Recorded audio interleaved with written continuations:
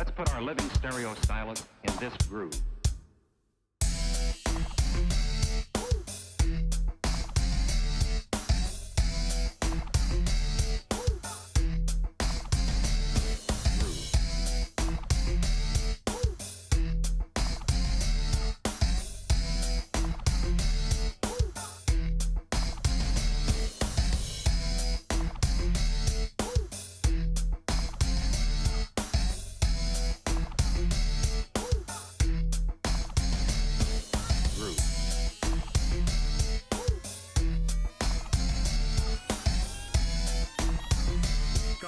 Party has joined the round.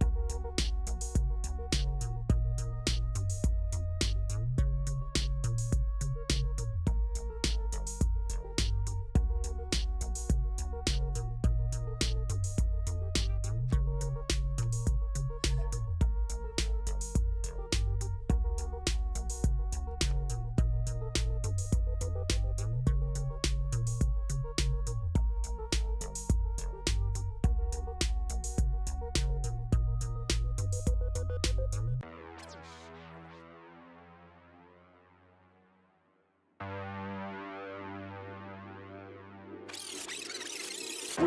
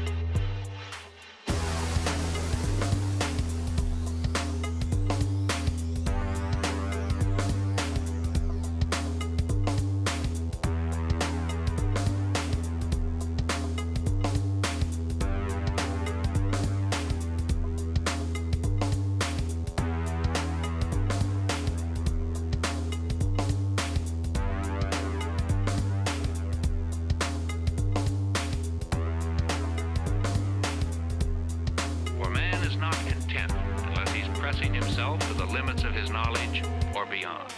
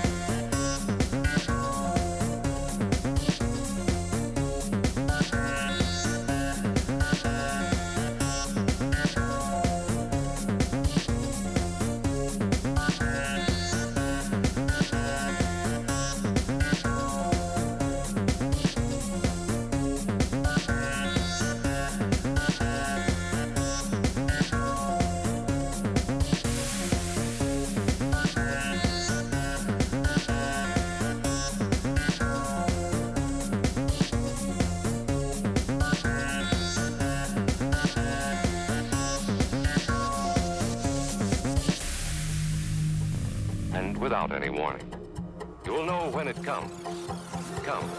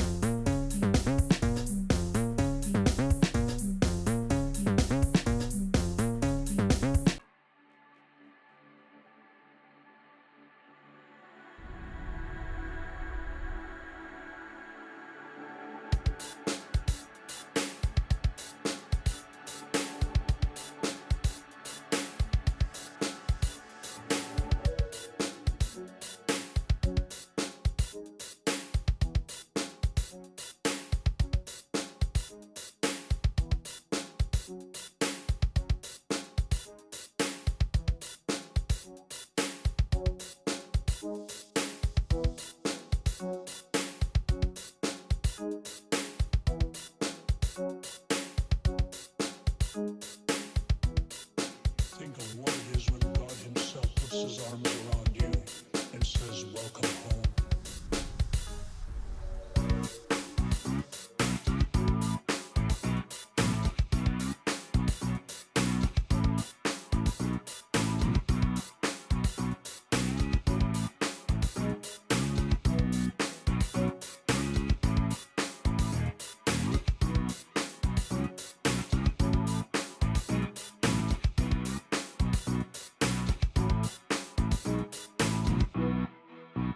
What happens when life breaks down, when there is systemic contradiction? 3, 2, 1.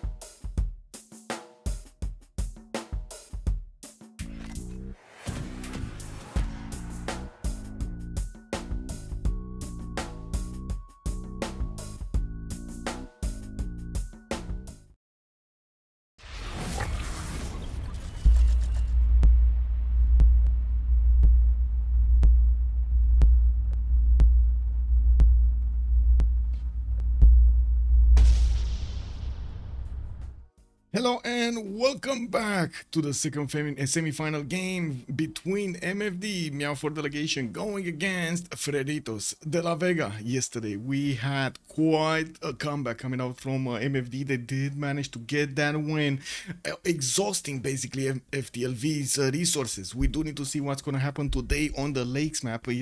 Yesterday they did play on the 7 seas in the first game, and now we're going to need to see on the Lakes what are they going to do. They're starting to get the picks and bans on the table here, and it does look like they're gonna go immediately to take out Catherine de Medici. The Meow team just not gonna let that castle timing get through, and it looks like also Genghis Khan over here by Freritos is being thought of. I think it's being thought of, right? They didn't actually ban it yet.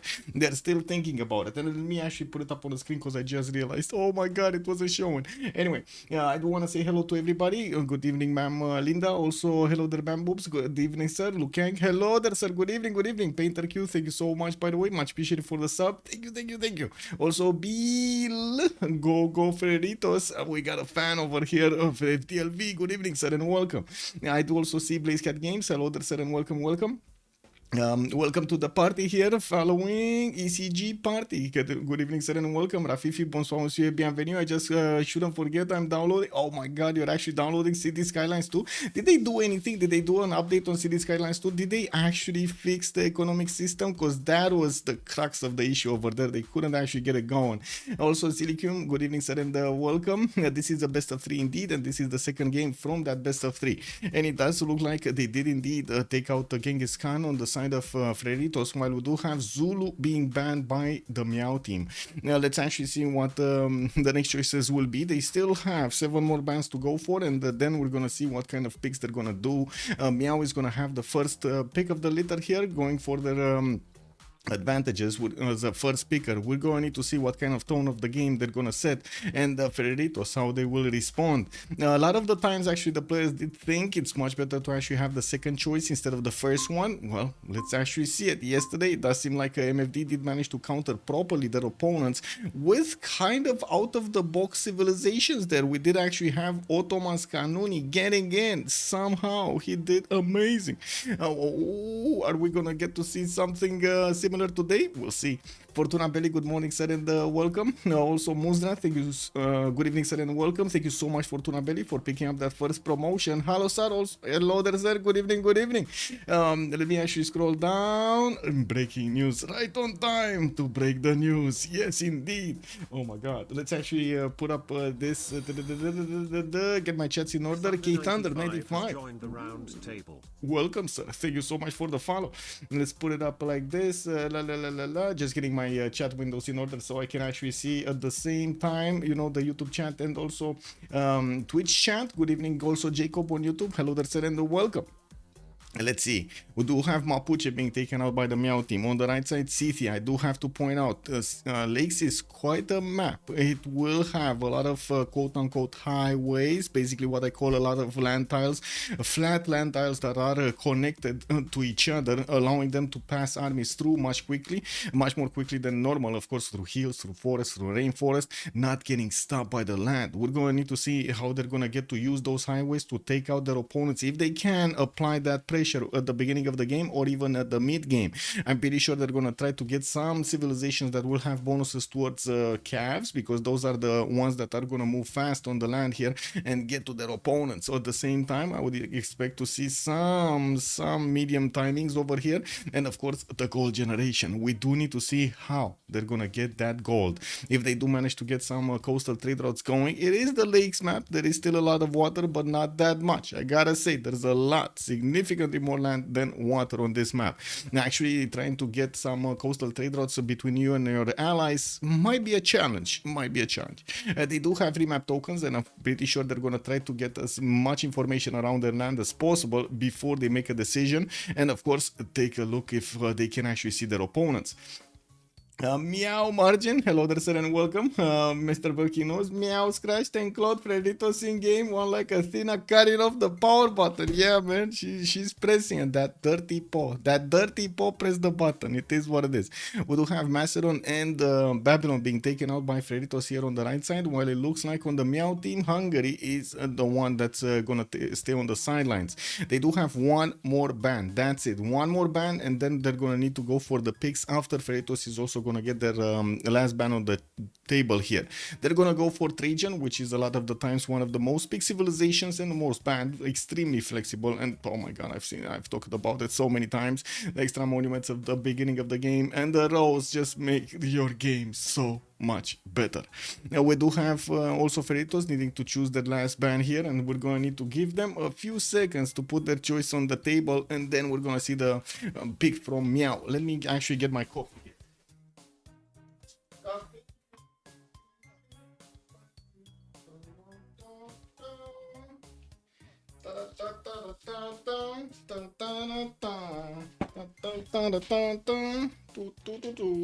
Okay, there we go. There we go. We got it. We got it. What's the last pick? There is no last ban. There is no first pick. No last ban. No first pick. Let's actually see. Tokugawa is going to show up over here on the side of Freritos. Well. That's going to be their ban. That's going to be their ban from the first phase. Last ban. Let's see. Ooh. Zetian is coming up to play today from the Meow team. Oh, I guess those spies will meow in the cities of their opponents today. Yeah, they're gonna meow all over the place. Okay. Well, I guess we're gonna have a little bit of interesting developments here with Uzetian actually having a pretty powerful timing in the mid game. Let's actually see if they do manage to get counter here. Freritos will need to do something against those spies.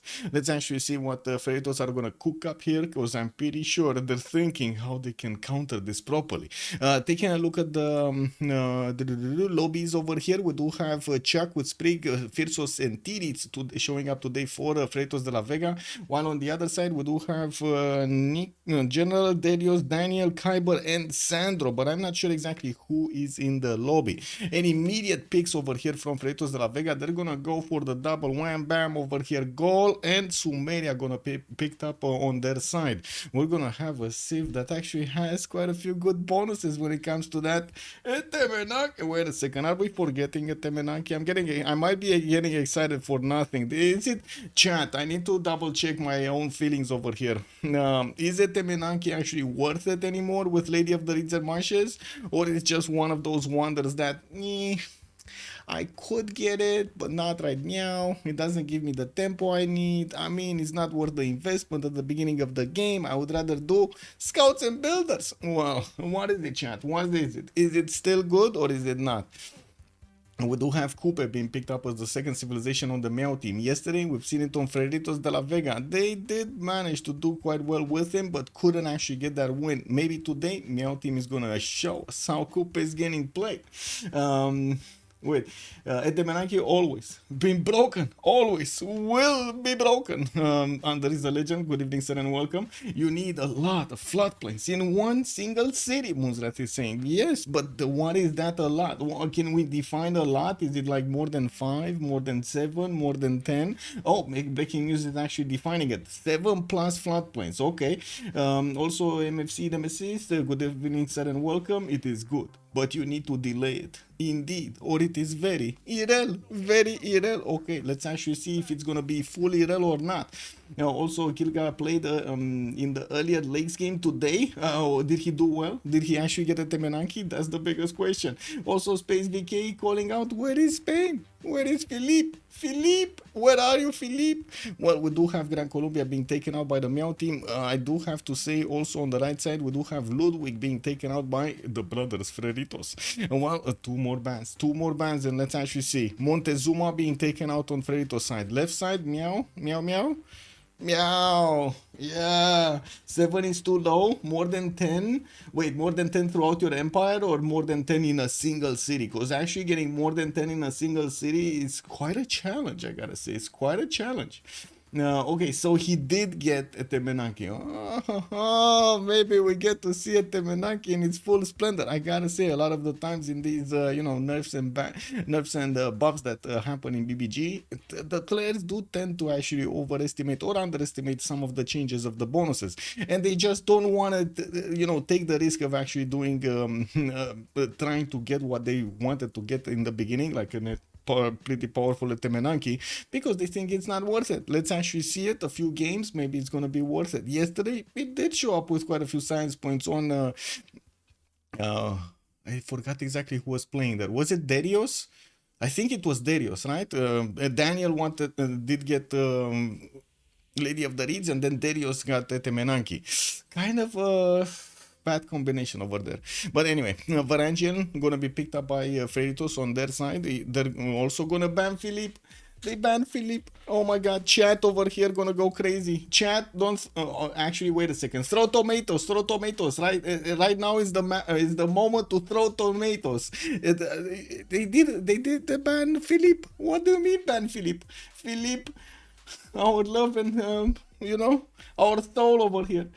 Yeah, can't work that many times for a long time anyway. By that time, they'll want specials. It's, one map are they're playing in Barus. Good evening, sir. It's the Lakes map. Also, 100 lol. Hello there, sir, and good evening. Proper tile planning for a Temenanki. Something I have never seen in the pro games. Oh, maybe this is gonna be the day. Are you ready, Mustrat? Is your body ready to handle a Temenanki fully? Done over here on Sumeria with all of those ziggurats everywhere, the extra science on them. Oh yeah! Ed Bonnie, good evening, sir, and welcome. You just need to put Liang in the Temenanki city and get Lady of the Reeds and Marshes, no? I'm sorry, you just need to get everything like the wheel and the carriage and of course the bumper and the door and everything if you want to get into the car. That's how it is, no? If you want to start the car, you actually need to get your door from home. It is what it is, man. This car doesn't have a door. Anyway, he's undone. Hello there, sir, and welcome. Anyway, it looks like they are gonna go for again Ottoman Kanoni, and we got the Gandhi specialty here from the team Meow. They're definitely gonna want to throw some nukes at the end of the game. On the side of Freritos right now, they're kind of stunned. They don't know what to pick, and it's gonna be stunning them back. They're gonna go for Catherine Magnificence. Okay, I mean, they're throwing Kanuni at Freritos. Freritos is throwing Catherine at Meow. Let's actually see who's gonna be the better Meow. Just need to play good. Yeah, you just need to be good. Yeah, exactly. Like spawn diff, bro. Spawn diff. It is what it is, no? Kissy Pros, hello there, sir, and welcome. Juan J, welcome, sir, and good evening. Love the pick. Yes, indeed. Love the pick. Indeed. Catherine over here. Oh, she's gonna show us the way. Yeah. Chuck running it down in the draft once again. Yeah. Well, it looks like he's gonna be in the game. Ulas is actually over there, on the buttons, influencing his allies over there in the team to actually get the perfect picks going. I'm pretty sure it's a discussion between them, and Ulas is trying to help out as much as possible, just like General is trying to help out on MFD. Let's actually see if we're gonna have this draft as the winning draft for Freritos, because they did not win yesterday. They do need this win today so they can actually have a chance of winning the best of 3 series. Now we do have a bit of a problem here. Tititian doesn't have 602. Oh my god, actually he doesn't have BBM or BBG. No, he does. Actually, wait a second, does he? He does. I don't know what was that, but it looks like a error. Click, error. Oh, Musdra throwing Tom. Wait a second, man. Wait a second, Musdra, don't do it. I just said Philippe at that moment, but the moment has gone, no? Why are you throwing tomatoes right now? Okay, let's actually see for the land. Throw the tomatoes or the exploding sheep or whatever you want. When we're actually gonna see the land, just tell us. Which land is banned? No? Yeah? Let's see the pool land. Ludwig at Banusi. Ludwig, it's banned. Yeah. And wait a second. So is Sweden? Or is it like Sweden? I'm not sure what was. Sweat. What is this? Let me actually. Oh my god, I need to open up a Google Translate. Yeah, it was either that or Sweden. Wait a second, either that or Sweden, either who or Ludwig or Sweden. Okay. Hello there, Ainoe. Good evening, sir, and welcome. All the throppers, man, and the 420s, yeah? You're not throw. Okay, okay. Michael has a cat. Michael has a hat. The cat attacked the hat. Michael got no hat. Big sad. Rabbit man, good evening, sir, and welcome. Okay, so the players are starting to get ready over here. Looks like Darius is gonna take the first spot, the top one in the lobby with Gandhi. Firsos is gonna go for Ambiorix. Chaco on Cat and the Medici Magnificence. Daniel or Suleiman Kanuni. We do have Tidits on Gilgamesh. Sandro Games on Uzetian. Kyber is on Coupe. And then Sprig still needs to pick up something. Never mind, he got it. Haral Hadrada Varangian. Yes, sir, my coffee is ready. Ready to go over here. It's steaming hot. Very good. Okay, we're loading in. Let's put up the vote. Let's put up the vote really quickly for how many. Oh my god, actually I didn't finish the vote from yesterday. MFD won yesterday. There we go. You got the points. Payout is right now. We are also starting to the next prediction for how many remaps. 0, 1 or 2 are going to be the possible answers, and we do have a 5-minute submission period. We're going to need to load into the map and let them actually, you know, discover the lands over here. We're going to go through their spawns one by one and see if they do have, you know, the better choices or not. And I think you need to get ready. If Sumeria here, you know, you can see the big guy right here, Gilgamesh, big muscles. If he will actually try to get that Temenanki. I think that's if he's not getting a Temenanki with Lady of the Reeds and Marshes, that should be the moment to throw tomatoes at the stream. Just saying, you know, just giving a hint over there. Let's ask chat. We go right. Looks like Moonwrath was already ready. Darius 227. Oh my god. Okay, I mean, you know, we saw a sneak peek over here. Moonwrath, we see a sneak peek. We do have a lot of floodplains. This is Sumeria. We do have a lot of floodplains. Okay, let's move forward. Where is Darius? Where is Darius? Not Darius. There we go. We got Darius here. 2 wonders. He actually has Mount Everest Northwest and then Salar de Uyuni or something on the right side. And we're going to need to see if he's going to get some of those preserves next to it. While in the meantime, it looks like he's going to need to grab his settle. He's going to have a pretty good early settle here with the geothermal next to him for the extra adjacency towards campuses. And I'm pretty sure with the rivers, he's going to have a good enough fresh water here. Not that many hills though. Not that many hills. Anyway, especially in the southwest, not that many hills. You see, this is going to be a bit of a challenge. Anyway, in the north, it's going to be good. He has some cocotas for the extra gold. Fresh water from lakes, because, you know, that's how this map goes. And it looks like it's going to be France past its lakes over there. Not that close, not that far away. Same continent, France, by the way. Same continent, magnificence. Anyway, moving forward, we do need to take a look at the neighborhood. On the right side, he's going to have Sumeria, and that's going to be another one of his opponents. Left side, does seem like it's going to have Coupe. That's going to be Maori, and that's going to be one of his allies. Coupe definitely can settle a city on the east side in between Vilnius and Lahore and trying to get that connection with the trade routes. We're going to need to see if he's going to manage to do that properly. And, well, by the looks of it, wait a second. Is there no flat tile here? There is a flat tile. There we go. This is the canal. Oh, yeah. Oh, yeah. Anyway, we do have Deli here getting his scout out. Moving forward to Daniel. Where is Daniel? Where is Daniel? Daniel. Oh my god. Okay, there we go. Daniel is next to the mountains. Daniel has Cocoa Heaven here. He's gonna also have quite a bit of sugar next to that cocoa. Oh, that's a lot of sugar, man. That's a lot of sugar. Anyway, we do have him also with a decent amount of not only mountains to the southwest, but also the freshwater cities that he can settle on the rivers to the northeast and the south. He's going to have a city state to take out a CAD if he wants to. It doesn't seem like any other is going to be in a good position for him to actually send those armies and benefit from a good city. He will also have Catherine de Medici quite far away, but you do see how flat this land is. Actually, horses are going to pass through this land very quickly, especially if he's going to manage to get the cities a little bit closer. And of course, Catherine de Medici will be forced to get some cities on the western side. These borders are just going to get closer to each other until big bada boom. We do have to take a look at Sandro also. Sandro Games on Uzetian. Yesterday he didn't have the best game with Eleanor, but he did manage to defend properly against his opponent. Prig was throwing at him whatever he could. We do have Shendu today getting a scout out in 210s. He's gonna be to the northeast of Varangian. That's gonna be one of his opponents, but quite far away. I gotta say, this is not easy to not easy, not fast to actually get an army to Nidaros. And I do see in the south there's also going to be Firsos here. Oh, they meet again.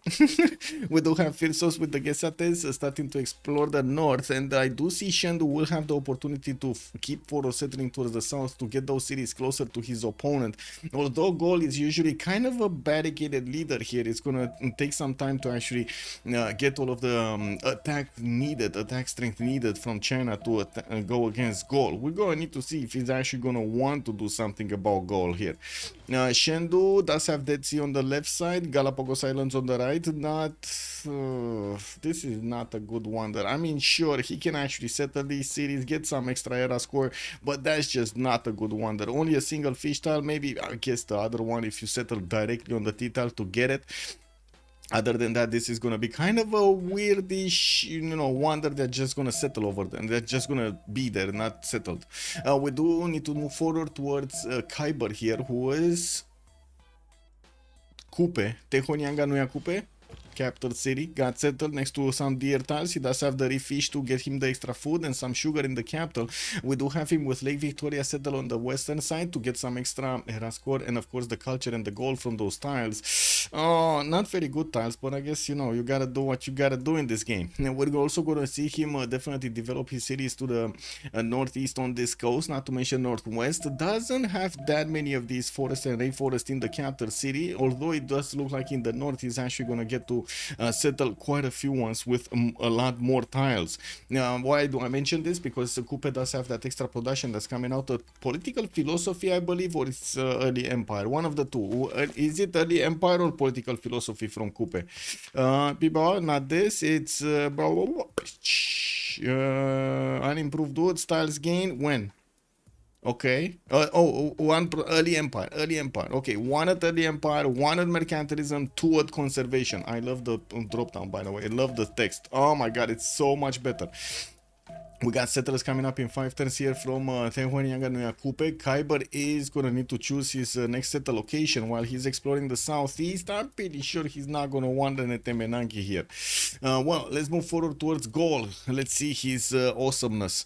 Well, he does have a +6 Oppidum in the capital.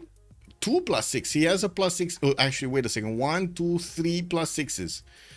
3 +6 Oppidums in the capital city, in the second and the third rings. Unbelievable. He's also going to get another settler in 4, and I'm pretty sure he's going to be very happy starting to improve all of these tiles. Going for bronze so he can actually see his iron and his strategics.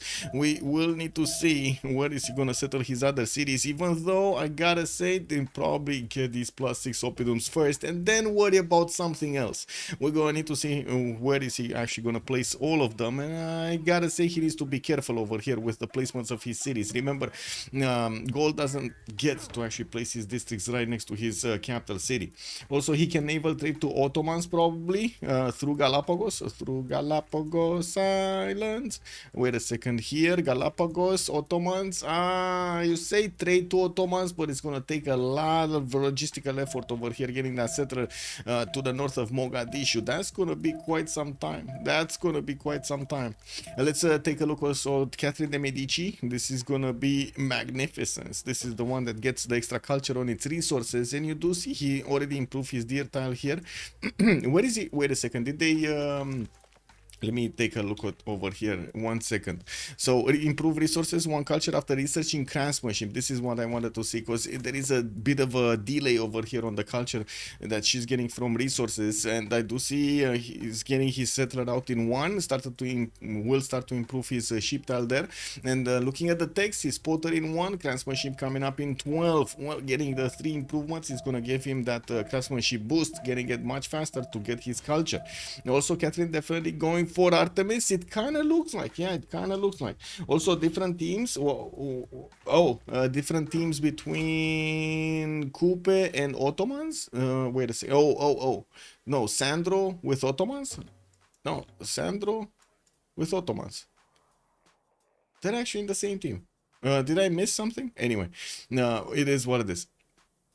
Okay, let's see Tirit. We do have Eridu and Uruk with the dice style already. He's gonna grab that extra faith per turn, and that will allow him to get a free Pantheon. We do have him starting to scout towards the north. We're gonna find out another good place for his floodplains shenanigans. We're gonna need to see if he's actually gonna want to get the floodplains going or not. Lady of the Reeds with Etemenanki might be built somewhere over here. Anyway, let's actually take a look also on Sprig really quickly to see his spawn. It's very close to Sumeria and quite close to also China and Gaul here from what I can see in the southeast. We'll definitely have the opportunity to keep settling southeast so he can get in the English Channel and give some trade routes to Firsos, which of course, well, probably is not going to get that many commercials. Nidaros here starting to put down his holy sites. Very unfortunate. Oh my god, I think this is probably the worst spawn that I've seen for Norway. There is not a single tile that he can actually put a good holy site on. Oh. Other than that, it's pretty good, right? He has spices, 3 spice tiles, fish tiles, but for his holy site, that's no bueno. No bueno. No, worst holy site ever. Look at this, man. 0 adjacency. Oh my god. This reminds me when Waza Baza was seeing new players in the lobby. Not saying these are new players in the lobby, just reminding something from a long time ago. And they were placing those 0 adjacency campuses in places that they won't get any adjacency anyway. Like on hills, for example. Like you totally useless, you know. And Waza Baza was like, what are you doing, my friend?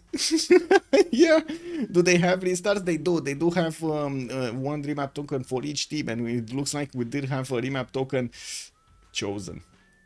I didn't see who did it though. Also, Segonil Royal, good evening, sir, and thank you so much for the follow. Wonders are split all in favor of one team, the right side team. The right team. Yes, the right team. Norway's spawn is so bad. Yes, so, I mean, so bad. So, yeah, it is what it is. Let's actually put up the team labels here. We do have FDLV on the left side, and we're gonna have on the right MFD. MFD, there we go. Click and open it up so you guys get to see. Okay, that's fine. Let's go, Freritos. Yes, Meow did take game 1. Yes, Cooper Dragon, hello there, sir, and good evening. Also on YouTube, can you tip the victory type from the pics? What do you mean? For me, it seems to be a domination focus semi-long. Oh, I see. So basically, if you can deduce the victory type that they're gonna go for. Oh, well, I mean, on the side of Freritos de la Vega, they will try some shenanigans with the culture, especially with Chuck over there. Not to mention also Harald Varangian does have those abilities. We're gonna need to see if they do manage to get the domination going, as in the attacks that are going to come out of the mid to the early game and mid game. We do need to see the map first if we do actually want to predict that. And taking a look at other stuff, well, kind of hard to actually predict what's going to happen in the game because it is so much depending on the map. First is the roster that they do have, which decides where on the map basically they're going to be placed because of their spawn biases, their civilization inherent spawn biases, and of course working basically the algorithm behind it, while the second layer is going to be what kind of neighborhood they're going to have with their opponents, so they can actually flex their muscles in either science or domination or culture or maybe Diplo. It can happen, right? It can happen.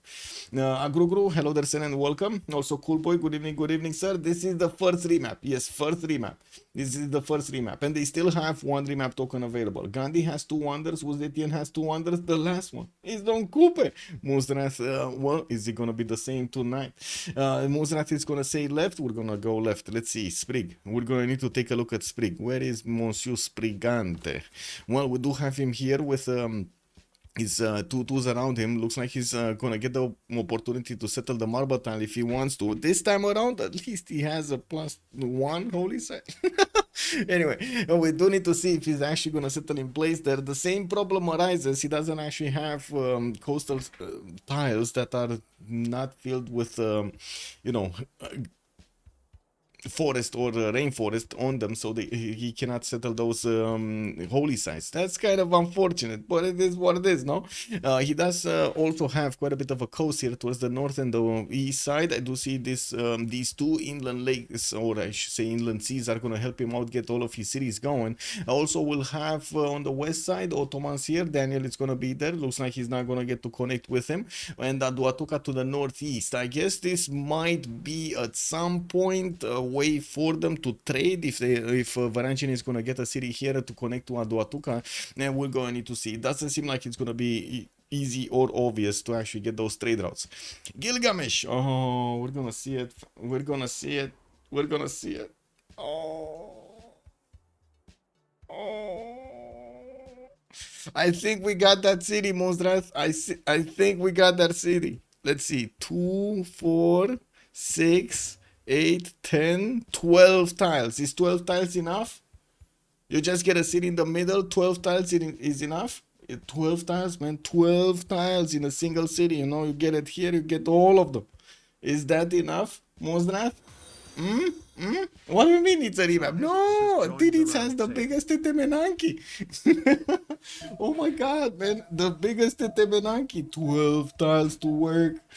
Perfect. Yeah, there we go. Also, thank you so much for the follow, Tahez. Welcome, sir.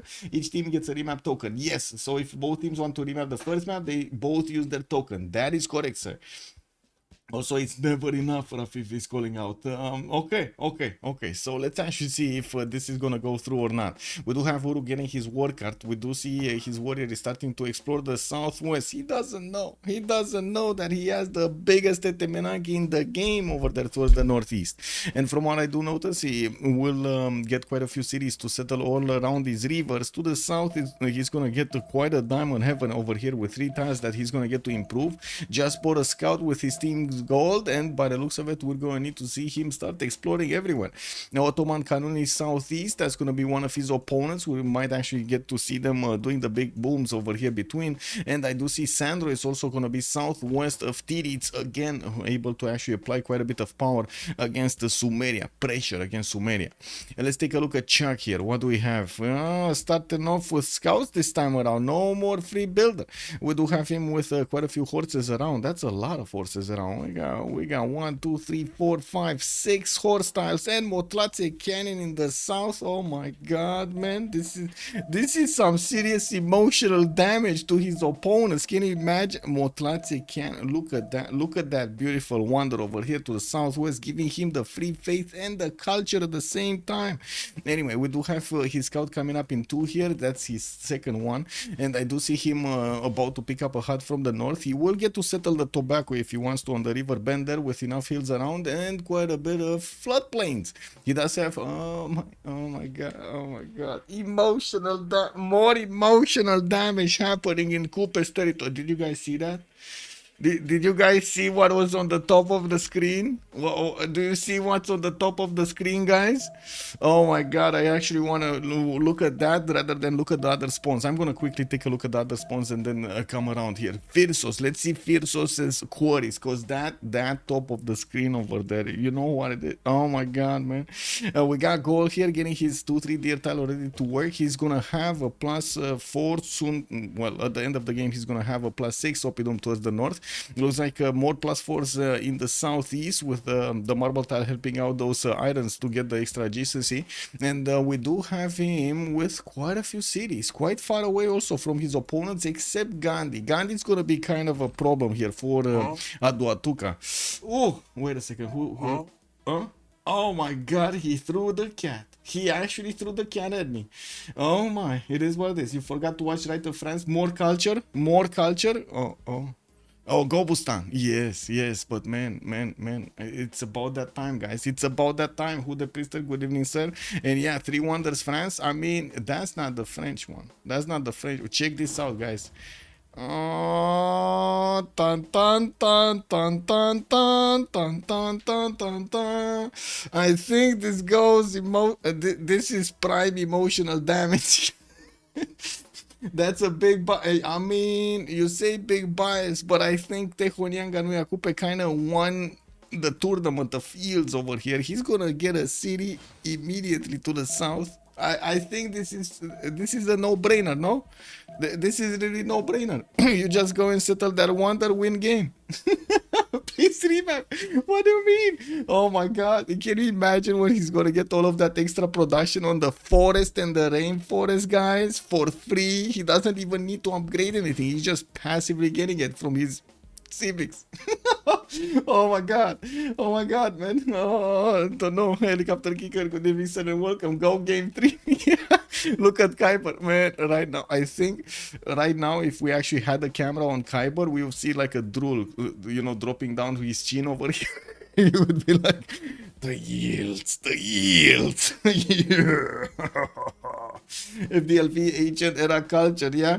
Best of 3, I know. Indeed. Also, Papa's good evening, sir, and welcome. No, all other victory types is secondary after domination. No, they're all available. It's just what the players can actually get through the game. The players do fight quite a bit when it comes to a lot of the bonuses of the game over here, or I should say the little victory conditions. The writers, the musicians, the culture, the tourism, or the wonders when it comes to down to the Diplo victory and so on and so forth. Oh my god, man. Can he even, oh my god, this land, I want to go away somewhere else. Take me out. We do have Uzetian here with Shendu getting his settle out in 2 turns. Looks like he's gonna have an easy settle on that coffee on the left side, easy settle right side next to Die Style to get the extra faith per turn, and I do see he will need to get some extra food there. He does have a rice with 4 food per turn from Shendu's north, not to mention will get access to that dice, but it's a drink that is very expensive. Quite a few cities will be set. Oh my god, look at this settle in the north. 2, 3, 2 banana and some coffee tiles over there. Just beautiful. He's definitely gonna want to settle the northeast to get towards Uruk, not because it's towards Uruk, but because it's the better land. Just look at all of these tiles over here giving him the bonuses. Now, well, let's actually see his neighborhood on the left. There's going to be Catherine de Medici here. Already the Chinese warrior is starting to sniff around Chuck's scout. I do see also we do have Paris getting his settle out in 1. I'm pretty sure it's going to be a southwestern settle on the stone tile, but maybe I'm wrong. I don't know. Chuck usually surprises us all, so you know, it is what it is. Sandro Games, we did talk about him. Ottomans, let's see him quickly. Ottomans, Istanbul, settler going out, geothermals coming about, looks like a triple continent split over here for him to the northeast, good enough fresh water all over the place, and he's gonna also have Sumeria towards the northwest to go for, not a lot of fresh water to go towards the northwest, but definitely can actually get quite a few cities. You can see this these cities over here with the red tiles. Oh yeah, they're getting there, MFD, yeah, yesterday MFD won. I missed the end of yesterday's game. Yeah, New Year share bit. Welcome, sir. Good evening. Hi, Dio. Hello, the Beasley. Good evening, sir, and welcome. FDLV might just remap to the neither boosted coupe. I mean, they don't know. They don't know about the coupe, man. They do not know. Wait a second. I don't think he can settle the marsh, no? Or he just wanted to get that city on the western side, on the rainforest. Can he settle marshes? I'm not sure. Wait, did they remap this or not? Oh my god, I was looking at the Torres tiles, guys. I got distracted. I think they went through. They went through, or is this a remap? They went through. Relobby? Sus roll over? What? What? What? What? They went through? It went through, no? Try like that first. Oh no, initiating. Okay, okay. So there we go. We got a new map. That's gonna be the map. That's gonna be the map. Oh my god, man. They denied him. Hermes also, good evening, sir. Oh yeah. Oh yeah. Get those 50 likes, boys. Let's go. Saved by the bell? Oh my god. Yeah, but they also denied this. They denied the Motlatse Canyon. I don't know about this. Yeah, Motlatse Canyon was very big.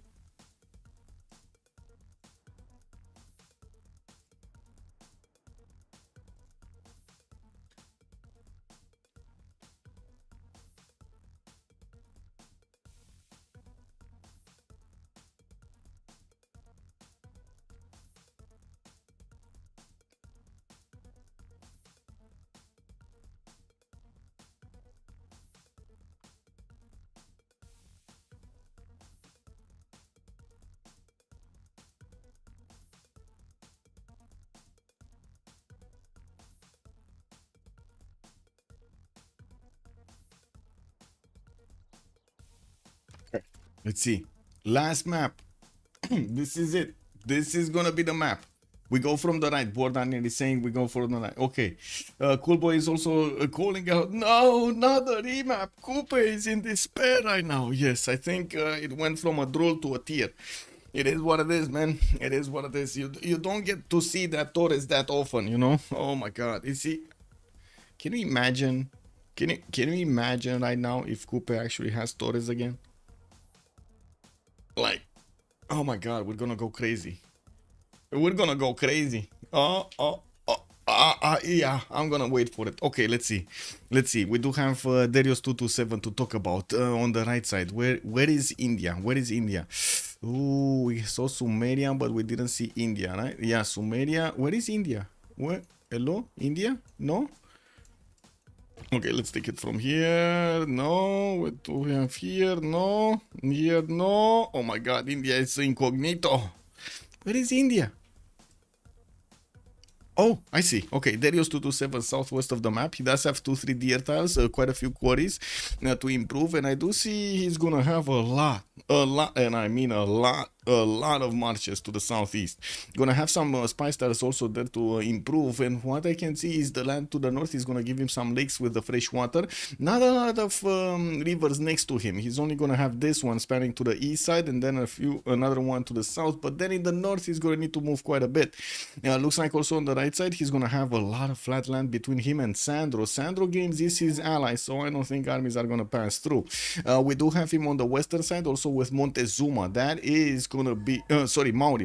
Oh, Maori. He did it again, guys. He actually did it again. Oh my God. Oh, okay. Oh my God, guys. Oh my God. He did it again. He did it again. This is the final match. Oh my God. Konstantin, good evening, sir. He did it again. Man, this guy, I don't know, man. You know, in Romania, we got a saying, when you are this lucky, you basically stepped in poo in the morning. Yeah, looks like he stepped in a lot of poo in the morning, man, to get that spawn. That's unbelievable. I hope that... Oh my God, is this gonna be a new map or re-lobby? That's the question. Is this gonna be a remap or re-lobby? I hope it's gonna be a re-lobby, because oh my God, that Coupe spawn, you don't want to just give it up on it. Yeah, there we go. It's a re-lobby. We can finish the votes. That's gonna be option 2 actually winning over here. Complete a prediction. There we go. And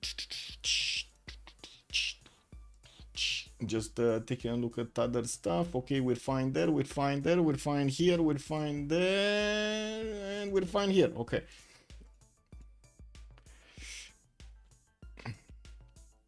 Let me actually put this up. I totally did not ask this anymore. Can we get those 50 likes?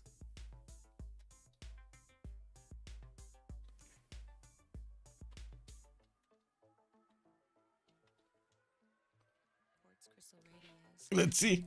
Let's see. Kyber is the Royal Rumble King. Yes, he is. He might actually be the 2v2 champion also. We don't know. They did actually schedule their games for the days, the upcoming days. And I was thinking if I should get them or not. Because to be honest, I really wanted to see them in the previous days. Give me a second so I can actually double check the times over here on the CVFR.com server. They were talking... yeah, so January 13th, 1930, January 14th and 15th, 1930, and is this GMT? I think it's GMT, right? I think it's GMT. Anyway, I guess it is what it is. Let me double check the 0MS. In French, we say avoir une chance de coucou. Coucou. To have the chance of a car. What? Bro. Rafifi, that sounds really bad. What do you mean? That sounds really bad. Wait, 4 times out of that? Coupe with the double god spawn, 1 north, 1 south. Yes. 2 double god spawns for Coupe in 1 single try. Unbelievable, man. Yeah. Also, Kyber has taken away the title of Always Godspawn from Trinda. I think so. I think so. By the way, what's going on with Trinda? I haven't seen him in some time. What's he doing? Does anybody know? He has some exam period or something? Because this kind of looks like it's the time for exams and stuff. Wait, in France, if you're lucky, it means your partner cheats on you? So you can get out of the marriage with everything? Or why are you so lucky? Oh my god, man. Luck needs to be balanced. So you're... I didn't touch anything. I actually didn't touch anything. Somebody touched something. Somebody touched the button, and I'm pretty sure it was the host. Anyway. Whoa. Lol. What? What is that error, man? Wow. Okay, let's see. Say him lose some games some days ago. Okay. Oh, saw him, okay.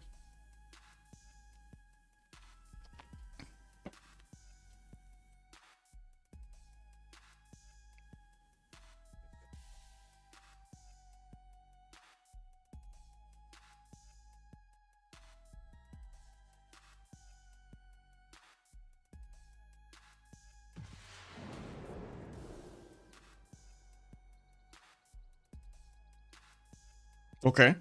Where are we going, chat? Left or right? Where are we going?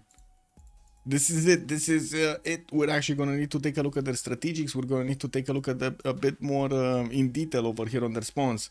Maybe it's some German holiday? Yeah, maybe. I don't know. Where is it? Left or right? And what are these numbers? What are these extra things here? Do you see these yellow things? Were these there before? Anyway. Chat? Left or right? Where are we going? Twitch?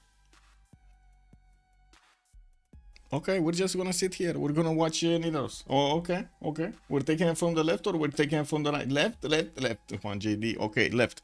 Sprig is gonna be. We got Nidaros here with the ability this time around to actually get one of his holy sites with a +3 here to the southeast. He's gonna put it next to the turtle tiles probably. We do have him also with a scout coming up in 3 turns, and by the looks of it, gonna have a deer tile and a fertile to improve with camps. Gonna also have Wonder here. The lol. It's quite a lolish Wonder here towards the southeast, while I'm pretty sure he's gonna need to get a city towards that. We might actually see him just settle the grassland in between. We do have him also towards the north with a few rivers that he can get his settle zone. I do see some coffee tiles here that are gonna give him the extra culture, with some that can be settled towards the western side. We also do see him with Shendu on the left. That's gonna be one of his opponents, and we definitely will see some war between them. They're quite close to each other. Sparks will fly between these two empires. Nidaros on the eastern side, he's gonna have quite an array of lakes here towards Tirits, and I'm pretty sure Tirits is gonna want to get on these lakes so they can actually trade with each other. Connections could be made quite easily here, directly to the capital of Nidaros, and of course connecting to Uruk. Sprig does benefit from horse tile in the first ring. He does have his island in the second one, and I do see a few of these stone tiles, actually 4 stone tiles in the capital. We do need to wait and see what kind of pantheon is he gonna get for this spawn that he has right now. Anyway, could settle cattle east side for the extra food. Coffee tile over there gonna give him that extra culture. Very nice, and keep on settling around his cities. Anyway, move forward to Tirits. We do have him to the west of Ottomans, and I do see also very far east side of Chuck here.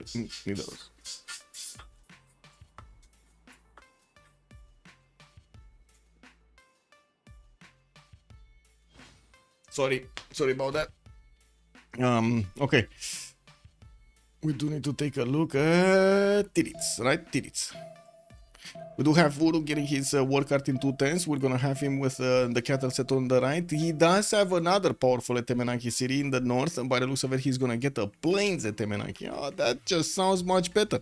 How many floodplains do we have? Because chat over here was very worried about the amount of tiles that Etemenanki can be built on. We got 2, we got 4, we got 6, we got 8, we got 10, we got 12. Is this the 13th one? No, that is a plains wheat tile. Okay, I think he's also gonna get all of these marshes, no? Oh my, that's still gonna be a pretty good Etemenanki. We're gonna need to see where he's actually gonna put down the city. He's right now just getting his war cards and his scouts to start moving around his territory here. Not to mention he does have another city that on floodplains on the south here. Western side, a city next to Truffles to get that extra gold per turn, not to mention the cocoa to improve in plantations, while Uruk will have horses in the capital. His iron tile is 2 tiles out to the left side for that strategic resource. Now, we do have him starting to explore the south more than the north, and by the looks of it, he's gonna have all of this south for himself. I'm pretty sure nobody will actually get to it anytime soon. Istanbul, I do see Kanuni is gonna be past these mountains, and he's gonna have ability to go against Istanbul or Istanbul coming against him. All of this flat land between them towards the north of these mountains will give them passageway towards each other's empires. Well, and taking a look at Chak here with Paris coming up with a few 2-2s. Does have a +5 campus in between the mountains, which I gotta say I'm quite curious. He's getting pottery, so he might actually go for campuses quite early on. Getting his settled out in 5 turns, and I do notice he's gonna have also a possible Etemenanki city there towards the northeast. I'm pretty sure it's not gonna happen like yesterday, right? Somebody's gonna pick Lady of the Ritz, somebody else is gonna get Etemenanki, somebody else is gonna get Liang somewhere else, and so on and so forth. Anyway, in south we're gonna have some fertiles with the 2-3-1s, and I do see his horse tile is gonna be directly in the capital. His iron is gonna be underneath the campus or the possible campus spot that he can place, and I do believe he's gonna want to open up with that. Now, we don't have him with that many plantations to get upgraded here, and I do not see yet a builder from him to actually start improving his tiles to get that early empire shenanigan with the extra culture. Yeah, we do also have him very far away from goal on the western side. That's going to be one of his allies, but past the mountains, but not going to get to trade with him. And China, again, quite far away towards the southwest. I would be very surprised if we're actually going to see them attack each other at the mid or early game. And well, talking about Firsos here, we do have him opening up with bronze working, just normal, you know, normal goal things. He does have some +4 OP dooms. I don't see +6s anymore. I guess he does have one over here on the 2-2 forest. He's gonna get those 2 stones improved, and the horse to the southwest, that's gonna give him a +6. Now, could grab this one, but I gotta say he doesn't know about the coal tile underneath, and aluminium is gonna be very far into the future. That's an expensive tile if he actually wants to put one down there. We do have his settler coming up in 3 turns. He did expand into the spice tile to grab a bit of extra gold there per turn, and I do see he's gonna have some weird cities to place. He already did manage to steal a builder from Hong Kong. That's a 2-cash builder that he's gonna bring home to start improving his resources there. Hong Kong doesn't want to let it go. Do you see he's bringing back his warrior? We might actually see some intelligence from the artificial intelligence of this game. Is he going to protect his builder, or is he gonna just totally ignore what's going on here? What do you think, guys? Is the artificial intelligence gonna show us some intelligence here, or is it just gonna be like, nope, I'm going back, boys, I'm going back to Hong Kong. I don't know about you, I'm gonna jump into the lake over here, swim and have some fun watching the sun. Anyway, berserker push, yes, we love to see that. No, I think artificial intelligence is failing us, guys. The artificial intelligence actually is moving forward. Oh my god, he grew a pair. Look at that, man. We got Firso still needing to move out. The Hong Kongian warrior didn't know that he could actually go, you know, on the other side. He's actually going to stay there, and we're going to need to see if he's going to move on the coal tile next time. Anyway, Firsos does have iron in the second ring. His horse has also second ring. A settler coming out next turn, and I did want to mention this is kind of a weird spawn for him to get everything done over here. better, especially with his district setup. Oh my god, look at Freritos, man. He's so confident that builder is gonna get home. He's totally ignoring the warrior threat of Hong Kong. Yeah, I mean, he's gonna get home, right? Next turn, he's gonna grab the banana. It is what it is. Yeah, let's actually take a look at Kyber. Okay, it's time for Kyber, guys. Are you ready? Are you ready, chat? It's about time to see Kyber spawn. We know what Kyber has been doing, man. How do you feel about AI level bosses that learn and adapt? Uco Supreme, good evening, sir, and welcome.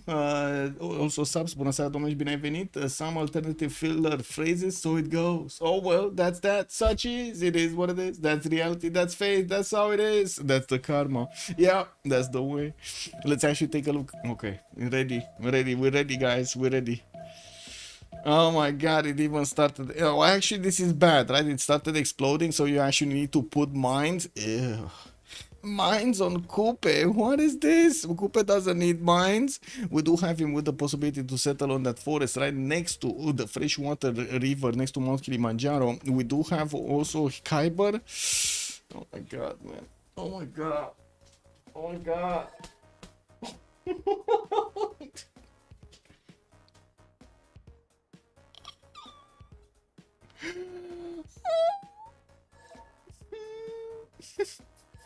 Gold doesn't have a really good Opidum. Yeah, I mean, he does have a +4 at least, you know, the +4s are good, but man, look at this spawn, bro. This is so weird. This is incredible. Kyber is gonna get honey, so extra food from the honey settle. He's gonna grab 331 tiles over here from the south, and I do notice he's also gonna have a +4 campus here right next to his cities with already his, what is this, holy sites being placed down from Tehonianga. Wait a second, he's not actually starting up with what? He's going holy sites? Kyber, what is he cooking? What is he cooking? He's going holy sites, guys. Oh my god. Anyway, Kyber is gonna get his horse tile in the first ring in the capital city. I do see his iron is gonna be second ring, and chat is saying, okay, come on, that one is actually a bit far. You mean, what is far? Mount Kilimanjaro is far? What do you mean? 1 2 3 4 5 6 and a 7 to settle for 4 3 1 tiles to get going, 5 1s and 4 2s and 4 1 3s. I don't know, man. I don't know. The Gandhi interaction. Well, I guess we do have gold trying to get in there into Gandhi's territory. India was sending a settler towards the west side, and India is the ally of Kyber, so we're probably going to see them try to trade with each other here. But it's also going to be Kyber's requirement to get a connection city on the right side to get those coastal trade routes. Well, move forward. Let's see on Sandro. What is Sandro doing? Shendu got a slinger. He needs to protect himself from Norway. And I do see he backsettled on the city of Xi'an. He's going next to those bananas. And of course, grabbing the extra food is going to give him more faster population growth. While we do have him with quite a bit of a lack of fields in the north. I see a lot of forest and rainforest, but not that many with the hill underneath them. Well, it is what it is. He does have his iron in the first ring. And I do see his sword style is going to be second and third ring out. First and second ring out. Now, while we do have him with a lot of pastures in the south here. 2 of these sheep tiles are going to need to be improved soon. We do need to see also if he's going to manage to put down those encampments quite early. Sandro Games is opening up with Bronze Ore King, and he's getting it in 5 turns, just as well as he's getting his foreign trade routes for that extra trader. Well, I do see he's going to defend the city of Shendu. Doesn't have a single improvement to get pillaged by Varangian, so that's not going to be a problem. Also, in this version of the mod, we have a big penalty at the beginning of the game, a -5 on the combat strength of all of the units going against city centers, until of course the classical era is gonna start up. That's gonna be turn 31. So at the beginning of the game, the players are just getting their foothold. And there's not going to be an easy possibility for them to actually couple their power together to take down a city with their warriors and scouts. Well, Sandro, I did see iron horses we did talk about. Let's see Suleiman Kanuni. 2 cities, gonna grab that dice style city on the right side. And by the looks of it, he also has Grand Mesa towards the north. Very little advantage from actually settling on it. Not even fresh water. That Oh my god, that looks like a very nasty wonder. He does have some spices for the extra food and gold, while I do see he's getting the cocoa settles. Extremely surprising that he didn't go for the southwest of Istanbul. Did he not see this city? Oh, he doesn't know. Man, he doesn't know about the best city ever. He would have had 2 bananas and a truffle tile to work in this city center, not to mention a lot of hills. Look at this beauty. And also would have seen Mount Kilimanjaro. Does he even know about it? At least he knows about Mount Kilimanjaro. At least that. At least he knows. Is this gonna be a B3 from Maori? Can you imagine having your B2 on Chocolate Hills and then your B3 on Mount Kilimanjaro as Maori? Can you imagine that? Well, I guess we're not going to get to imagine it that much because we're going to see it in real life and what's going to happen. We already have Holy Site here coming up from Wakarawarewa. That's a +4 in between the tiles of Chocolate Hills. He will need to spend quite a bit of gold to get all of these 3-3-1s going, and I'm pretty sure he's going to be happy with the extra food he's getting in that city center. The preserve, I was thinking also preserves would have been quite nice over here on the Chocolate Hills. Looks like he's considering it's not good enough as a bonus for him.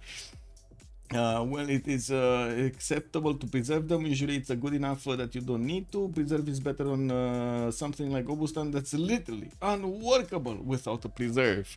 Well, true. Well, let's actually see if the Holy Site bonuses in his religion are gonna give him the points he wants to become the awesomeness of this game.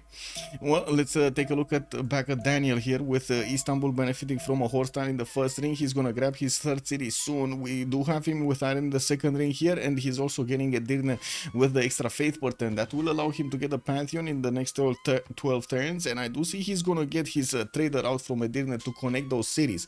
Probably gonna be internal connections here for some time until they're gonna manage to actually get that Wieselbanken going, not to mention all of those alliance bonuses. Well, they can look south, gonna grab this river probably, and I do see on the western side he's gonna have quite a few cities to place towards Sumeria. He already knows about Sumeria, and I gotta say, do you see what Sumeria is doing? He's like totally ignoring the Temenanki city. Totally ignoring the Temenanki city. Like, he's not caring at all. At least he got Lady of the Reeds and Marshes. That's something. You know, that is something. He got, it's one step forward. 4 tirits over here, one step, but he's gonna get that city on the truffle to the left side, so he gets the extra gold, not to mention quite a bit of food and the extra production from those hills. He has another city on the cattle on the right to get, again, more food from the cocoa tiles, more gold from the cocoa tiles, while in the north we're gonna need to see if he's actually gonna place down that Etemenanki city and start working on it. Talking about the Chocolate Hills, yes. Why did the MFD denounce you? Is it automatic? It might be. I have no idea, actually. I have no idea if it's automatic or not. Anyway, let's actually see. Nidaros, Sketsmo, Norway here. Oh, Darius. We need to take a look at Darius. We didn't check India. India has a bit of a problem with the Gallic Scout. He did manage to put Mumbai down in between the mountains on the left next to some lakes to get the fresh water. Gonna get that trader to connect to the capital. While I do notice he's also scouting the southwest. He could try to send the settler there towards the southwest to grab a city on a 2-2 base with quite a few 1-3s, but not that much food around those city centers. That's a bit of an issue. Well, southeast gonna have a lot of these marsh tiles to go through, and that's kind of nasty, but it looks like he's choosing to go southeast regardless. Well, I do see Norway and... wait a second, is this? So, wait a second, this is China, right? This is China. So we got Gandhi here, that's going to be his ally. We do have Firsos that's trying to get to that slinger. And I do notice Norway is putting his units right next to the city of Xi'an, which is getting another scout out. Oh my god, he believes in the power of the cats. I think also Athena came around. Lushkin, good evening, sir, and welcome. We do have Norway here that cannot actually attack into the city center itself, but could try to keep going for that Chinese slinger with, of course, the Gallic Scout. It doesn't look like he's actually going to manage to get it going. I would imagine Sandro is going to try to shift enter every turn here to get out of the way. Ure, good evening, sir, and welcome. Also, the +3 cats, exactly, Entropy. Good evening, sir. +3 cats. Well, we do have China starting to get his upgrades on his strategic resources, the horse tiles, and I do see he's getting his slingers out. By the looks of it, we do have to take a look at others here. Ooh, okay, so +5 campus starting to get built in Paris. We do have him putting it down on a bronze, on a iron tile. It does seem like he did manage to upgrade quite a few resources. 1, 2, 3, 4, already getting the 4 extra culture. He's right now on 5 science and 7 culture. Now with also 7 gold a turn. Another campus, only a +0 here from Ruin. While I guess he could have placed a +1, he chose not to spend the gold of his teammates to actually get that going.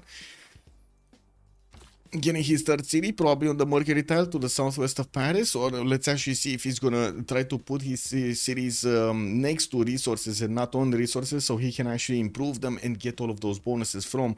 I would imagine he might actually go for the, oh, there we go, he's actually going further south on the 2-2. That's what I wanted to say next, because this would have been a much more interesting city than this one, so he can get another wave of cities on the other side of the mountain and benefit from the adjacency of the mountains there to give him all of that juicy science and culture from the resources. We're turn 20 and we do need to take a look at the big man. Okay, no Etemenanki yet, guys. We got Ziggurats, but no Etemenanki. We got some extra science here for Tirits coming up from these tiles, and also he's getting the rice tiles for the extra food. Going for monuments, no fourth city yet, and I don't see him actually opening up with a bronze working. He's going currency. He's going to try to get those trade routes going. With the first one that will connect from Ur to Uruk, I do see we got monuments coming out from the third city of Isin, and he did start to improve his resources, getting another point of production here from getting that farm on the rice tile. That's going to be quite a bit of extra production here that he's going to get on all of these improved tiles. Platanius, it was MFD. Good evening, sir, and welcome. Yes, Atina? Atina? She's, yeah, I guess she had to come back home, so she's very annoyed. Really? Wow, wow, wow. I guess it is what it is. Lian going in the city of Ur. Oh, uh-oh. Oh, this hurts. This hurts. Is this the time to throw tomatoes, Moonstrath? Is this the time to throw tomatoes? Etemenanki getting built, but not in the perfect city for Etemenanki? Ooh. Chat, what do we do here? What do we do here with Tirit? He did not want to get that north one. Anki Jar, hello there, sir, and welcome. MFD won the first game. And we do have to see if Freritos de la Vega is going to manage to get back. And Afifi already calling it a sin to put it in Ur. Man, in this city, he's only going to get like 1, 2, 3, 4, 5, 6, 7 tiles, bro. 2, 4, 6, 7 tiles. He would have had 12 tiles in the northern city. 12 tiles. Oh, that's just nasty. No, that's just nasty. 8 tile Etemenanki city with no need, go buy tiles. What you don't like? What do you mean? But only 12 tiles. He can't wait for the new settle. You have to build it, Casimir Miller. He needs to build it. Okay, I see. He needs to build it. Okay. Let's see how this goes. Let's see what kind of fields he's gonna have after he's gonna manage to get Etemenanki built. You see, it's only 8 turns to go, and it looks like he's gonna finish it in the 10:30. That's before the classical era starts to get around. Build more wonders. Wait a second. Build more units. Good evening, sir. But you said build more units. What do you mean? You're changing your name now to build more wonders?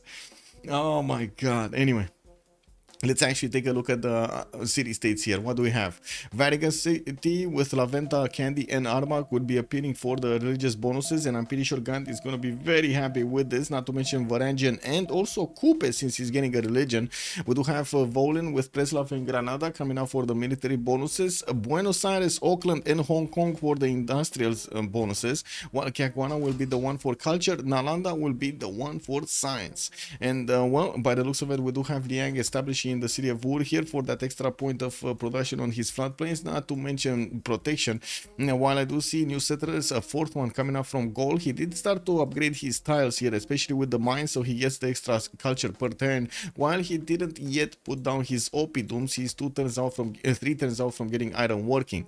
I do also see India did manage to finish his holy site, and he's still actually fending off attacks from the Gallic scout, which he was trying to get to the south, but could not get the city of Chennai here from that settler. Religious settlements as a pantheon for him, going third the holy site, and I'm pretty sure phase city states are gonna need to be acquired here. Put those envoys in.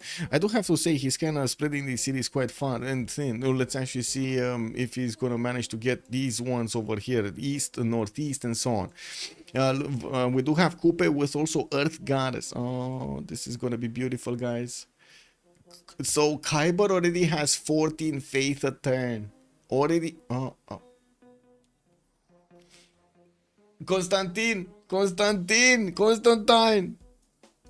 at the B3 of Maori. So it wasn't enough that he got a B2 on the Chocolate Hills. He did also put his B3 on Mount Kilimanjaro, bro. Oh my god. Look at these tiles, man. He actually did settle. What do you mean? Look. Oh my god, man. Anyway, we do have him getting a builder out in 5 turns. He's gonna get that dice tile with the extra point of production on it. 2-3-1 tile to work on the rise with the 4-3s coming up on the northwest. We do have him also with a builder starting to improve his coastal resources. Got his fish and turtles for the extra amenities. Not to mention got his Hillsell navigation boost. Now we do see Kuiper going for pottery, and I do see already he did manage to get Celestial navigation as a technology, putting down his harbors very quickly. We're 1024, guys. We're 1024, and Kupe already built 2 holy sites. Next turn he's gonna get a harbor, and then he's gonna start working on his lighthouse. He might actually have a trader, an extra trader before the classical era starts. This is incredible timing. Holy harbor, yes, holy harbor, man. And we do need to move forward because this is gonna make me drool all over the place here. Varangian did go for God of the Sea. He's gonna get his extra production points on his coastal resources. Gonna soon activate his Great Prophet and get a religion. That would be the first religion in the game. India does have 2 points per turn. Maori is also on 2 points a turn, but they didn't actually get their projects out, and it will take them some time to acquire passively the points for the Great Great Prophets. From Tronso, he did buy out this Dalol tile. I do see he actually prioritized getting the fresh water in that city center and not settle the rice for the extra food. While he could have had some amazing harbors here, well, some amazing, not harbors, sorry, some amazing, yeah, harbors. Why did he not go for the amazing harbors? He's going for a +3 holy site and that's it. I would have expected him to put a holy site here and then get a harbor from here, a harbor here, you know, getting all of that extra adjacency. It is what it is. He chose not to. Let's see his religion. Is he gonna get it now? Yes, he's gonna get it now. Yeah, the cats are coming. If no culture victory from religious Maori, shame on him. Yeah, we might see the religious victory coming out. It's probably to help Dario's Turbo Sim. Oh my god, they're actually gonna get the no sim going. Okay, well, we do have Islam established in Norwegian territories, shrines and temples coming up for the culture, intrinsic culture for their anyway, they're gonna get culture on shrines and culture on temples. 2 for the shrine, for the temple. The defender of the faith for the extra +3 on the defense, and it looks like Mosha is establishing the capital city while he's gonna get a wave of builders to start improving his territory. He's very late on the harbors. Look at that, 3 turning a harbor in Skedsmo. I mean, he should get on the Kupe level, man. Look at Kupe, 1 turning a harbor here. Yeah. I think Kupe is just another level. It's like the lobby is right here and then Kupe is right about here somewhere. You know what I mean? Not religious victory, culture. But the religious victory is funnier. What do you mean? Yeah, cool whip, good evening, sir. Yeah, cool. Look at this tempo, man. This is insane. Look at this tempo, cool whip. It's amazing. Look, I want to play this map. Yeah, exactly. B2 on Chocolate Hills, B3 on Enganawahia. And Moksha establishing in Tehonianganoya Kupe. We do have Kyber 22 faith a turn, 1026, 22 faith a turn. Getting his slingers out with lighthouses coming out from Tehonianganoya Kupe. I gotta say, he didn't actually keep going to build one of those lighthouses in the city of Wakarawarewa, where he did actually get the first harbor out. Well, let's take a look at goal here. He did manage to get Divine Spark as a Pantheon. Started to put down his Opidums. He does have this +4 towards the northeast. That's going to get an easy +5. And I do notice he's going to put another city on the eastern side. That's going to be a pretty big one. +6 Opidum over there. And look at that. The tail has arrived. Hello, mademoiselle. How are you doing? Oh my god, she's out hunting. She's out hunting, guys. Uh-oh, what is she hunting now? She's just smelling everything. She's like, what did you do on this keyboard, man? What is this? I smell a lot of meat around here. Oh my god. Yeah. What? Yeah, I'm making fun of you. Yeah, I know. I turned off the power button. You can't turn off my power anymore, okay? Okay? Yeah. It is what it is. My mouse, yeah, my mouse. Something, my mouse. What are you doing, Athena? Anyway, we do have China trying to stamp one of these. Oh, okay, never mind. She just blurped out on my mouse. It is what it is. She gave me her paws to actually massage. Okay, this is massage time. This is, oh my god, man, it is what it is. Spoiled cat. Anyway, we do have Adu Atuka with the Opidums getting out next turn. Bagakum is, as you can see, gonna need to take care of that warrior. He does have two slingers to take care of that. And I do see also India in the southwest did manage to get a city very far away from his lands. Panna here is gonna get his holy site out in 7 turns, while we do have Delhi establishing a religion. We're gonna need to see what it is. Eastern Orthodoxy with Feed the World and Sacred Places. We do have him getting that extra food from the shrines and the temples, while he's gonna get some extra points whenever he's gonna build a wonder in the cities in the city that he has that converted to his religion. We do have him getting shrines out, and of course adding a bit more food to his cities. Magnus establishing in Mumbai with no moksha first in Delhi. He does need also quite a few of these holy sites to get finished here, and he chose religious settlements earlier on to get all of that nice juicy bonus towards his settlers. Edirne coming up with a settler in 2 turns. Istanbul also going for the 4th settler, or I should say he's going for the 4th and the 5th settles here from his initial settles, while he did finally manage to put down Adana next to those banana tiles and of course the truffles. Did manage to get irrigation, so he starts to improve his spice tiles with plantations, getting them with the extra point of production, and not to mention some extra gold here. And we do need to see what kind of pantheon is he gonna get. He does have quite a few plantations, so I wouldn't really take out goddess of festivals here from his abilities. Do not touch the wires, Athena. Oh my god. Spices, my beloved. Dax, good evening, sir, and welcome. Okay, let's take a look. We got Gavron Plaza Uru. Ketemenanki is going to finish next turn in the city of Ur. He did manage to get quite a few farms here with very good production on them.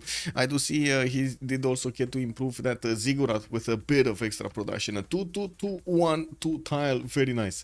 And while he's putting down commercials, he's going to need to finish the markets in them. And of course, he's going to start working on the great merchant points. He already has a project finished. And as you can see, Zankian is the first great merchant for an extra trade route capacity. Does look like Sumeria is gonna nail it.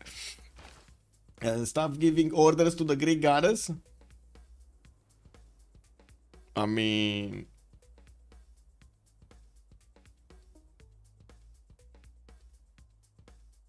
no, I'm not gonna stop. No. Tina heard you say you can't turn off the power now and took that as a challenge. Yeah. She's now clicking the mouse. Yeah. Nah, she's fine. She's just covering the end turn button, basically. She's not letting me see the end turn button, and she's also just on the wire from my headphones, so I can't really actually hear anything, but it is what it is. Anyway, let's see, what do we have? 1029, 2 turns out from the golden age. We do have in the era score screen. Looks like everybody did manage to get over the necessary era score to get going. We do have another Pantheon. God of Craftsman is going to be available for Chuck to use with the extra production on his strategic resources. You do already see the horse tile that just got another point. Oh, 4-4-1-1 tile with Liang opener in the capital. He's going to get extra food and production on all of these resource tiles. He only has 1, 2, 3, 4, 5, 6, 7, 8, 9, 10 resources. Okay, only 10 resources. Okay, let's actually see if he's gonna manage to actually get that city towards the north, and of course grab those third ring tiles over here, the cotton, the rice tile and the stone tile, so he gets that extra production point going. I'm pretty sure he's gonna also want to get as many improvements as possible and as quickly to get the culture go from those improvements. He done. Good evening, sir, and welcome. Happy New Year! Good. No, I don't think we actually got to talk in between this time and the year, right? So Happy New Year, he done. Okay, let's actually get going on the Oppidums of Gold. He did manage to push out that unit. The Chinese warrior is at the north, and it looks like he's getting hunted down by a Gallic slinger there. Now we do have Gold here also getting quite an army of builders to improve his cities very, very quickly, with Moksha establishing Ratumakos. No governor yet in Aduatuca. Also go sleep. Okay, have a great evening then. It is what it is. Oh my god. Yeah, that was quick. That was a very quick. That's like wham bam, thank you, ma'am. In ancient Rome, oh my god, can we stop talking about like that? In Romania has half of Rome, so stop bullying our goddess Athena. Stop bullying the goddess. I mean, we got our own gods over here in Romania, you know, the Dacian gods.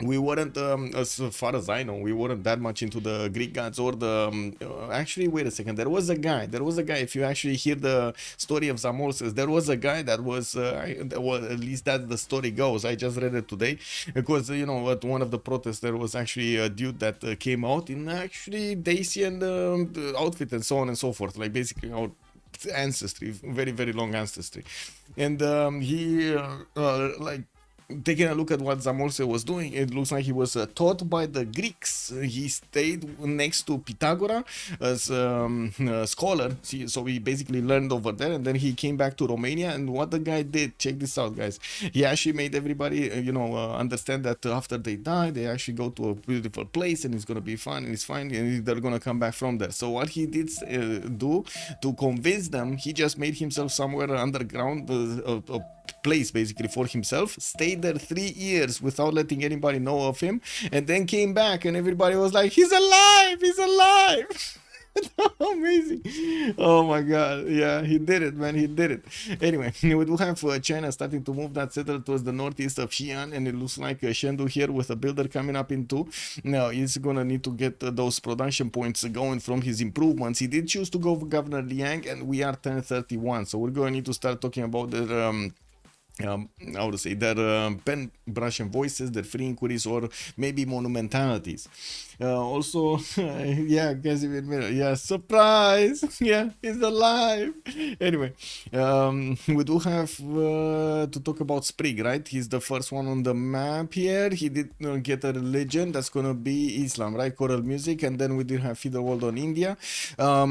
Monuments on Sketsmo, an encampment coming up on Indaros. That's quite early, even before the Government Plaza got placed, and it does seem like he didn't go for that many harbors. Definitely not one from Nidaros nor from Tromso. He does have at the moment 12 science with 19 culture, also 20 faith a turn in a monumentality golden age. He's gonna get to convert that faith into straight up builders and or settlers. We do need to see what is he gonna choose. He does have a problem, of course, on the west side here with China being quite close to him. I'm pretty sure he's aware of the threat that China is posing, Sandro posing against him. Moving forward, Tirit's 19 science, 18 culture. Looks like he did finish at Temenanki and got all of those extra points of science on each of these improved tiles here. Maori just grabbed one of his builders because he could, with one of his scouts over here being a level 2. He did manage to get the sentry and the alpine improvement here for the faster movement on hills. Looks like there's also a Sumerian scout that's coming through the mountains, grabbing some cocoa to throw at the Maori scout. We're going to need to see if that builder is actually going to get home or not. Ur did get the benefits of Governor Liang, and right now all of these times do look amazing. He does need to get the builders to keep improving the farms to get more bonuses, and I'm pretty sure he's going to be very happy reaching feudalism quickly here. Moksha establishing in Uruk for the extra culture per 10, while we do have Ancestral Hall getting built in his Government Plaza to give him the ability to get more production towards settlers, and also grab us whenever he's going to put down a city, he's going to get a builder. Taking a look at the next one, let's actually move forward towards Catherine de Medici. We do have Magnificence here with a pen brush and voice golden age. She's also pulling down an encampment, and I do see him starting off from horses from La Rochelle. Has Nalando on the west side to start smashing, but that's also going to be towards Ambiorix. That's one of his allies. Now, I do also notice he's putting down a fourth city. Oh, wait a second. He didn't get that city here. Remember when we were talking about the city centers? It looks like he did choose to go for the Mercury Settle to get a bit of extra science and an easier way to get the campus, while he did manage to give enough space for another settle on the cattle tile towards the northwest.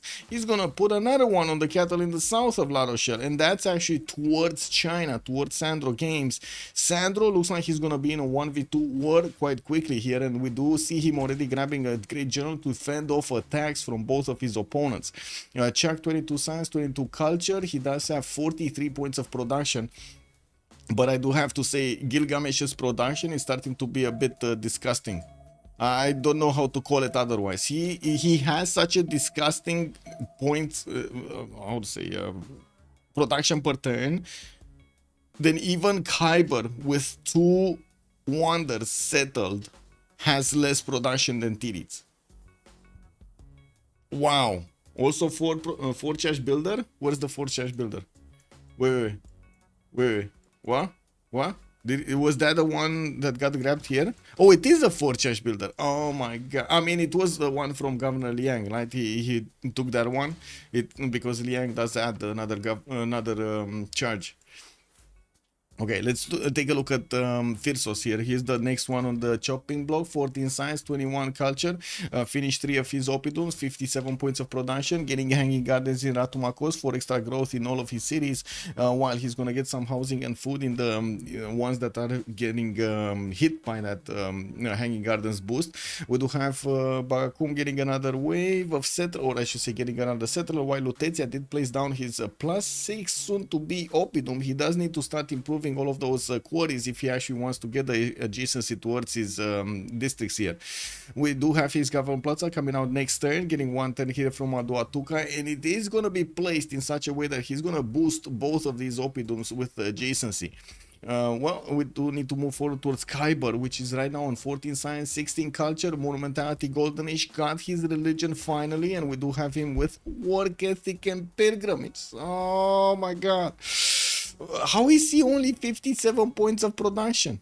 Oh my god. Anyway, we do have him starting to improve quite a bit of his territory here, getting all of those resources done.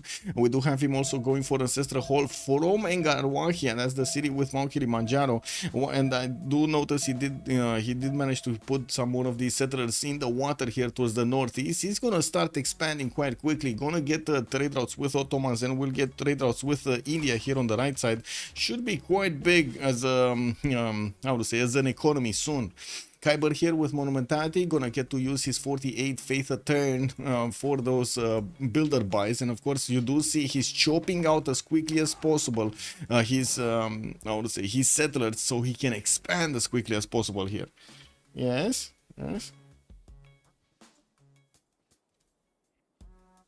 You don't see the feet, no? You actually don't see the feet. Yeah. Okay. She's like standing in the air with her paws like this. Oh my god, man. At least she's sitting next to chocolate, you know? She wants a piece of the chocolate hills also.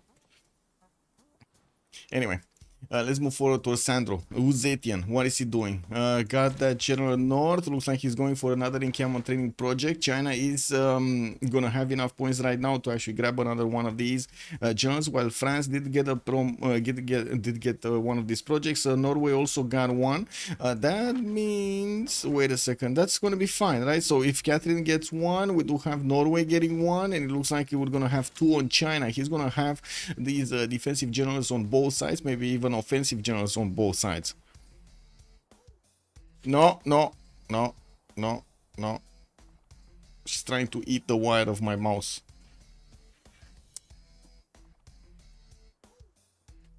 No. No, she's trying to eat my hand. Ia vină tu.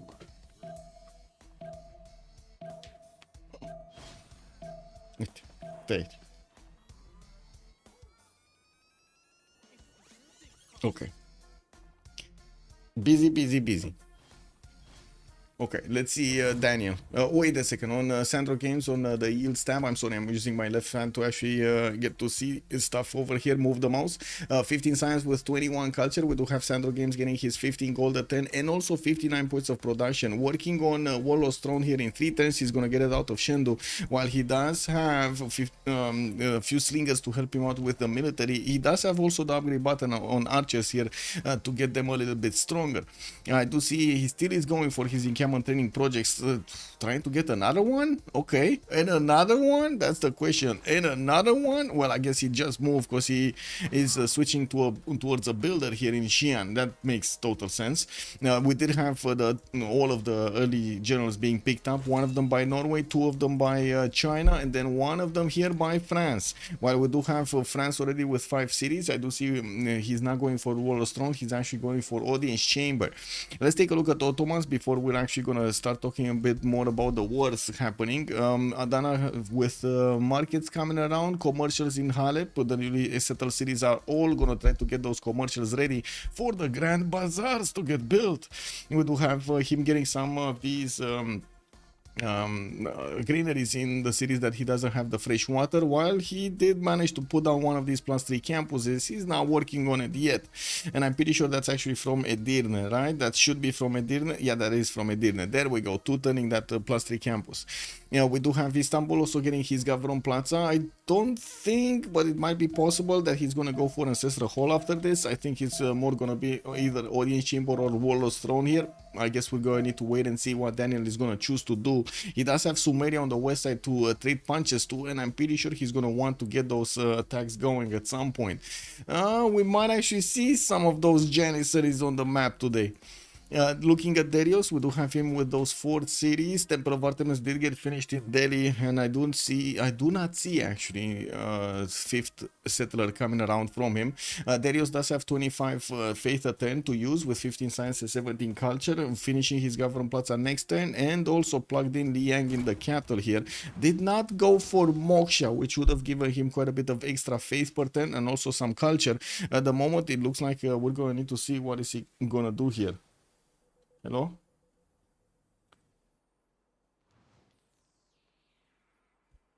Not the wires, Athena, not the wires.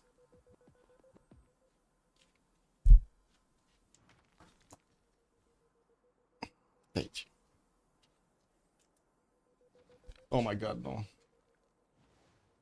She's going after the wires, guys.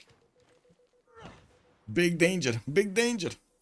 Non-capital government plaza coupe. Yeah, I guess quite a few of them actually did get non-capital government plazas today. It is what it is, no? Ooh, that's an entertainment complex coming up from Ur. That city alone has 35 points of production. That's a pretty good city. We do need to see if he's gonna manage to actually get that Colosseum done. It looks like his entertainment complex got placed to the northeast. That's a good place for that Colosseum to finish on the 1-1, so he can get to spread it all around his cities here. With new settlers coming out from Isin and Uruk, we do have Moksha there established already in the city center of Uruk, and his government plaza did get an ancestral hall as a specializing building, so he's gonna pop out that builder whenever he's gonna finish a settle. 5 cities strong China, finishing his wall of throne, getting a campus here. That's a +2, and I do see another +3 here in Taiwan. Now, well, we're going to need to see if he's actually going to smell danger here. France already starting to get a few horses, and I do see he did send one of his scouts in the front. Well, he's going to meet the generals of his opponent here. We will need to see if he's going to manage to actually get an attack going against China. Yesterday, Sandro Games did beautiful to actually defend off attacks with Eleanor England. We do need to see if today he's actually going to do the same thing. Also, all these Liang openers are finding them yucky, very yucky. But I gotta say, Liang openers are starting to actually rub off on the CPL players. I don't know what to say about this, guys. We actually have Liang openers from a CPL player, Sandro Games. When will BBG nerf Athena? That's a very good question. One more coffee. Good evening, sir, and welcome.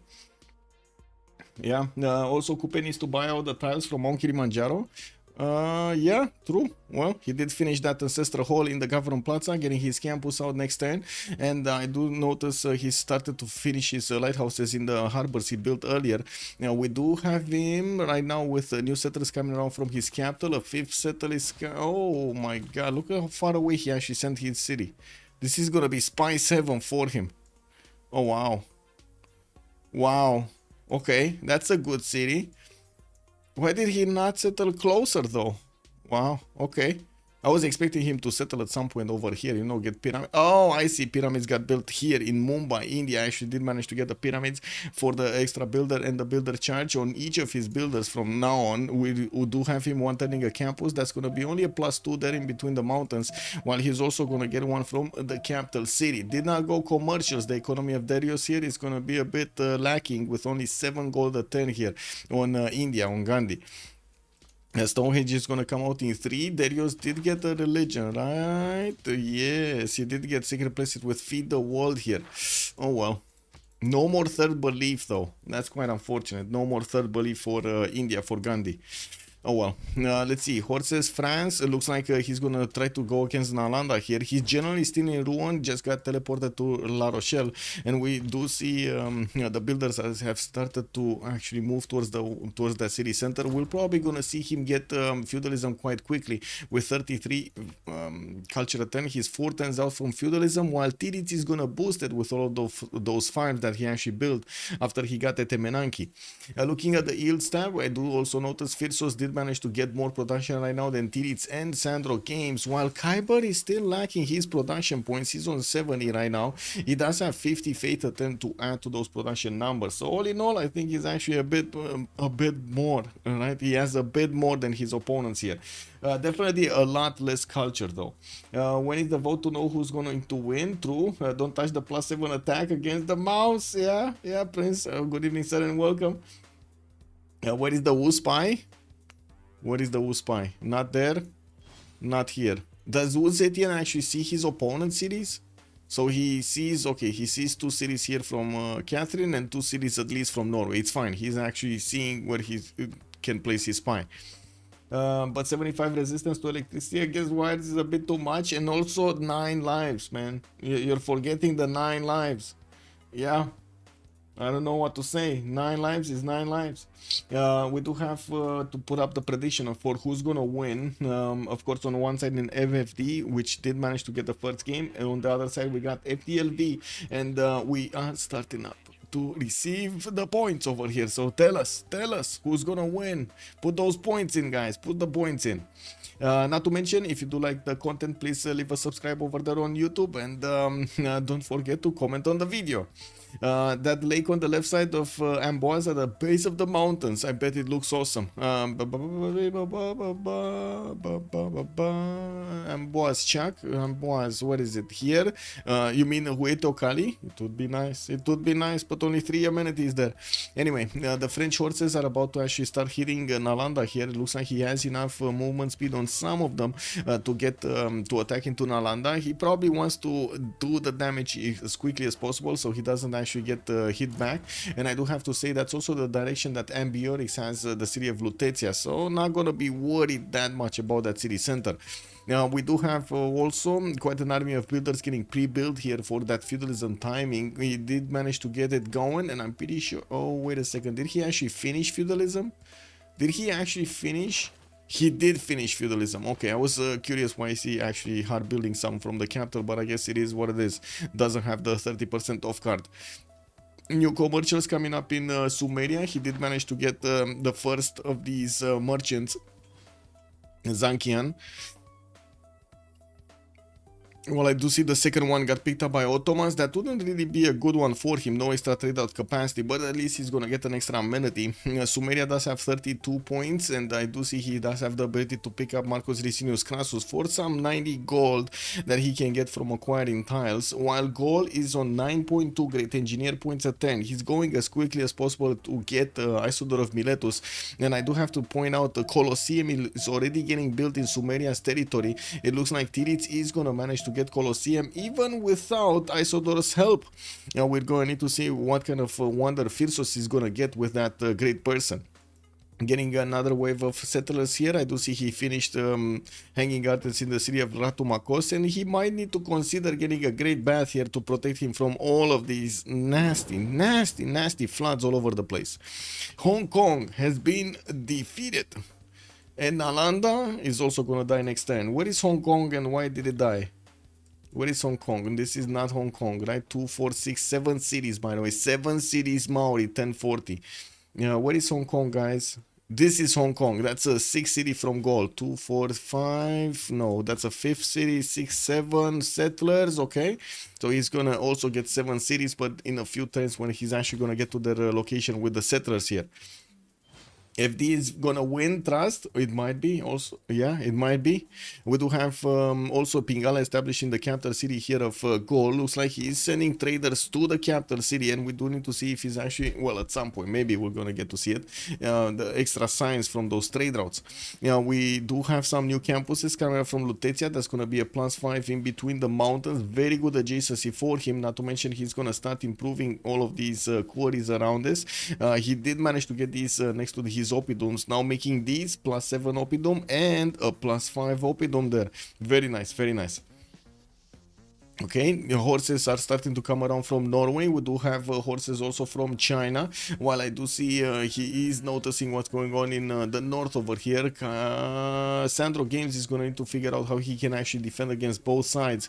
He doesn't really have the full military that he would need to actually fend off attacks. He's still trying to get the sim going, and I do see he of course did go for Warlord's Throne as a specializing building of choice to get that extra production and the resources. Very important to get the strategics for his units. Mongsha establishing in Xi'an, that would be his second city, while we do have Liang in the capital for the points of production and food. Liang also establishing in Mumbai. I do notice new settlers are coming around from India. While India did manage to put down his Gavron Plaza, he did get Ancestral Hall in it, so we're probably going to see him trying to spam out quite a few of these settlers all over the place. Nalanda just got taken over by France. That's an extra city for him, and I do notice 2, 4, 6 cities at the moment. Strong empire. France is managing to get quite a bit of extra culture from his resources, not to mention his monuments. While he did recruit Aryabhata, we do need to see if Hypatia is opened up. Doesn't look like it's opened up. We do have Gaul actually picking up Bisheng as the first engineer. That would give him an extra district slot. Amazing, by the way. Very good to use over here for his capital, which at the moment doesn't actually have that much extra food to benefit from to grow that city quickly. He's gonna need feudalism to add a bit more food per turn for these spices and his citrus tiles. Well, we definitely need to see if he can actually get a trader from that city to another, so he can actually grab the extra food and the production per turn. Who is a solid Warsiv though? Yes, who is a solid Warsiv? That is correct, sir. That is correct. We do need to see how Norway is going to try to flex against him. He did already manage to get his stave churches here, the replacement temples, and I do see he's getting a few horses out with Magnus established in Tromso. We do have Norway here getting his builders with the faith per turn, getting them with, of course, the feudalism timing also. He's going to need to push out this Maori warrior from his southwest while he's upgrading his archers on the west side. We do need to see if he's actually going to start moving against one of his opponents here. China probably on the western side. We do have Colosseum still 3 turns out from finishing in Sumeria's territory, with Pingala establishing in Isin in 4 turns there. I do have to say, still nobody did go up over 100 points of production, but Coupe did manage to get to 91. Sandro is 91. They did manage to overtake Gilgamesh's production number, as well as almost taking Firsos, right? They're tied with Firsos. And that's amazing with the +7 Opidums that he benefits here. Firsos does have a lot of production per turn. Norway has Defender of the Faith. Yes, Norway has Defender of the Faith. Didn't get Crusade, which is kind of a bummer because China could have actually, you know, China wasn't getting a religion anyway, so he could have gotten converted here. Anyway, it would have been nice, but it is what it is. We'll see if Chuck is going to manage to get to his courser timing, to see some coursers coming around, maybe against Sandro. We do have Magnus already established in the city of Amboise, where he's going to get a 5-charge builder, and we'll start chopping. We also found out the results here, found out the answer to our question. The Chinese spy is in ruin. We also have all of these builders starting to consider putting chateaus on these tiles, so he can actually grab more gold and more culture on those. Now we will need to see him improving so many of them, and I gotta say, chateaus next to rivers and next to resources here are gonna look amazing. Getting all of those points on them, it's gonna be good. I'm a bit sad about this one. This looks like a very sad chateau, very sad. It's on a flat tile, so as you can see, it doesn't have the extra production point on it. Could have been better, but I guess you know, it is what it is. It is what it is. Should get one over here on the 1-3. Anyway, should get a lot of them. One here, one here, one here. So many chateaus. So many chateaus can be placed here from France. We do have already Chuck with 54 points of culture and 44 science. I gotta say, on this side, the Sandro Games is keeping up quite nicely with 48 and 45 of his own. We do need to see if Sprig and France are actually gonna couple their strength together to go against China and maybe bong down his opponent. Both of them did manage to open up with encampments, and that's quite a sacrifice at the beginning of the game. Looking at Coupe's sim here, we do have him mass building harbors from everywhere. We'll want to get those extra trade routes for the food and production towards his capital, while he's gonna maybe get some extra culture also from Moksha's ability to add the culture to those trade routes. We do see he did manage to improve the majority of the tiles in Mount Kilimanjaro, getting himself a lot of extra food and production, while he's starting to work on his libraries here. We do have Kyber right now only on 31 science and 25 culture, but he did start with monumentality in the first era, so no Pem Russian voice, no free inquiry.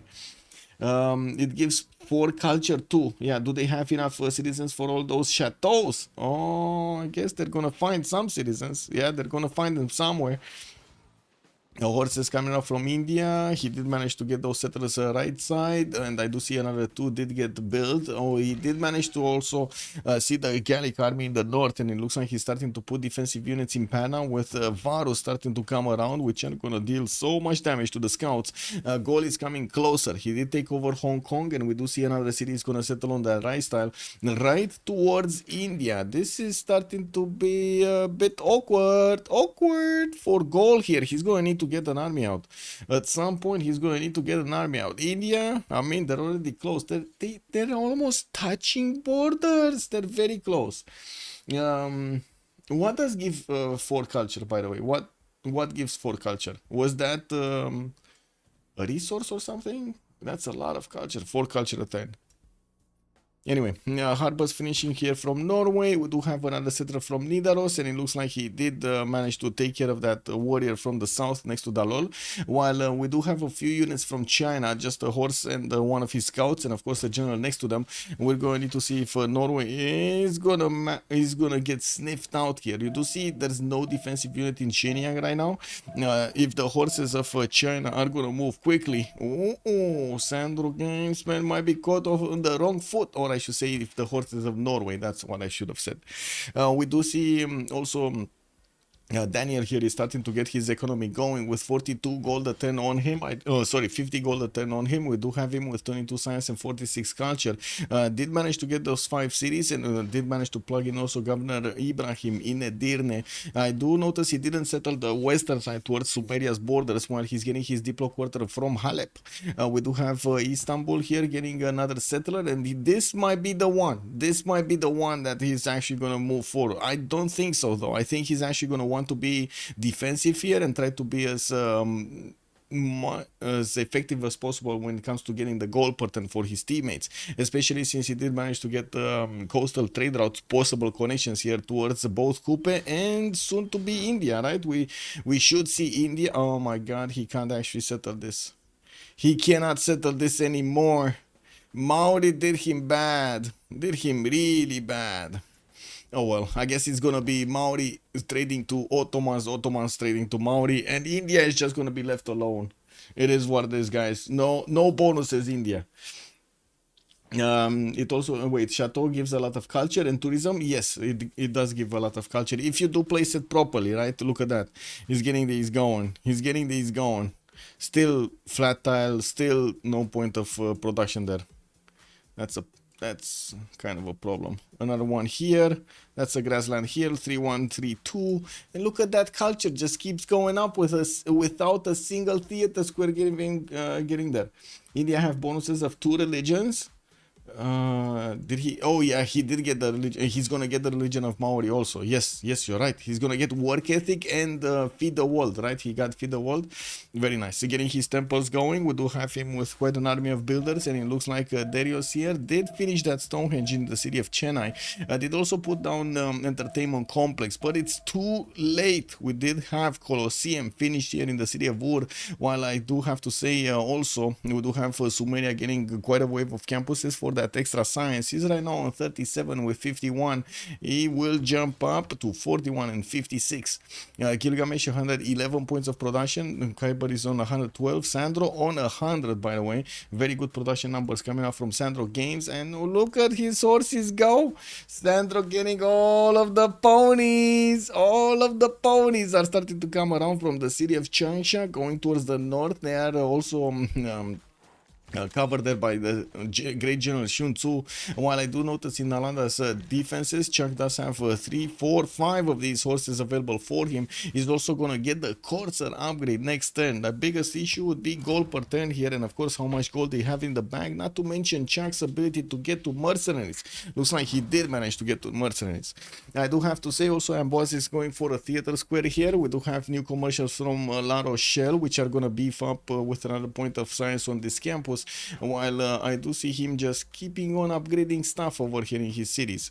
He's getting spied on by China, and I don't think that spy is actually going to help out that much. He does have a +3, China does have a +3 on his units against France, but still not strong enough. Still not strong enough. 47 against a horse of 55. That's just not strong enough. I don't know. Sandro really needs to go to the gym to actually get some more muscles on his units, because man, those horses are just not good enough.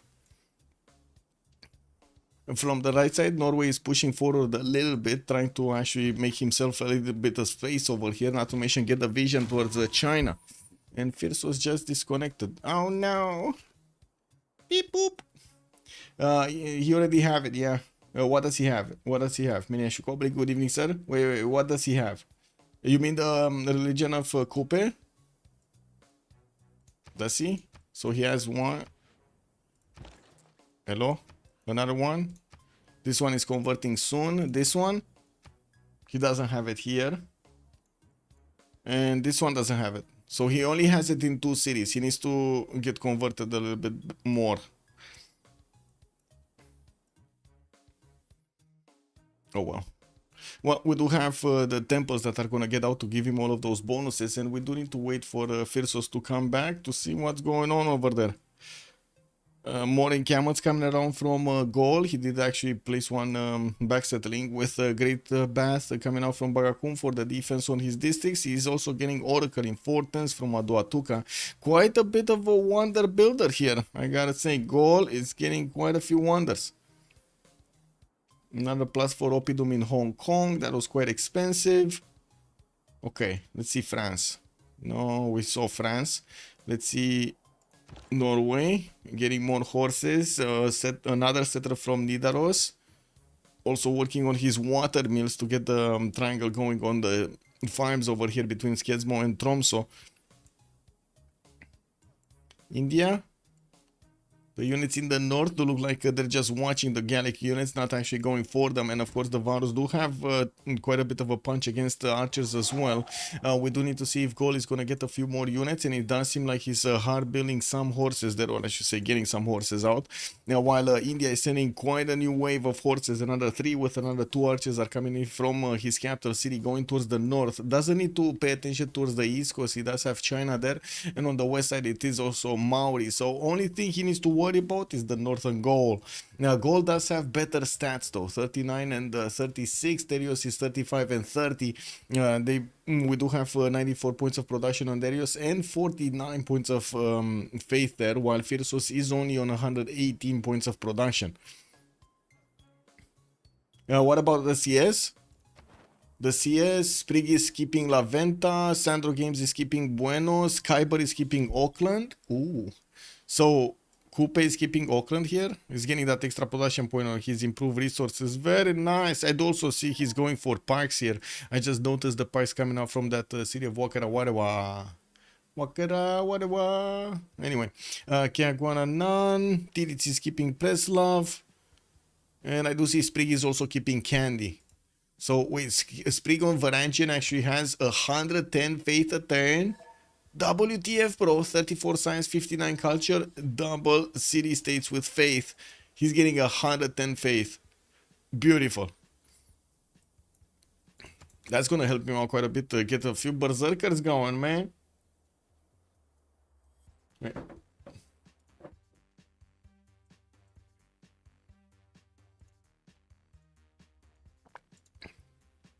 Okay, sorry, chats, chats. Oh, what happened here? Did the lobby picked wrong gov? Okay, that's unfortunate. We need to relobby quickly.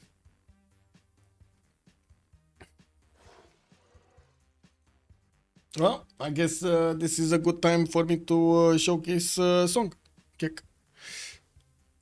Let me see. Do I have this? Need to get in. Here we go.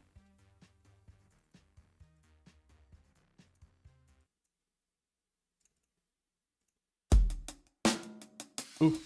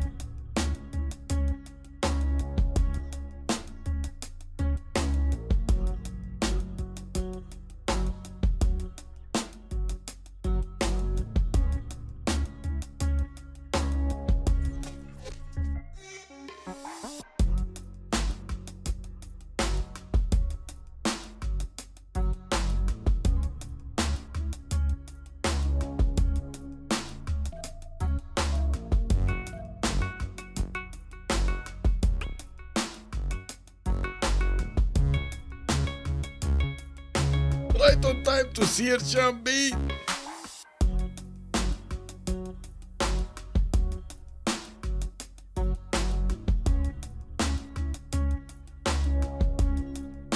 Where's Champi?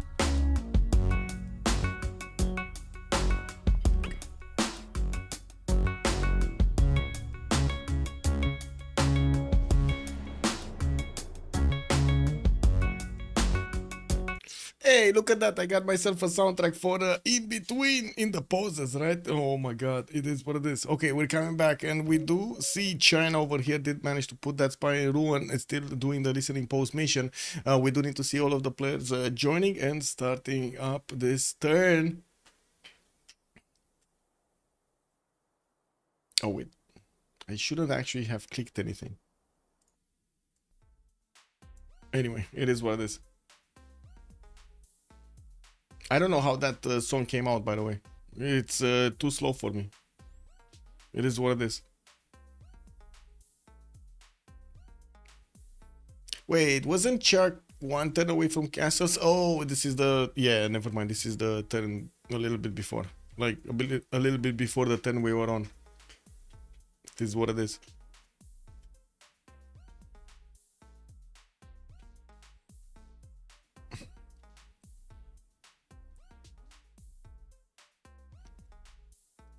Is it? Yes.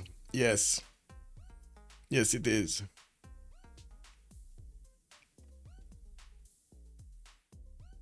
Oh my god, that's a 6 production mine in Paris?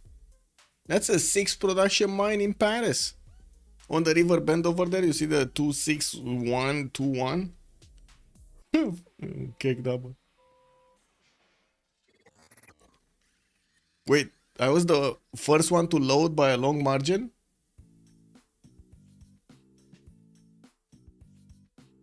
How did I load in so fast? Cake double, man.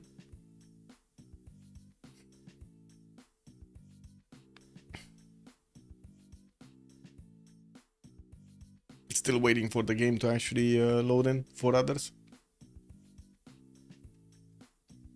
Did they actually not? Oh my god, I don't want to click buttons. I don't want to click buttons. But usually you see this notification over here, it tells us who joined, right? It's only Chuck joined. Like usually it should tell us all of them joined. Is this a pro? I don't know. This is the first time I've seen this, by the way. Taking so long to actually get going. Oh no, this is it. This is okay. We didn't have the notifications, but it's fine. We're actually seeing everybody in the game. Okay, it's good. We got everybody here. Yeah, we got everybody here. Okay, now we do have France still upgrading most of his tiles with his builders, and since we are ticking down the clock until the next era, we got 7 more turns, and it does seem like Maori is getting some defensive archers here in Otarapa to fend off Gallic attack, and a double load on Chuck. Wait a second, didn't he just say he loaded in? Oh, that's kind of bad. That's kind of bad. Oh well.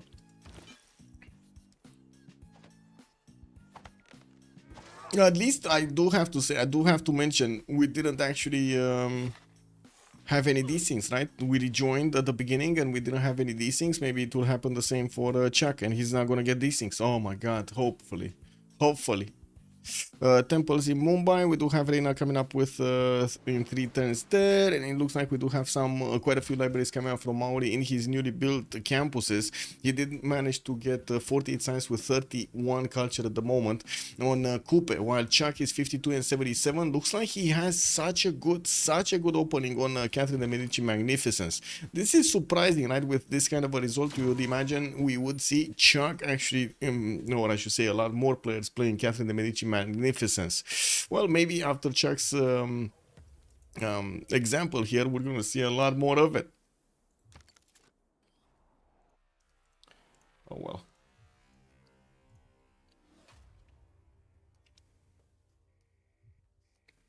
Oh well. Ooh, a dub from Sumeria did get settled right in the face of Norway on that sea, so he can actually get the trade routes going. We do have him getting his markets out, and it looks like quite an army of builders are starting to improve his territory. Now, all of the marches tiles are giving him that extra point of science, not to mention extra production, and we do have his ziggurats looking amazing on these floodplains. More cities in the north could actually place a city on the east of Eridu towards Ottomans, even though I gotta say Ottomans right now is not doing anything. If Tiric would only get a few knights out to get in, against his opponent here, and I do see him getting stirrups in 4, we might actually see a bit of a disaster happening in Ottoman's territory. You know, we do only have Ottomans here getting his builders in the city of Halep with a single scout being placed on the western side, not a single unit to defend these two settles here, Halep and Istanbul. He does have some marches, but quite far away on the eastern side, and it looks like he's just totally ignoring the threat. It is what it is. No, that's how it works. We do have him with the Governor Plaza getting audience chamber, so he's gonna grow tall here. It looks like this settler is gonna go for the Grand Mesa settle. It also seems like he's gonna want to go non-fresh on it just to get the culture points, and of course that horse underneath. Chuck was getting his castles next turn, and we're gonna need to see him upgrade his coursers here in the city of Nalanda, and probably the horses in Amboas here gathering. And we also will need to see if he's going to manage to chop a few more. He does definitely have the opportunity to fend off the attack with just horses and just keep going for his, like, delay a little bit castles to get a few more of these horses, especially since he just got the builders in Amboise and would probably require a few more turns to actually get all of those shops out. I do see Buenos Aires is also getting the Chinese money in there, and from the south we do have China getting a few more horses of its own, and we do have Sandro getting sailing. Wow, Sandro actually getting sailing. Yeah, well, I do see he did manage to put that city of Shenyang on a one-tile lake, so of course he's gonna get to build a galley if he wants to for some points. We might be seeing him having a few problems when it comes to the era score points. He's only on 44 out of 44, and he does need 55, so he does require another 11 points if he wants to get a golden age. Norway, very few cities actually.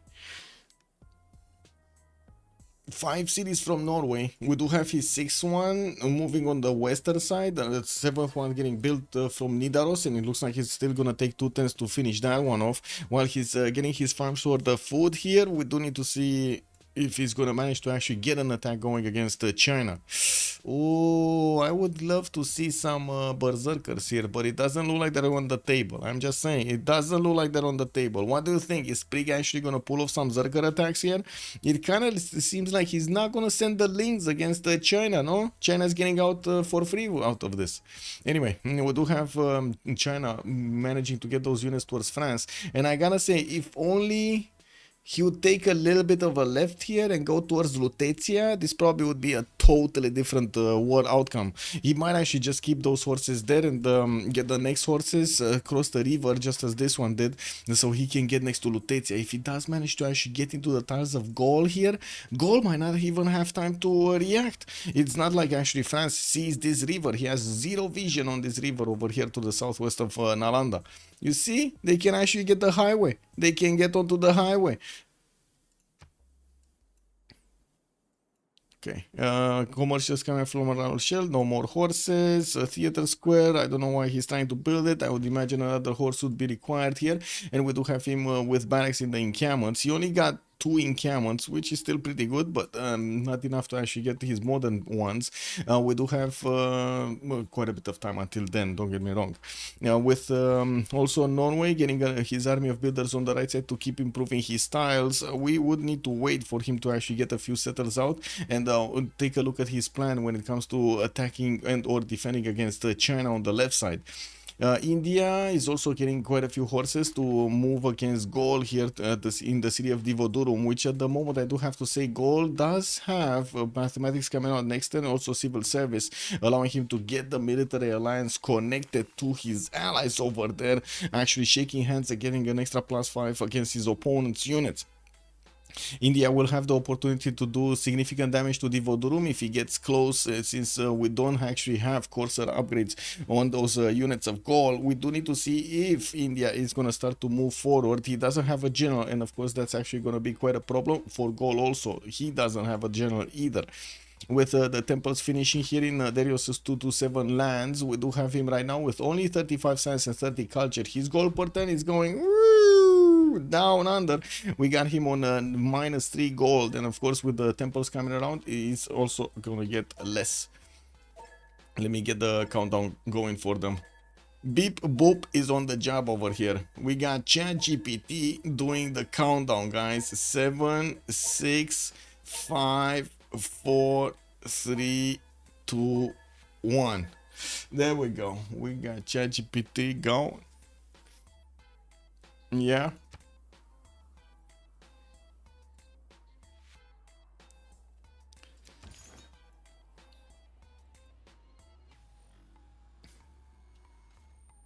Is this gonna work? Oh. Ooh, China can actually push back the general. But that's a trap. That is a trap. If he actually steps on this general, the other horse is gonna smash through. Chuck is laggy. Chuck laggy.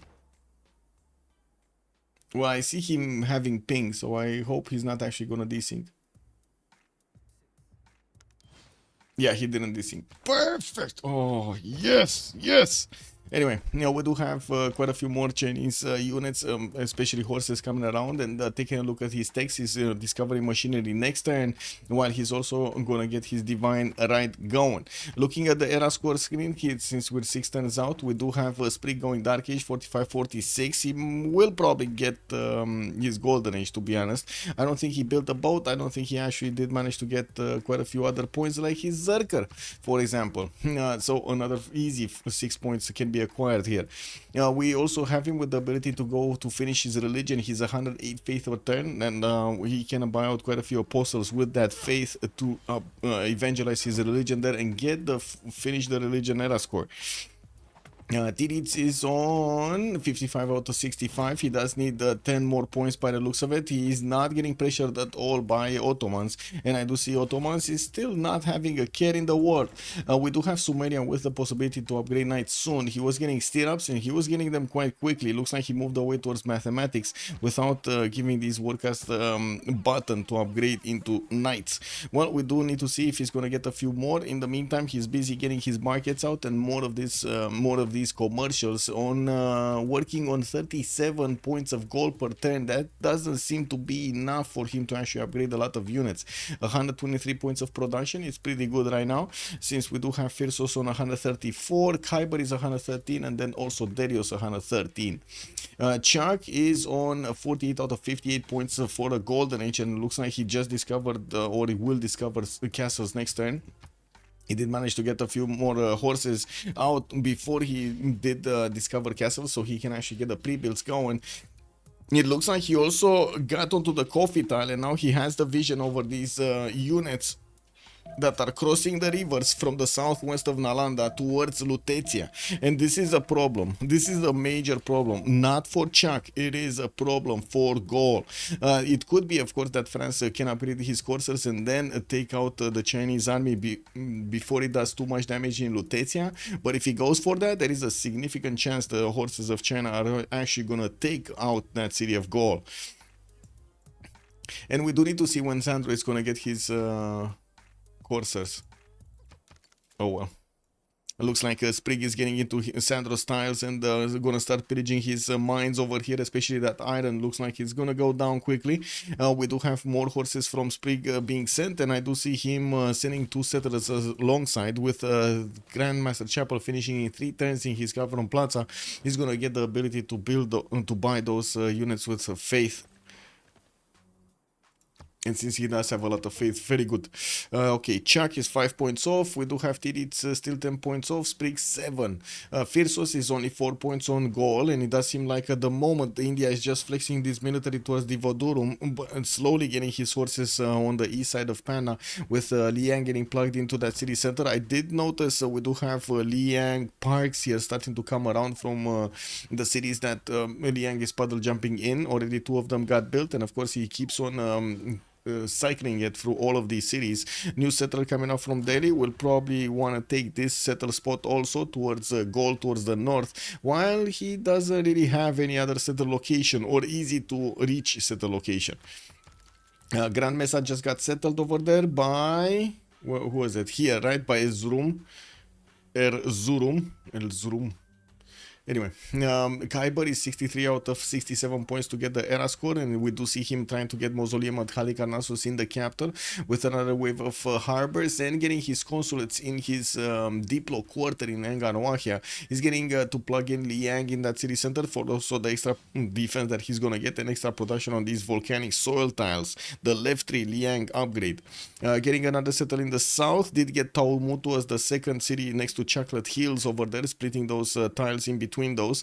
Not to mention, he did get quite a few of these cities towards his opponent. He's starting to buy out Toas in the city of Otarapa towards Gaul. This might be dangerous. This might become extremely dangerous. With Toas and Varus coming against Gaul here, that will neuter basically the advantages that Gaul has on the defense with his extra strength from the Eburones, King Eburones Strait or something. Sandro Games, we do have him 8 points off with 47 out of 55. Let's actually see if he did manage to cross over. What do you think? Did he manage to cross over? He did, and he got spotted. France is sending horses over there to see what's going on. Sandro Games is just flexing one finger towards Lutetia, and I do see Lutetia immediately got a horse there. And we do have Nalanda upgrading most of the coursers, which are going to manage to do the damage against Sandro's horses on return here. Now we do need to see if Sandro is going to get also his Corsair upgrade. Did manage to stabilize the defense on the right side of Shenyang against these Norwegian horses while he's getting his holy sight out from Shendu. It looks like he's trying but not succeeding to get the golden age. Daniel 45-46. Is he not going to get his second golden again? Guys, chat, why have they let Daniel sim again? Yes, all sign. Good evening, sir. Yes. I can only say yes to that question. Yes. No idea. But anyway, we do have Ottomans here just not caring at all. He's not getting a single unit to defend on the west side of Halep here, over here. It looks like he's getting his extra traders. Of course, he got those markets in his commercials. Also plugging in Reina in the city of Izmir. So he gets the connection towards the south here with Mauri giving him trade routes towards the capital. He's going to get an extra +4 gold from each of those passing through the city of Izmir. We do have to see if Mauri is going to keep on getting these tours in Tatarapa. Only one doesn't seem scary, and of course we're going to need to see if he's also going to keep on expanding. Looks like he just wants to keep on expanding, getting cities on the western side as well as his south. Still 6 tenths from Mausoleum, and I do have to say Khyber is still 3 points off from his golden. Theology and apprenticeship. Okay, Darius 4 points out from getting golden age. We do have him putting those horses towards the Vodurum. Text construction in 1. Okay, so he's at least going towards towards castles. Oh my god, I need to wash my face. My eyes. This was the third map. Yes, this was the third map. They need to play it. Daniel should only focus on Erascore if he's located in such a safe position. Well, yeah, but he did well yesterday even without the second golden age, so I guess he's thinking, he's figuring that, hey, I can pull this off anyway. 8 points off, 49 out of 57 points for Daniel to get that golden age.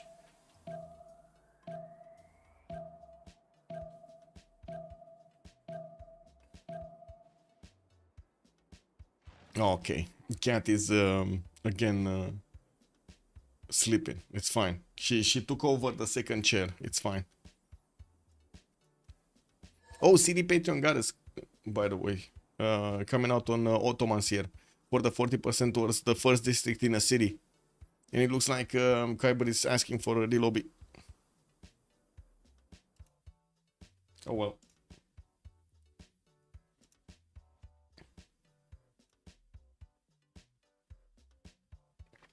Yeah, there we go. Relobby quickly.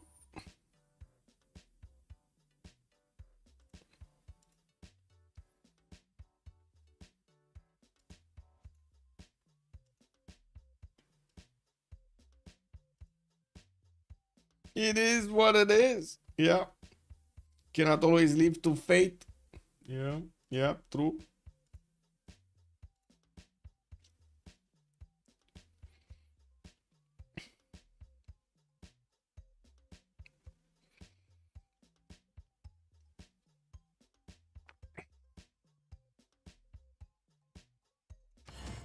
Let me go wash my face because I got something in my left eye and oh my god, it's itchy.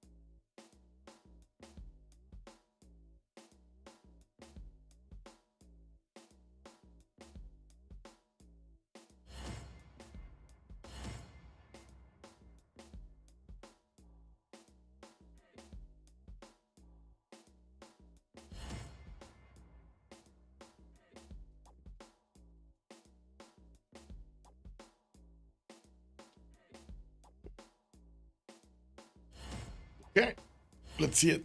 Let's see it. What do we have? Yeah, all in. Do we have any 0ms? I don't think so, no? Why does Chuck have like such a massive ping spike? Anyway, I'm not clicking buttons anymore. I'm letting it go.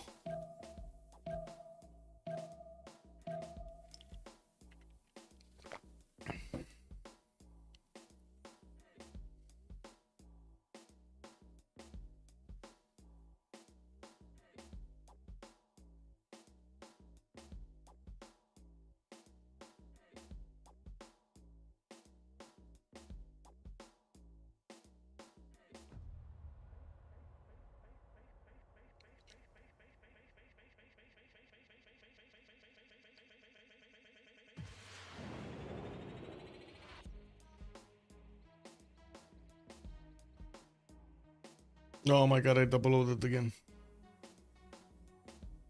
Or not even double load. Did I Phyrexis crash or something? Because the screen is not moving anymore. It's not even loading. It's just nothing. It's not doing anything. I just see the throbber. That's it. I guess I need to click. Close the program.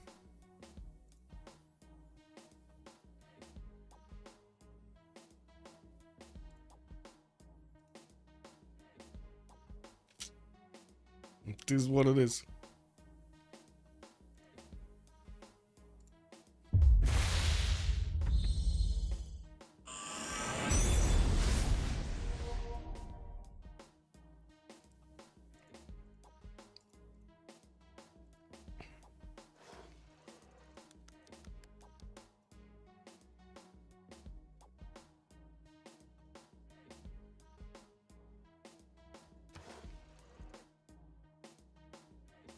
Wait, did the host drop? Because it looks like the host dropped. Like there's no lobby right now. It wasn't just me, it was more.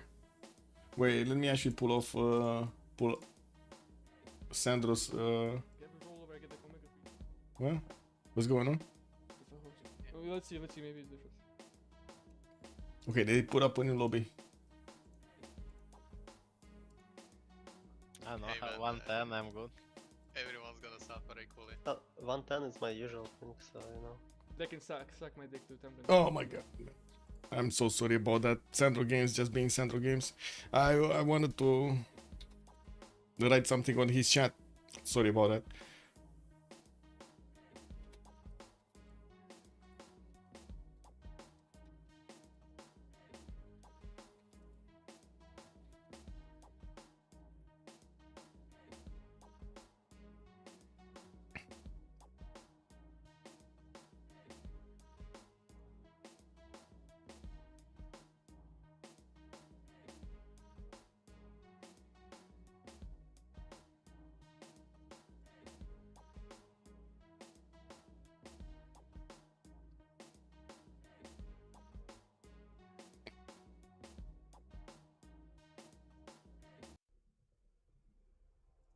Let me actually reconnect.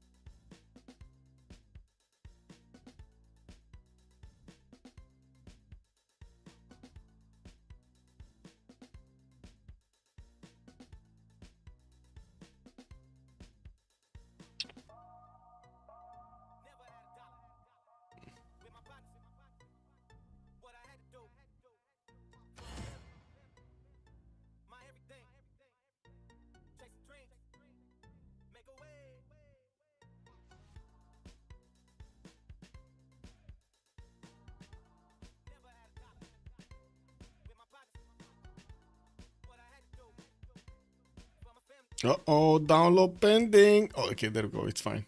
It's fine. We got him. We got him going.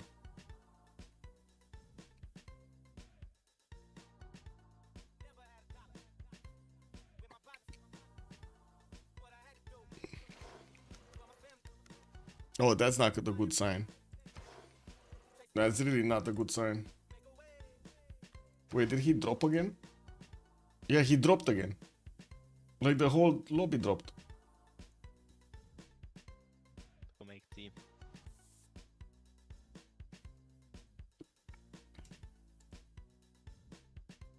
Yeah, looks like somebody else is gonna host. Give me a sec. Need to find them.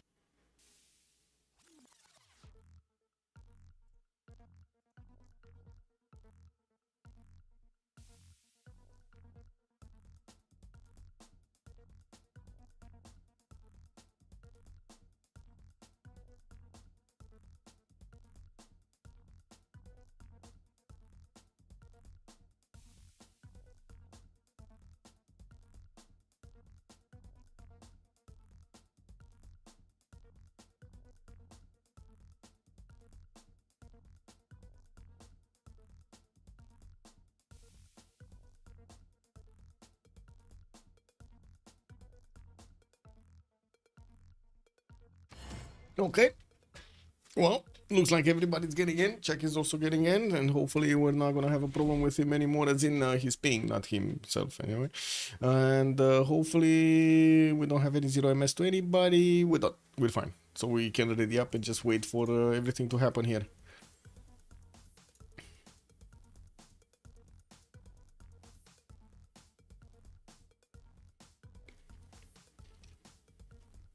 There we go. We got a ping to check. It's fine. It's fine.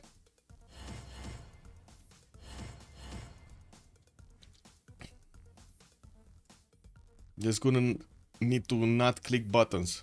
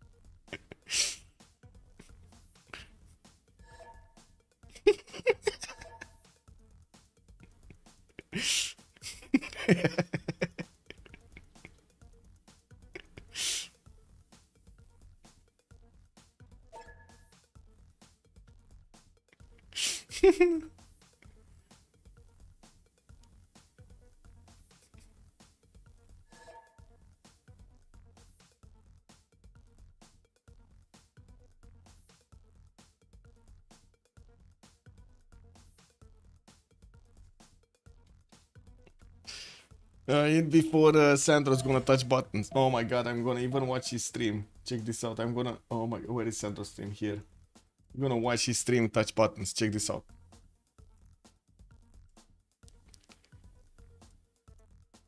Okay. I see him not moving his mouse. You see his mouse? He's not moving it. Okay. Let's see.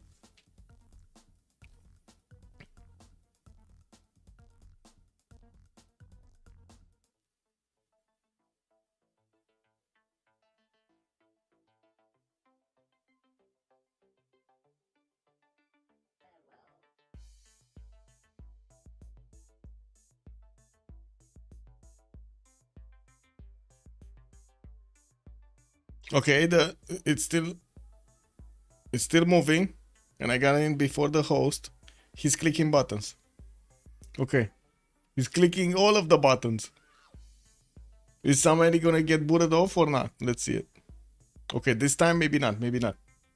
It looks like we're still low. We're still moving. The globe is still moving, or at least us, we're still moving. We don't know about somebody else.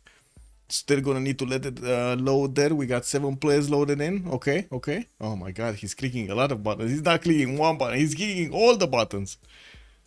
Oh my god, man. Double load again. Oh, what a surprise. Maybe he... What a surprise. He clicked buttons and there's a double load. What a surprise. What? Wow. We actually got to see it live, guys. What a surprise.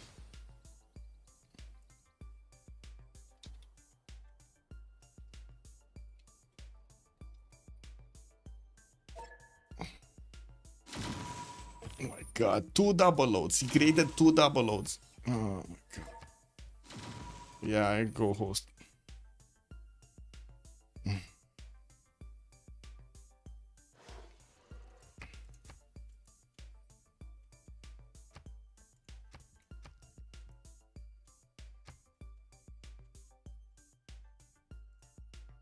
Multiplayer Civ, so painful. I mean,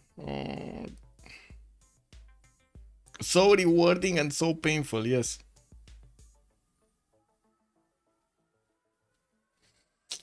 Yeah, Virginia, hello there, man. Yeah, true. Commander King, also good evening, sir. You know Sandro likes to click. Yes, I agree. Yes, I know. That's why I wanted to take a look at his stream, because I knew he's not gonna abstain himself. Like, all he needs to do is not touch the keyboard and the mouse. That's it. All they need to do. That's it. But no. Civ7 will have worse multiplayer stability. Oh my god, I hope not. I really hope not. No, I mean, I really hope they actually learn from the lessons of like 6 years of a multiplayer community and a thriving multiplayer community. If that's not gonna teach you something, I don't know what is, to be honest.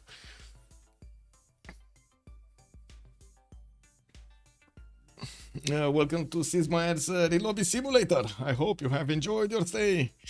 Oh, kick W helicopter kicker. We need some elevator music, man. Relobby Simulator music, you know.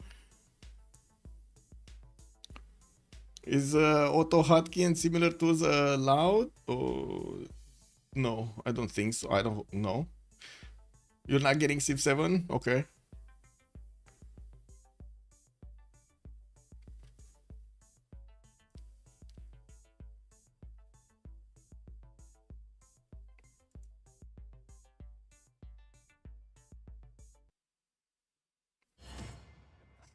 Yeah. I mean, you told him? Okay. I mean, it's too late now. It is what it is. Yeah. So, yeah. Yeah. Oh, man. Linda with the hammer, yeah. Oh, man. Scripts are not allowed, yeah. Is Suleiman Meta not getting golden age? Yeah, it looks like Croquette, both almost you. Also, Moonsrath, to be honest, ideally, when you have like a thriving multiplayer community, you kind of want to transition everybody. So I'm talking in ideal scenarios. I'm not talking about Civ6 or Civ7 or whatever other game you're thinking about. Ideally, when you have a version switch, like for example, Counter-Strike from the 1.6, they needed to go to global offensive, right? So it did take quite a bit of time to actually migrate a lot of the players, and still a lot of them do like to play 1.6. You kind of have this need to have the same basic reward system in between the games, so the players do like what they see in the next versions, and also manage to actually get how to say, get them to like the game, not only the same mechanics that they would have, or similar mechanics that they would have had in a previous title. Now, we don't know that much about Civ7 to say that we're actually going to manage to successfully transition the players, or let the players transition properly from Civ6 to Civ7, because, you know, that's the ideal scenario. And since we do have basically the tradition in CPL of getting to play with the latest version of Civilization that comes out from Firaxis, well, Well, I mean, we're gonna need to see. Like, it was the players that decided to have all of the full versions in beforehand, like all of the DLCs, and try to play with all of the leaders and so on and so forth. It wasn't us deciding this; it was the players. So again, the players will actually need to decide if they do like the new game or they cannot, or they don't like the new game that much. We'll see. We shall see. We shall cross that bridge, and it's gonna be soon, right? We got a few weeks. Is there a suspension for clicking during loading? No. There's no suspension for that. The moment, I do have to say, how to say, not all of the modders are convinced about this, about the problem with the clicking. But I mean, it's obvious. You've seen it right here. I don't know if it can get more obvious than this. But anyway, it is what it is. Let's see. Let's see if they click buttons or not again.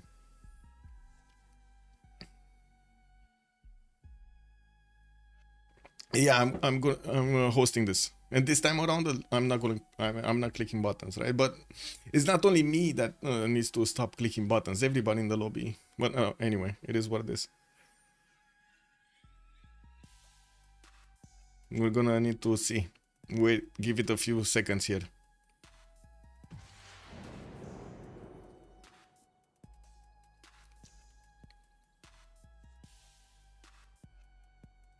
I'm not touching anything.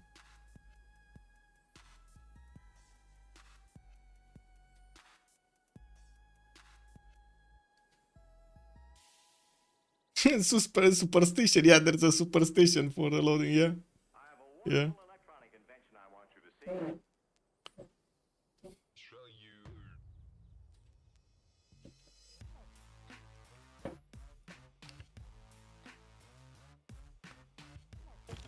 Oh.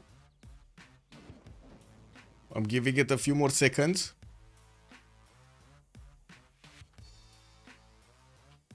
It's working? Everybody's in, no? Oh.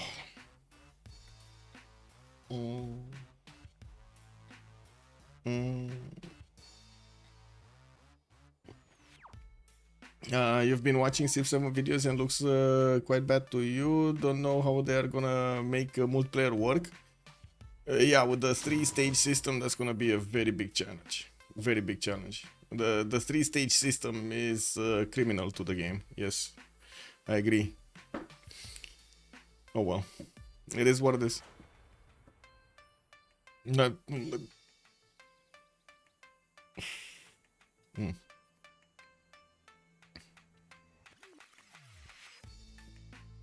Please consider lag attack. Yeah, kick.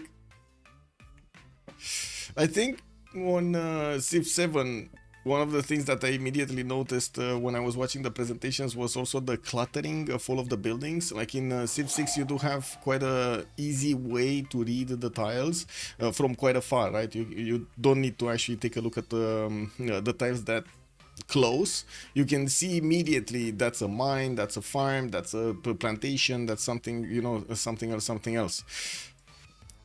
While in Civ7 I did see a lot of stuff clumped up next to the city centers. Maybe of course from the images it looked like everything is the same, but maybe there's like little details over there that I don't get to actually read at the moment. We'll see.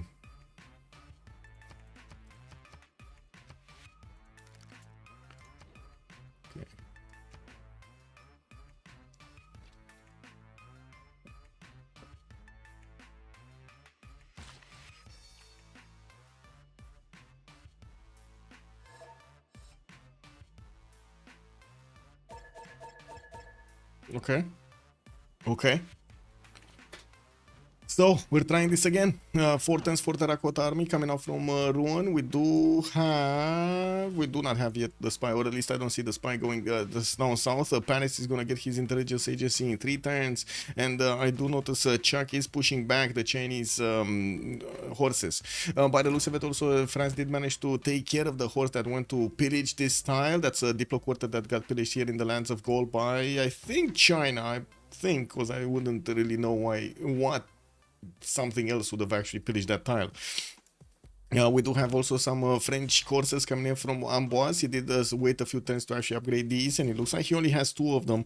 Could get the third one, and it does seem like he's gonna only need to face some Chinese scouts, the cats, and the archers here in the river bends, in the river chokes. I do see also new campuses coming around here from China. He did put down Terracotta Army, and it's finishing up in 4 turns. Does have the opportunity to actually chop at least once with this builder over here in the next 2 turns. While I do see Ruan is not gonna get the chop. I don't think he's gonna get the chop from the banana into that Terracotta Army. 4 turns, it does seem like the moment China is actually going to have the first dibs on it because of that extra chop. We do also have new libraries in Norwegian territory. We were watching how quickly the players are actually trying to get to their golden ages. This is quite a bit of a challenge for some of them because they did not manage to acquire a lot of points during the era. With Daniel here still needing 8 points, we got Darius needing 4, we got Sandro needing 6, and then Kyber needing 2. Yeah, that would be problematic, yes. We do have also Aquarius coming up from my scene. We do also see Auckland is getting attacked by the units of Sumeria. Doesn't have strong enough units to actually attack into that city center and be able to take it down. And I do have to say, Auckland did manage to get a galley. It will be a bit too tough to handle even for those horses. Now, we did have a few workers that came out of the cities of Sumeria. Tiritz was going for his stirrups, but it looks like he gave up on the idea of actually pre-building and then upgrading them. They just don't have enough gold in the bank, and they just upgraded Chuck with quite a bit of gold. Now we do have I do have to say we do have better stats when it comes down to FDLV this time around, with Chuck 180 and 90, Culture at 10. We do have Sprig on 50 and 65, Tilitz 50 and 70, while Firsos with gold is actually lagging behind with only 50 and 63. Now we do have him shining when it comes to the production with 156 production per turn.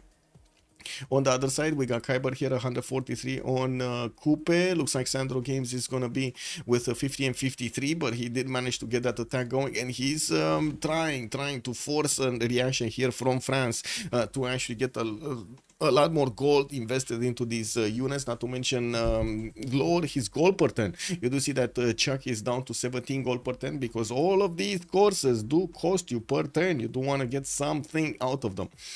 We do also see Kyber here, only 2 points off with Maori. That should be fine actually to get going. He does have his mausoleum finishing up in 4 turns, but that's too late actually. They're only 3 turns out to actually get that golden age. Horses coming around, I think that's actually his first horse, so that's a point right there. And he might get a levy or something from a city state to get the last one. Sandro Game still 6 points, and I don't see him actually. Well, he did chop. Wait, no, he didn't chop Terracotta. Maybe he's gonna get Terracotta actually for this.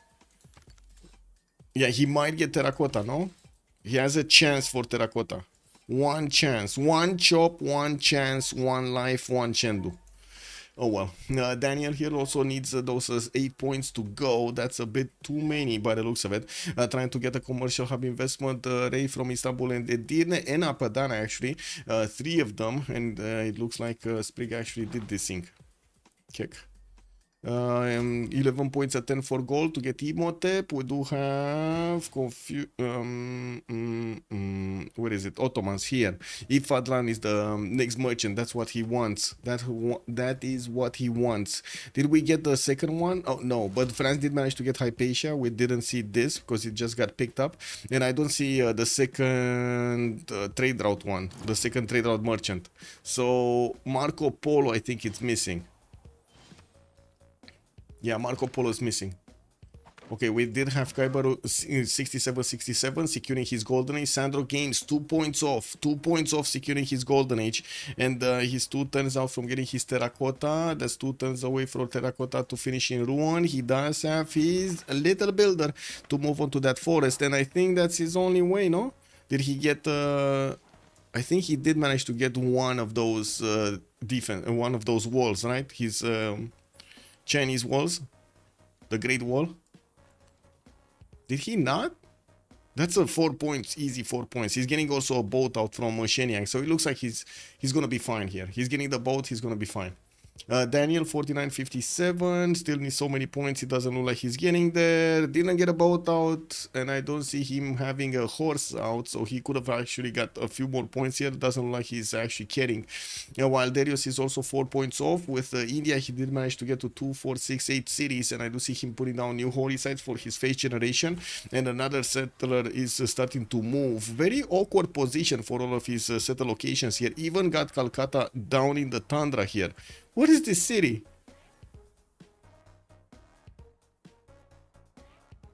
What is this city, man? Sandra is going horseman versus coursers. Yes, yes, Sean. Good evening, sir, and welcome. I see you're a Sandro fan. Yeah, over those golden age point for settling in the tundra. Wow, can you imagine how far away from this he actually didn't want to go for an extra era score point? A single point? Okay, Darius still needs 4 points. And we do have 2 more turns. Can they get them? Daniel needs 2 points. Guys, he's getting it. Check this out. He's actually getting this. He got a barbaric set. Oh my god. Is Daniel gonna manage to get the golden today? We're actually gonna get to see Ottomans flexing his pen brush and voice, or freeing with golden age in the second era, not actually playing around in the dirt with his normal age. Well, I guess sometimes we do like to see them playing in the dirt with the golden ages. The Tundra Fire Forest. Tundra Fire Forest. The Tundra has fired the forest. Uh-oh. I guess there was a forest fire or something here, because he did manage to get a lot of extra food. I'm a bit surprised he didn't go for this, right? For this settle on the lake, so he could get the fresh water from it. He just went non-fresh. I guess it is what it is.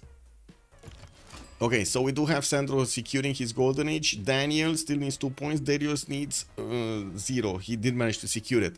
On the other side, Tirit's got his. Sprig did manage to get his. Chuck did get his, and Firsos did get his. So it's only on Daniel. Daniel is 1 point off. 1 point off. 57 out of 50, 56 out of 57.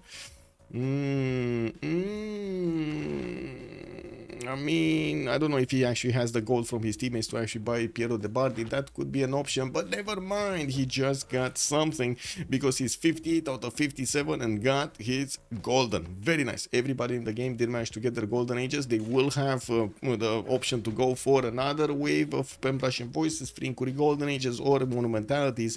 We're going to need to wait to see what they will choose. How many turns left? 1. It's just 1 turn.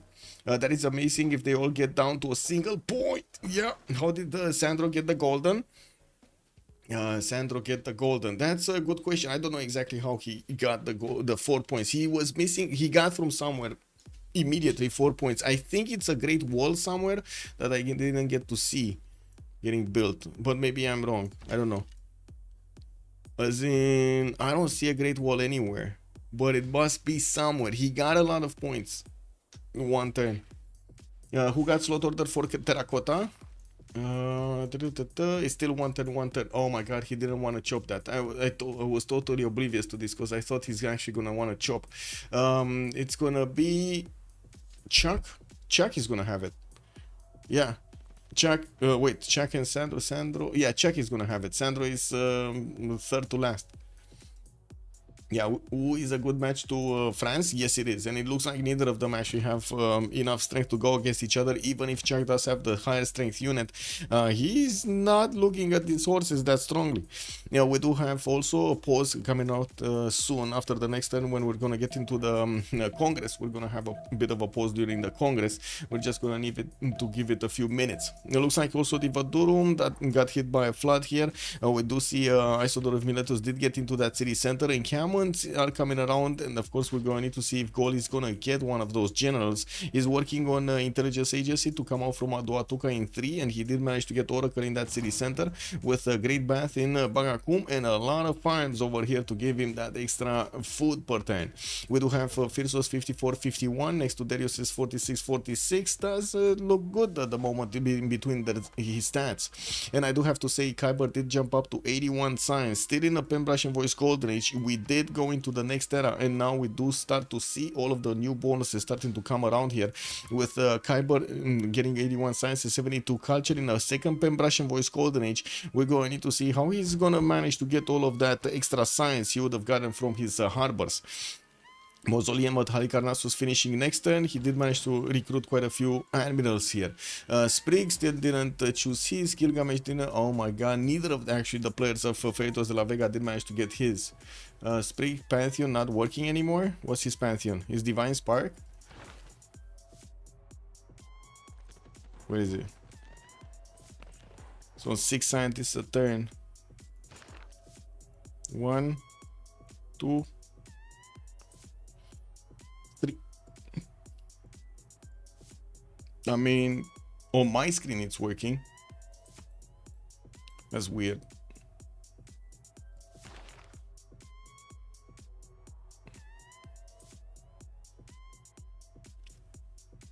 Does he have anything? 19 rich engineer points a turn. I don't know. Norway is not building that massive desert hill Petra city, and that is a sin. Oh, Norway, bad Norway. You mean in Tromsø, as in getting that city over here to the southeast of Tromsø to get the Petra going? Yeah, that could be quite an investment. Yeah. Okay, we gotta reload it.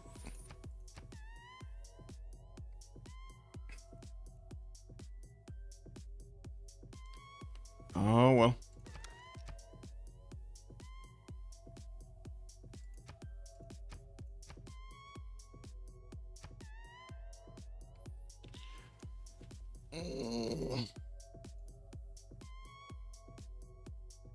Oh, Spring is Norway, not goal. Oh, I'm sorry, Blizzcard Games. Thank you for pointing out. I don't know why. For some reason, I don't think it's goal. Yeah, I'm guessing his God of the Sea stopped working. Yeah, it might be.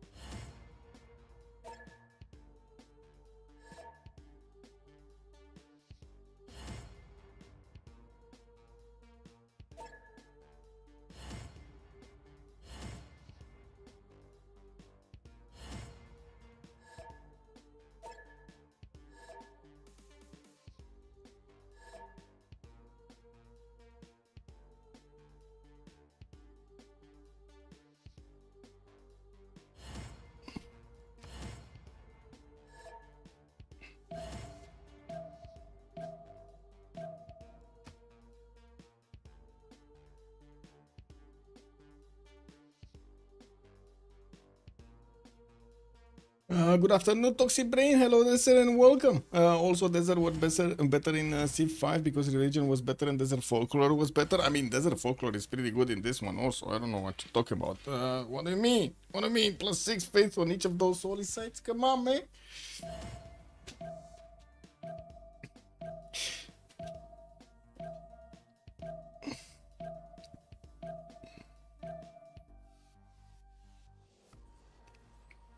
It's only good on like Mansa Musa, or if you do have a lot of desert over there, you can't do anything else.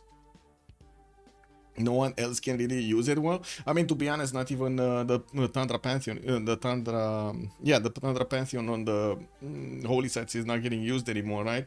How long has it been since we've actually seen that Pantheon being used? The same can be said about the Desert Pantheon. All of those got toned down because it was way too much faith. Way too much faith. Yeah, it's so punishing.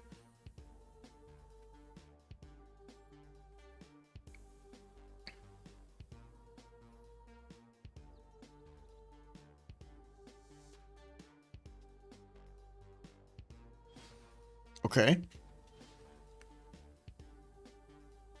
Wait a second,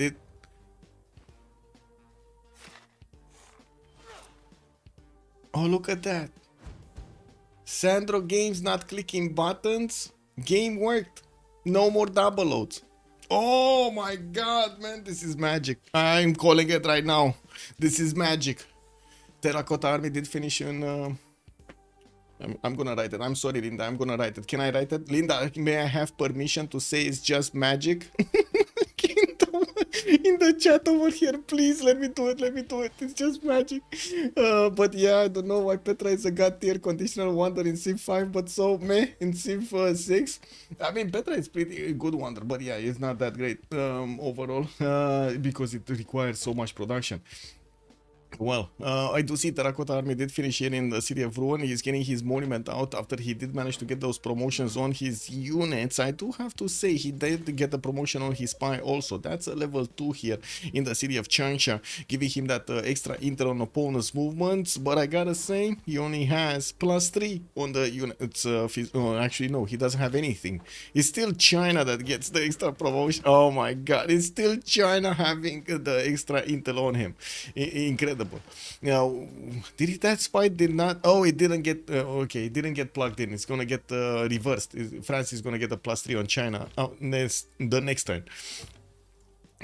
Food was more important than production in Civ 5, especially. Well, to be honest, it's quite important in this one, but there weren't that much of a return from making farms in this. So players were just trying to balance it out with the good tiles that would have had food, staying away from building farms. As you can see right now, we do have quite an expansion of the use of farms over here after they did manage to add that extra production point whenever you're gonna get a water mill in that city center.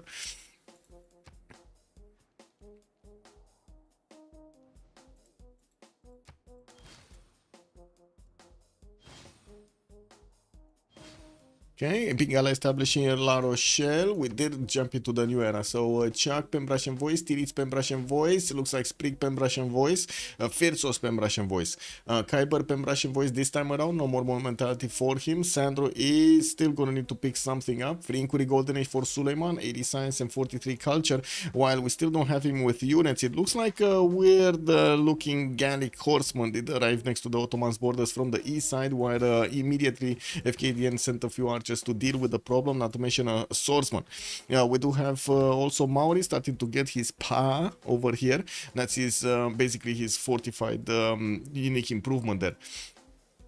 Daniel, also free inquiry. Darius, Pembrasian Voice, 4775 points of culture there with the more holy sites coming out, and I do see another wave of horses. He did manage to finish another city here, Trivandrum, between Mumbai and Chennai, while he is sending another one here probably to the southeast.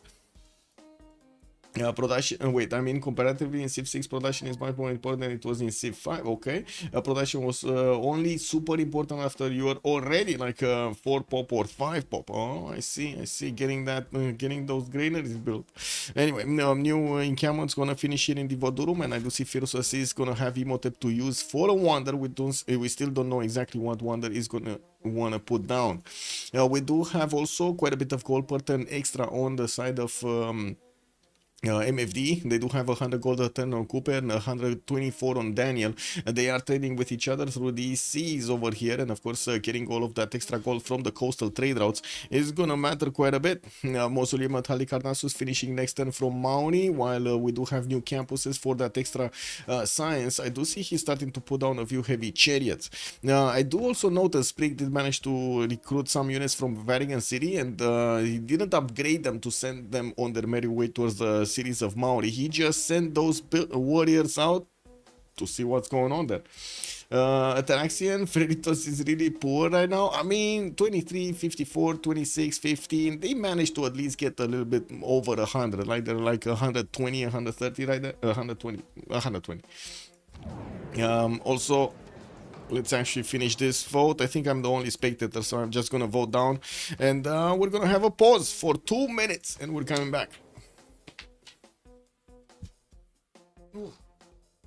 Where's my phone at? Where's my phone at?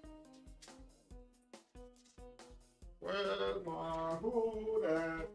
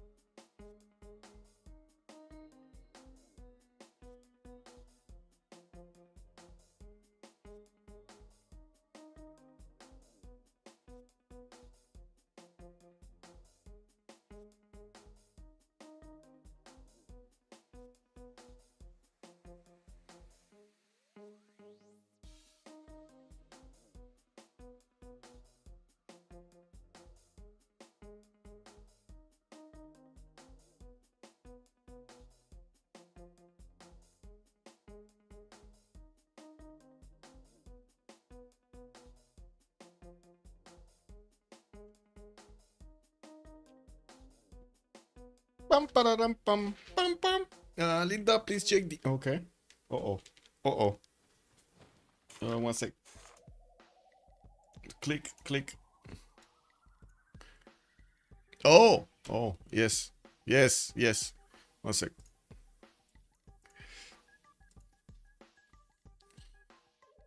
I need to get into the logs fold. I need to remember where the log. Oh, okay, I found. I think I know.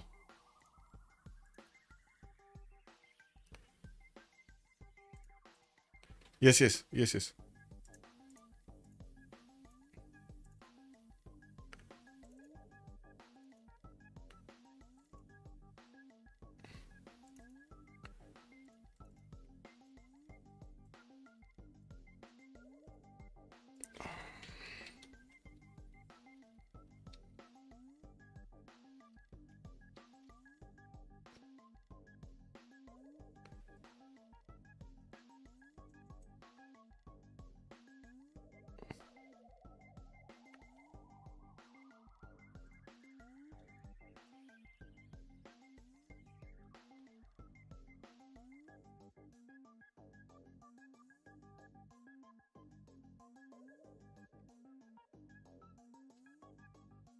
There we go.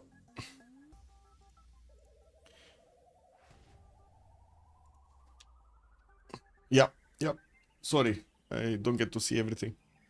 Oh, wait, I dropped them some. Oh my god, man.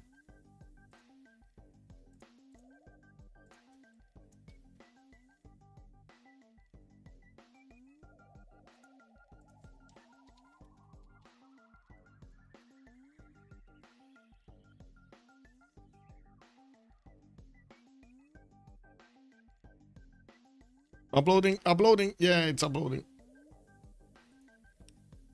I don't know why it stopped though. 1 sec. 1, 2, 3. Okay, so what did happen in the Congress? Harar Hardrada not growing via culture, a great engineer double the points, that's going to help our goal quite a bit, and deploy points for Varangian. We do have also some of these heavy chariots coming out from Opango. It looks like Maori is going to start preparing some of those knights to probably help fend off attacks from Norway. He did manage to upgrade one of his quadrims from an admiral, and it looks like Norway did take out one of his units here. While Maori is probably going to want to take out Vatican City altogether. He's getting pillaged in the city of Kapiti. It looks like Vatican City did have a lot of warriors just moving around everywhere. We do have a first theater square also coming around from Tehonianga Nuya Kupe. I gotta say, this is quite late for Kupe to actually get his theater squares with his Mares on. He went for a totally different build than we'd get to see usually on Maori.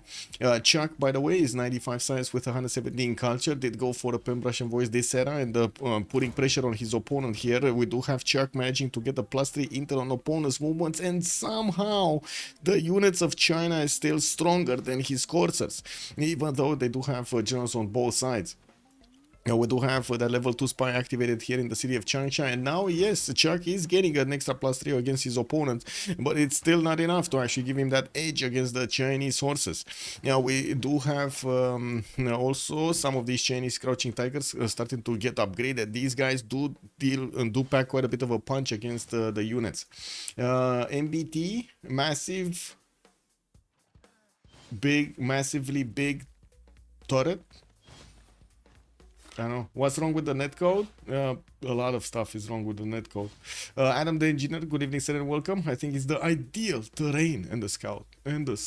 Oh, here because of the coffee or what? Anyway, we do have also Sprig with his pen brush and voice, 87 science, 109 culture. At the moment, it looks like he just clumped up his units next to Stavager and lets China push him with the coursers. China does have much better damage against the Norwegian horses. Definitely a different matchup that we've seen on France. We do have campus research projects coming up from Norway. It looks like Sprig is going to want to get one of the next scientists. Also, Thomas did manage to recruit Marco Polo and also Ifadlan. He got 2 extra trade routes, while Sumeria did manage to get Zankian from the beginning. We do also see Norway starting to upgrade his coursers. Now these are going to be stronger units, of course the same technology as China is using, and we're going to need to see if they're going to be strong enough to withstand the pressure that China is putting on his opponent here. Maybe some units will die, and of course we're going to need to see if Sandro Games is going to follow up with some reinforcements. Since he's already getting pushed in the north, I would imagine he's going to have other priorities here. You see the I would say reorganization over here of the defense towards the north of Changsha, trying to give as little chances as possible to the French courses to attack into his units from 3 or more sides. On Tirits, 80 science, 82 culture, we did have Sumeria here getting some theater squares, and I do see him sending units towards Auckland to take that city down. He has knights, but sent to Auckland, not going towards Halep, which could have been a free kill for him. He's not going there. Now, France does have a level 2 spy established in Istanbul, or establishing in Istanbul, just awaiting assignment, but I gotta say it's very unlikely that France is gonna get an attack against Istanbul anytime quickly. I'm pretty sure that spy is there just to steal some gold. And we do have also to take a look at Firsos, 55 science, 86 culture. Unfortunately, gold here is kind of lacking science, especially next to India and Kupe, which is going to be double the amount of science here. And we do have Goal managing to enter the statue of Zeus, so he gets a lot of free units. The spearmen and of course the archers did appear here in the city of Divadorum, working on his armory and starting to work on Apadana from the city of Aduatuca. He does have Isodor deployed in the north, and I do see him actually choosing to go and place that charge in Apadana soon. Great library also coming out from Ratumakos in 410s. That's quite a bit of production over there for both of those wonders. Kyber, 112 science, 107 culture, pen, brush and voice, golden age on Kupe. Since he is managing to get quite a few cities, we're going to need to see him starting to finish his campuses and also getting all of those libraries in them. Folk, good evening sir and welcome. It was MFD that didn't manage to win the first game, so these guys on the right side won the first game. We do have Sandro Games also with 90 science and the 67 production, 67 culture. Uzetian is still on 5 series, getting more coursers out, and I don't see another settler coming out from him, even though he does have all of this south that he could try to go and settle. And we do have Darius sending one of his settlers towards him, and it looks like that geothermal is going to be acquired here by Darius, by India. Justice Srinagar, oh my god, he's getting all the good setters from China. Also, Afog, thank you so much for the follow and welcome, sir. We do have China getting also his religion. He did put down a holy site here from Chengdu. It looks like he's finishing his shrine, and we're going to need to see what kind of religion he's going to get. There are still 2 more slots for religions in this game. Oh, it looks like the attack of China did end up just going into a wall of coursers from Norway. It does seem like these coursers, even though they do not have the full punch with the extra intel from the Chinese units, they do still manage to overwhelm their opponents by just sheer numbers. Now we do have quite a few upgrades from Sprig, and I do see he's also gonna get an apostle here to get another point for his religion here for the local beliefs. He's gonna get to evangelize probably. And while I do want to move forward towards Daniel, who is the first one that we get to see in Free Inquiry Golden Age with 130 science and 53 culture. We do have a few units from Gaul from the right side starting to get ready to bounce against Edirne. Looks like one of the archers here of Ottomans might be actually taken down. We do have him with the possibility to retreat in the city of Edirne to save it, and of course finish the promotion on it to get the health back. While I don't see that many units coming out from his other cities, he's gonna have a bit of a problem here if Gaul is gonna want to go towards Ankara to take that city down. We do have also Daniel finishing his foreign ministry, getting spied on by the French spy René, and right now he's actually realizing the danger and putting another knight in production in Istanbul. It's 3 turns out from finishing, and of course we do have already the coursers. knocking on the doorstep of Edirne. What religions are taken? Blaze choral, music, wait. So we did have Norway, Goral, and Defender. India did get Feed the World with Secret Places, Holy Waters, and Watts for the extra science. And I do have to say he's also getting the religion of Maori with work ethic. Pilgrimage also on Maori for the +2 faith on each city following the religion. And he did get Pagodas for the extra influence point per turn over there on his empire. With Darius on 60 science and 94 culture, he definitely needs a lot more science. Working on his universities in his campuses while he's putting down more holy sites, he's also going to need to get a better economy. He's only on 13 gold a turn in this second era. He does have 186 points of production though, with that 86 points of faith. And from what I do notice on the other side, there's a decent amount of production on most of the players there, except Chuck. Chuck is still 139. He has the best stats, but almost the best stats, but the production, it just doesn't look that good. We do have him putting quite a bit of pressure on China, and of course keeping him on his toes here. Sandro Games does look like he's in a bit of a problem. He just cannot get his stats up. With new courses coming out from Sandro, he's finishing up his line of defense here towards the north of Taiwan, while he's going to need to put a few units on the right side. Looks like the weaker units are getting targeted here by Norway to clean up house. We're going to need to see also if he does manage to get to attack into these. Oh my god, that's just too much for him. 69 defense on a Chinese courser. That sounds like a magical number. Also, did Sumer miss golden? Nobody missed golden. Everybody got golden. Maori's protectors, work ethic, pilgrimage, and pagodas. Yes. Huh? Daniel? Daniel? Daniel? What is going on? So the archer did actually get into the encampment. It's still alive. That encampment could have been taken down by the three of these courses, but it looks like they chose to cross the river, and they will kill off those units from across the river there quite easily. They're also probably going to get to pillage a few of these mines. I don't think they have enough strength to attack into Edirne directly. And from what I do see, Firsos didn't upgrade his 2 horses here. He would have had another 3 horses actually that could have been coursers, so he can do more damage against Ottomans. Sumeria would have been on point if he would have managed to get, instead of going against Auckland here, to actually get that city center, which he might actually not get. Wait, is he gonna get this city? He's probably gonna get this city. Oh my god, wait a second. He might not get this city. He actually might not get this city. The walls are going up in 3 turns, but there should be enough damage from these knights to take it in the next 2 turns, no? I mean, come on. There should be enough damage. Guys, chat, is this happening? Is TD deploying an army to a city-state that the city-state is making fun of him and he's actually staying alive?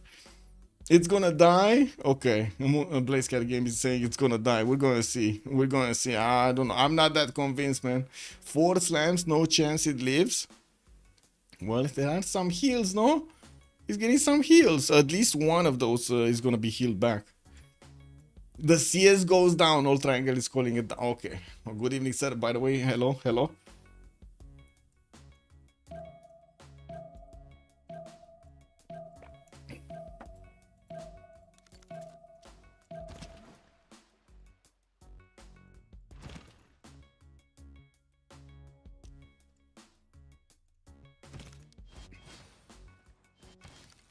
Okay. Oh, there's a Maori Toa that's doing something here from Khyber, protecting one of the choke points here of Ottomans.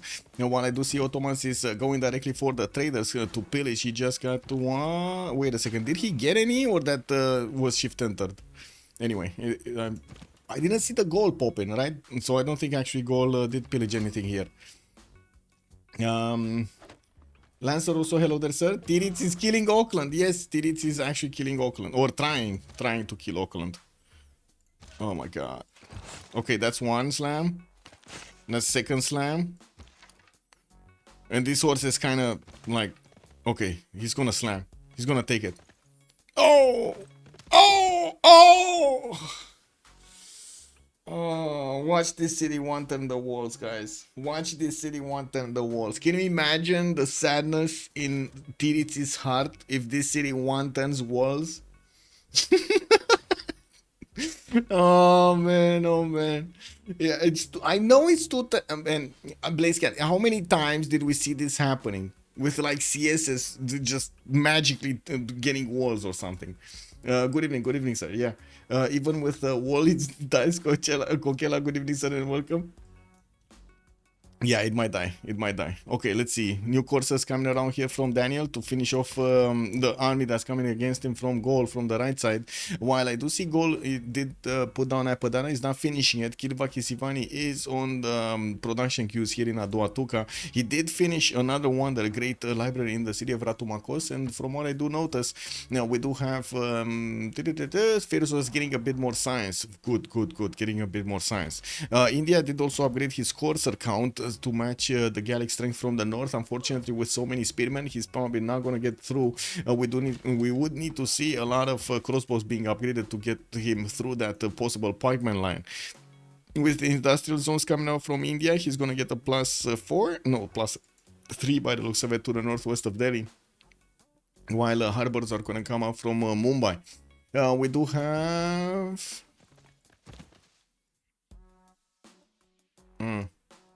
these units of France are trying to get anywhere, but they're not going anywhere. You know, they're going everywhere, but not getting anywhere. Kick. Now, from the right side, Varangian is starting to put all of this military on a line here. We're going to need to see him push up with the line against his opponent, China. And we do see new Crouching Tigers coming around to help fend this off with new ones getting trained in Shenyang. That's a long time to actually get the Crouching Tiger out. But good thing is they do pack a punch. And of course, they do also have quite a bit of a defense. 49 on the defense. It will still take 3 attacks from this courser to take one down. Auckland did get finally taken over. Sumeria did finish that job, while I do see Ottomans just has a single scout out towards the west side of Halep. His units are probably going to reinforce the east much faster than they're going to reinforce that western side, which at the moment is not getting pressured. We did have a few more mines being taken out. I don't know where the... Okay, I guess the courser did die. 2 coursers did die actually quite early on from Ottomans. He couldn't manage to get the pillage on the commercial, and I don't... Wait a second. He might have actually gotten a pillage on a trader. I think he got a pillage on a trader. He didn't get it on the commercial, but he got it on one of the traders. Because I'm pretty sure he was in between 2 traders. But maybe I misremember. Anyway, 1 trader is gone. Okay, so I was remembering properly. Arno, good evening, sir, and thank you for confirming. 3 stamps would kill it through the walls if you would actually have units to slam it 3 times. But anyway, he got it. That subject over, he got it. We got temples coming out from Maori here, and of course we do have quite a bit of extra faith coming out from his side. 143 per 10 with 130 science, 130 culture, and 130 gold. There's a lot of 130 here happening in Khyber setup. With Mares coming out, he's going to add more culture points on each of those tiles with forest and rainforest, just as you can see over here in the city of his capital, in the capital city. We don't have that many of these tiles available for him to use, but still the ones that he did are giving him those extra culture points in the production. Now, we did have Vega City pillaging a few of his tiles, and he's going to need to repair them. Now that he doesn't actually have a monumentality available, he cannot convert that faith into his builders. With also campus research projects coming up from Norway, we do need to keep on watch out for the scientists. It looks like the ones that they are looking for, they did not get picked up, and I'm talking about Tib Khaldun and also Newton over here. Those are the next 2 that are usually extremely craved. Oh my god, everybody, this is like, they're better than chocolate cakes or chocolatine. They're much better than that. I also did notice, wait a second, did you guys see Colo actually started calling out that he likes chocolatine? Did you guys see that?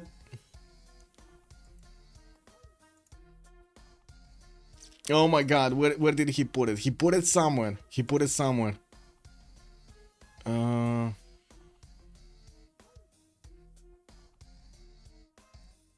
Wait a second. Where was it? Civ6.com somewhere. Did you see that? Did you see? Oh my god. I don't know if you guys know, but there's quite a quote-unquote war of how do you call it? Naming stuff. A naming war. Is that a thing? It's kind of a naming war. Was that in the 2v2 channel? I think it was in the 2 versus 2 channel. No. I don't know what it was, but anyway, it is what it is. In one of the news channels, whatever. Anyway, the most French saying pain or chocolat. Exactly, Adam. That's what I'm saying, man. A lot of the French players are saying, and they also weren't be. You know, it's quite bad to say chocolatine over there. You might actually get some, you know, eggs on you. It is what it is. But yeah, it's still funny to actually poke them with this, no? Okay, well, China pushing back with his crouching tigers. He has the ability to attack into these coursers from afar and do a lot of damage against them. His coursers are finishing the job, and we do have new ones getting upgraded here in Shenyang. I do see Sandro is on 28 points of gold per turn, and it does seem like he's getting a few of these trebuchets also from Changsha, trying to put some more pressure on Chuck here with his coursers. Doesn't seem like he's actually doing the job, as in he's not doing the necessary damage. His coursers definitely have a lot less damage than the French ones. And with new encampment training projects coming up from Shenyang, China is looking to actually get another one of these, and he did get two. Why is this missionary different? What is different from this missionary? Does anybody know? Why does one missionary have wings and a missionary has just defense? He's on a great wall. That's it. That's why. Because he's on a, that's why he's fortified. Okay, he's on a great, wow, look at that, visual cues over here actually giving us the idea. Look at stream go, they know, oh my god, immediately they knew, man. It's, yeah, it's fortified. Visual cues, man, visual cues. He's preparing for war. Yes, yes. Well, I guess we're going to need to see if that missionary is actually going to do something against his opponent with Chuck to the north with 126 science and 140 culture. Looks like he's trying to figure out a way of actually getting a lot more damage against Sandro, but cannot get there. With new writers, he's gonna get more culture, and of course he does have the ability to get to, first of all, nationalism faster. He just got it, making his unit significantly stronger. If only he would have had more of them, because if he does actually get to couple these, it's only gonna be like 1, 2, 3, 4, and that's it. That's it. His cores, 4 courser cores, and that's it. While on the right side, Sprig is making a line of defense. He's getting some crossbows to also help fend this off the Chinese army. While we do have China slowly moving forward. He wants to keep his crouching tigers in formation here, right behind his coursers. These are actually going to soak up a significant amount of damage from these crossbows of Norway, while they're also going to keep away the coursers of Norway from actually attacking into the crouching tigers. We do need to see quite a few more units showing up on the front line, and Sandro still has a lot of these horses that need to be upgraded. Wanna be the next journey? Mazurus, good evening, sir. The next journey, Jill Brains, good evening, sir, and welcome. Does Sprig have defender? Sprig does have defender. Yes, he does have defender. Only 3 intel. Good evening, Flo. Good evening. Yeah, so there is intel over here on, I would say on Norway.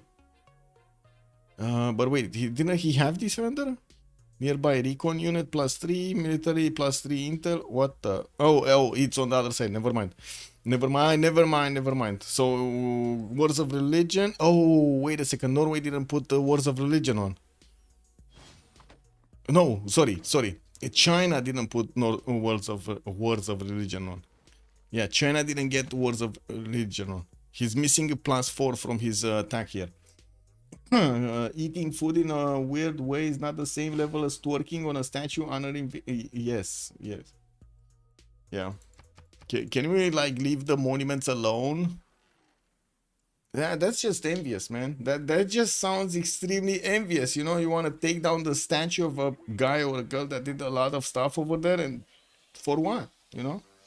Anyway, Colossus coming up from Christiansen in 410s. I do have to say, did you guys ever think about the envy in the world right now being so big that, you know, it actually has a representative side? Nvidia, I don't know, it's not the same in English, right? Nvidia, for example, in Romanian, literally means envy. Nvidia is envy. That's kind of funny, actually, looking at the stock market over there and seeing the envy is very high right now in the world. It is what it is. We actually got some economic, I would say, signs. It is what it is. workshops in Skesmo for that extra production. We do have a new spy coming out from Nidaros, and I do see he's getting spied on by China, but no level 2 spy here. It looks like also these coursers of China are soaking up a lot of damage from these crossbows, not actually caring about their shots. While I do see Sandro is exposing one of his coursers to the opponent, he's also getting into a trap. You see how Sprig is actually trying to get this trap going. Oh, Sandro Games. Man, this guy is clicking buttons as fast as he can when he's loading in. He doesn't care at all when he actually is on the front line and he fully loaded in. This is incredible. I was expecting him to move buttons, switch around those courses over there, get promotions, get the crouching tigers to boom boom, something, you know, as a reaction over there. But then Sandro Game said, I can get the courser back, no problem. Just you watch over here. Give me a few turns over here. I'm gonna finish the job over Sprig. Don't worry about it. Don't worry. Be happy. We got some universities coming out from France in his territory for that extra science, and he is managing to keep his edge over Sandro here. With India getting so big, and I'm pretty sure he's gonna start exploding when it comes down to the stats. Only 91 science with 160 in culture. He does manage to get 223 production and 200 faith. With more shrines coming in to get him all of those bonuses, it does seem like he's building Kilva Kisivani in 1 turn in Panna. And of course, we did see Gol also building Kilva, but it's 1 turn off. He's finishing it in 2, and it doesn't seem like he actually used Isodor here. He also lost Apadana. Apadana was getting built here at Duatuca, but it looks like it's not there anymore. Who built it? Who built Apadana? It was Delhi. Oh my god, India is actually getting wonders away from Gol. How can that be? You know, like even he's building wonders in the face of Gol. He's showing him the wonders, and he's showing him he can actually get them faster than him. That's just disgusting, man. They both come from Nvidia, which is Latin for envy. Yeah, basically. Whoa. It reminds me of an ad from Lidl in French, which translated pretty much start your career. Really, fuck? Really? Bonjour. Where did you see that, man? Man, can you oh my god, man, did they actually say that on fuck? Did they actually say? Can you send me on oh my god, I want to see that. I really want to see that. Can you, like, I cannot see it on stream because, you know, reasons, but can you send it on the Discord, please? Oh my god, please send it on Discord somewhere, on any channel. It's fine, just on my Discord. What's going on here? But I think we made it to the no disconnect zone. Okay. Why do you pass crap on me?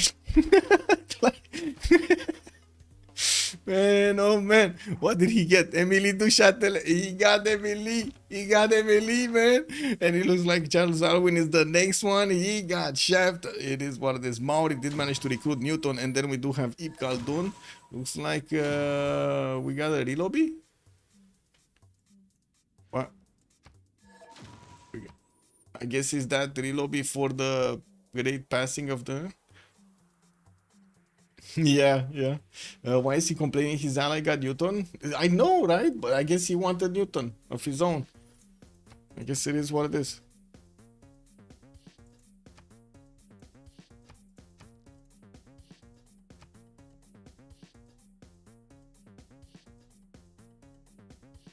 I take the double, yeah. Man, didn't they get Khaldun also? I think they got Khaldun also.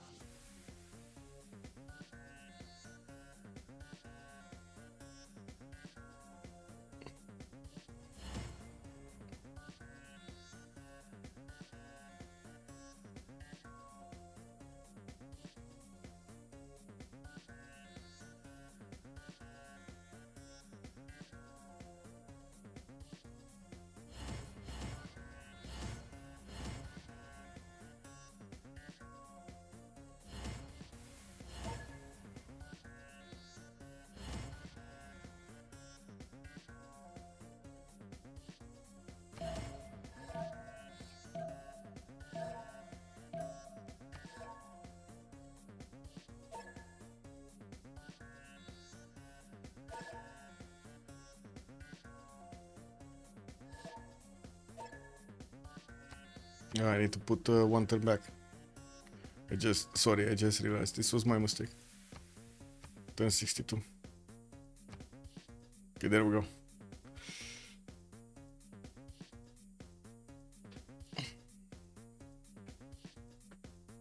I found a weird ad with channel anywhere. Put it in general, it's fine. Put it in the general chat somewhere. Oh my god, that would be funny. And welcome, sir.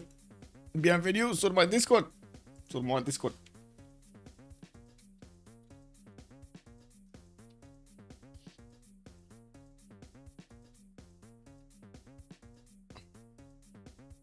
That explains the holy side bonus, yeah.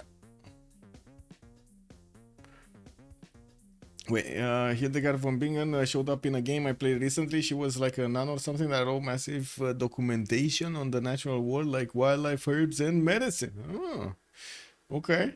And Arumos Life, good evening, sir, and welcome. I'm gonna do the recap while we are getting in. Now, we have been through quite a few relobbies over here, and hopefully we're gonna get through. We're in the second era, about like halfway through the second era, and we do have a few wars going around. France against China, China against Varangian. India was kind of poking around gold, but not really going all in on him. We do have good stats kind of across the board. Yes, a bit of a slow-moving, how to say, India there, but he did manage to get all of his extra settles, and I am expecting him to keep to start exploding in the stats because of all of those extra districts that are going to come online from his new settles. We also do need to give them a bit of time over here to get going. Okay, let's let it load. Let's let it load. Not touching anything.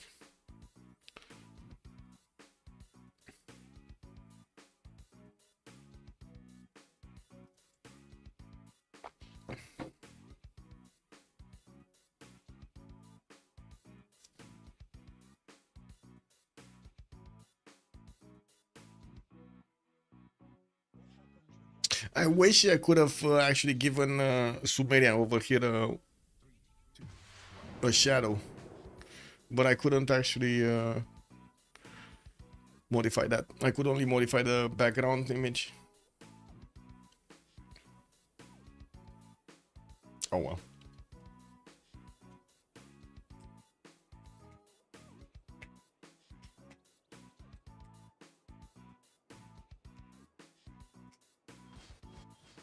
Ooh.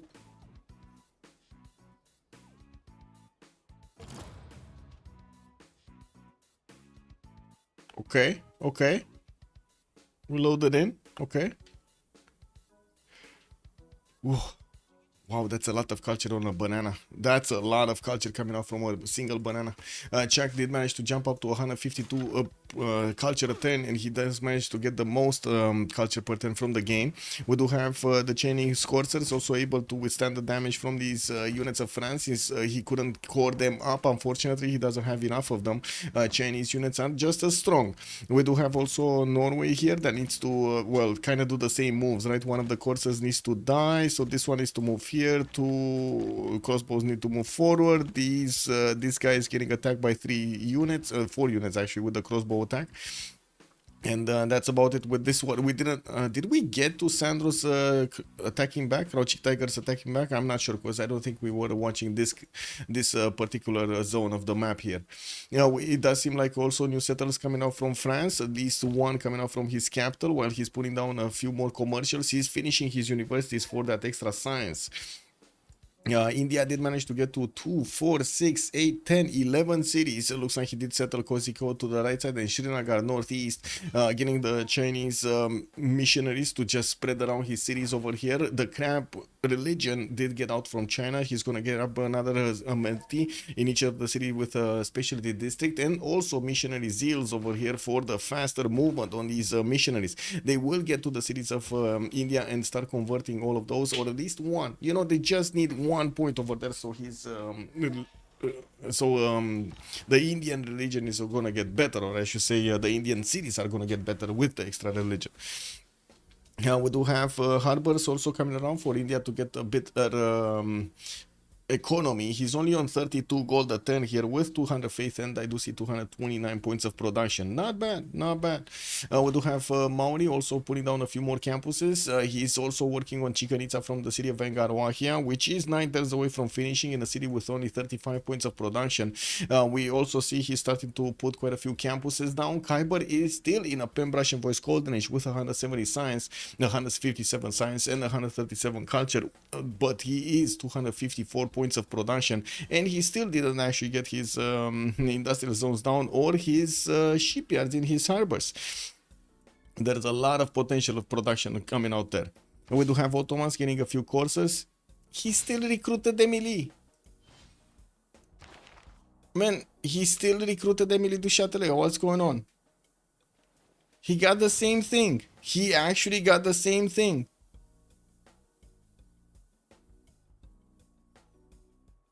Why did we relobby if he got the same thing?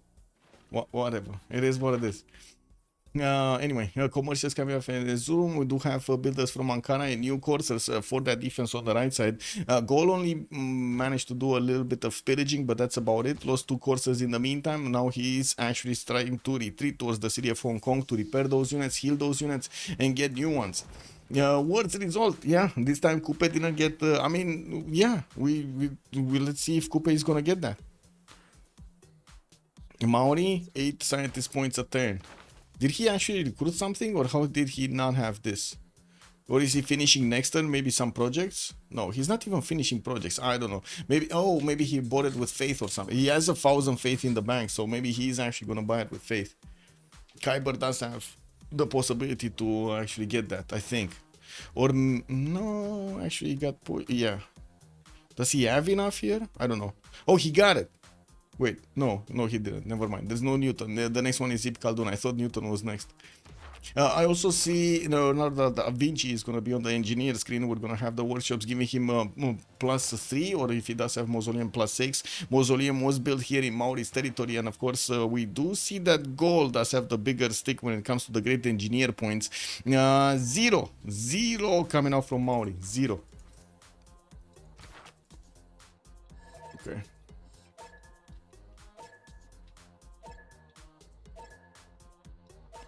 Let me get the countdown. Beep boop, ChatGPT online.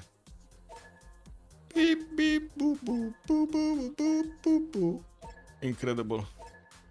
Very bad luck if Newton ends up in FDLV Sands then? Yes. I mean, they kind of made it by themselves, right? If they wanted the relobby, they could have actually just not got the relobby. Kirvaki Sivani should actually finish on... Wait a second, why is it finishing here? Wasn't it? Oh, there we go.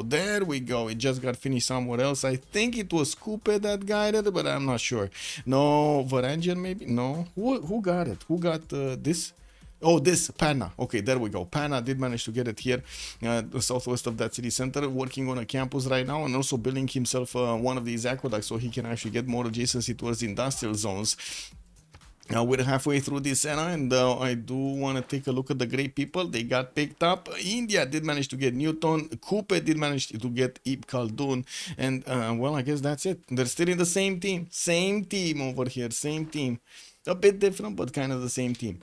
Emily is a bad though. The late game boost other than the early ones. Yeah, sure. I mean, sure, she's no Newton, Ibn Khaldun, or even Galileo. Yeah. Even better result. Cake W.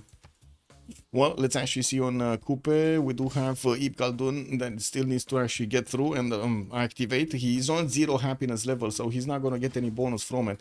While we do have Chicanitza establishing there in Ngarawahia, we're going to need to see if he's going to manage to somehow get this series a little bit happier.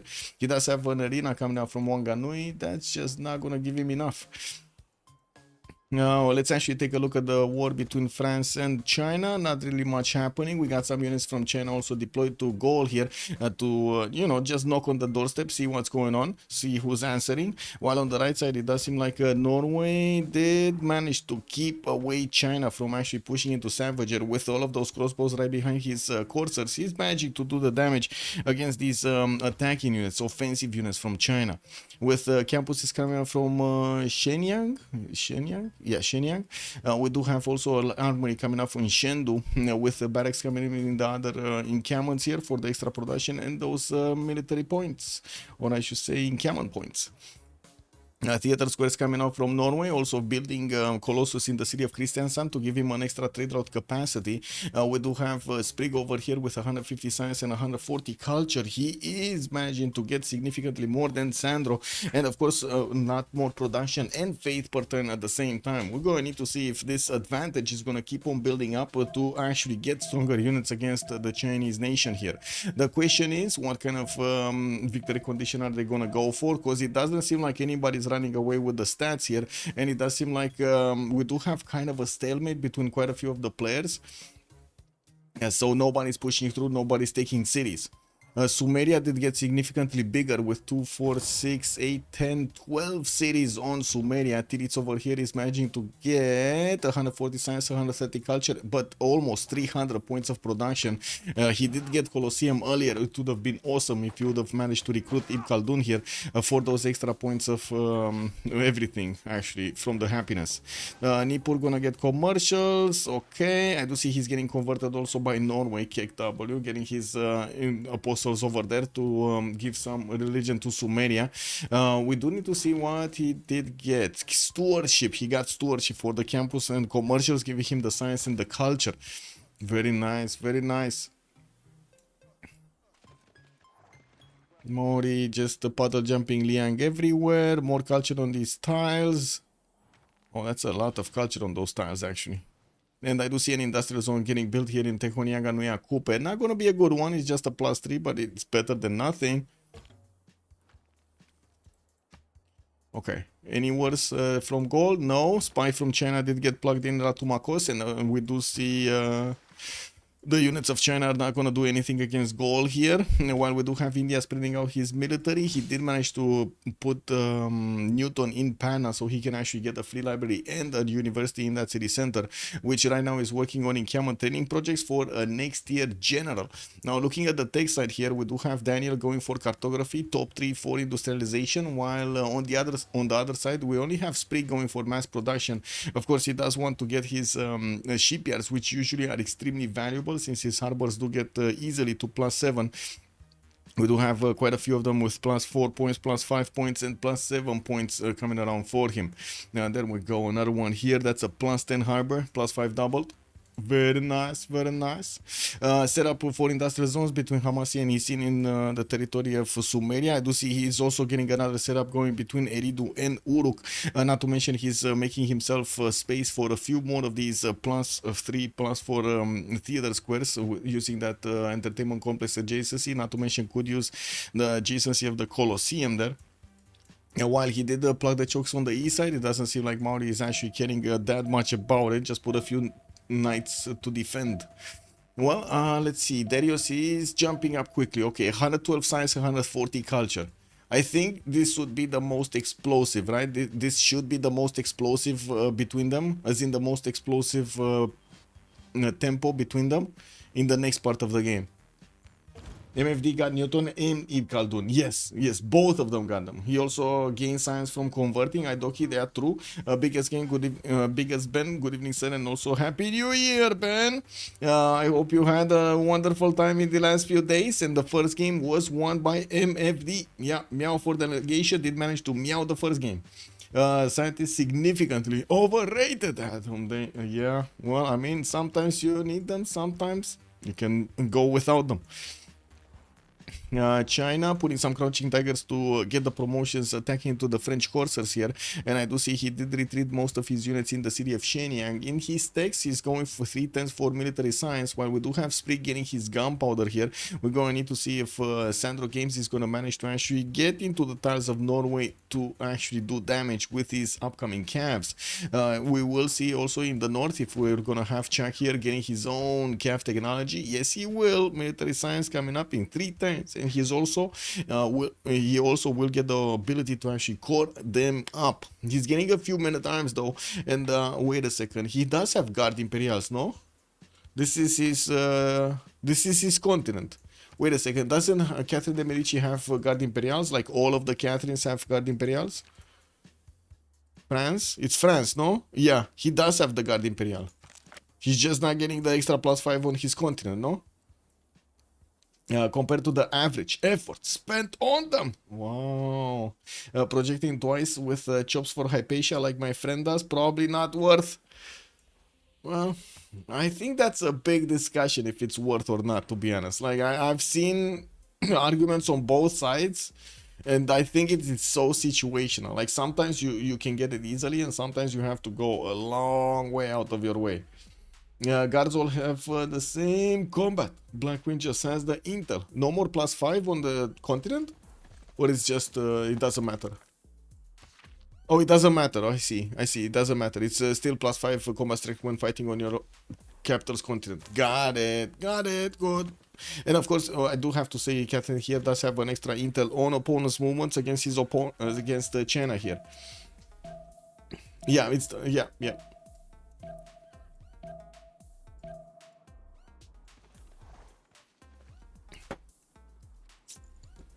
Chat knows, man. Chat knows. I'm so proud. Amazing.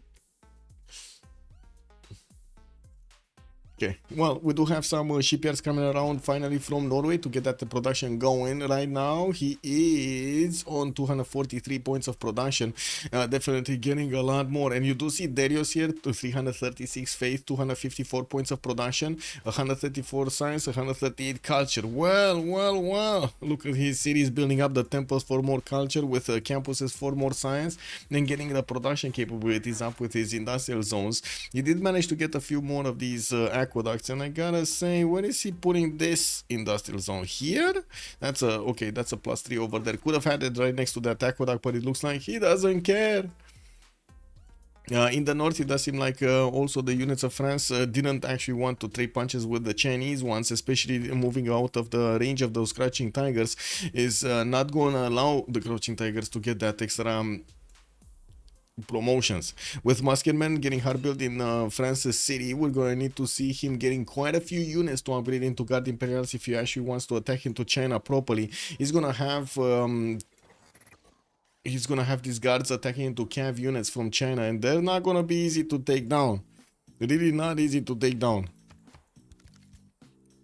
Yeah, the continent is the opposite, yes. So redcoats are exclusive on other continents, while Guard Imperials are working on your capital's continent. Yes.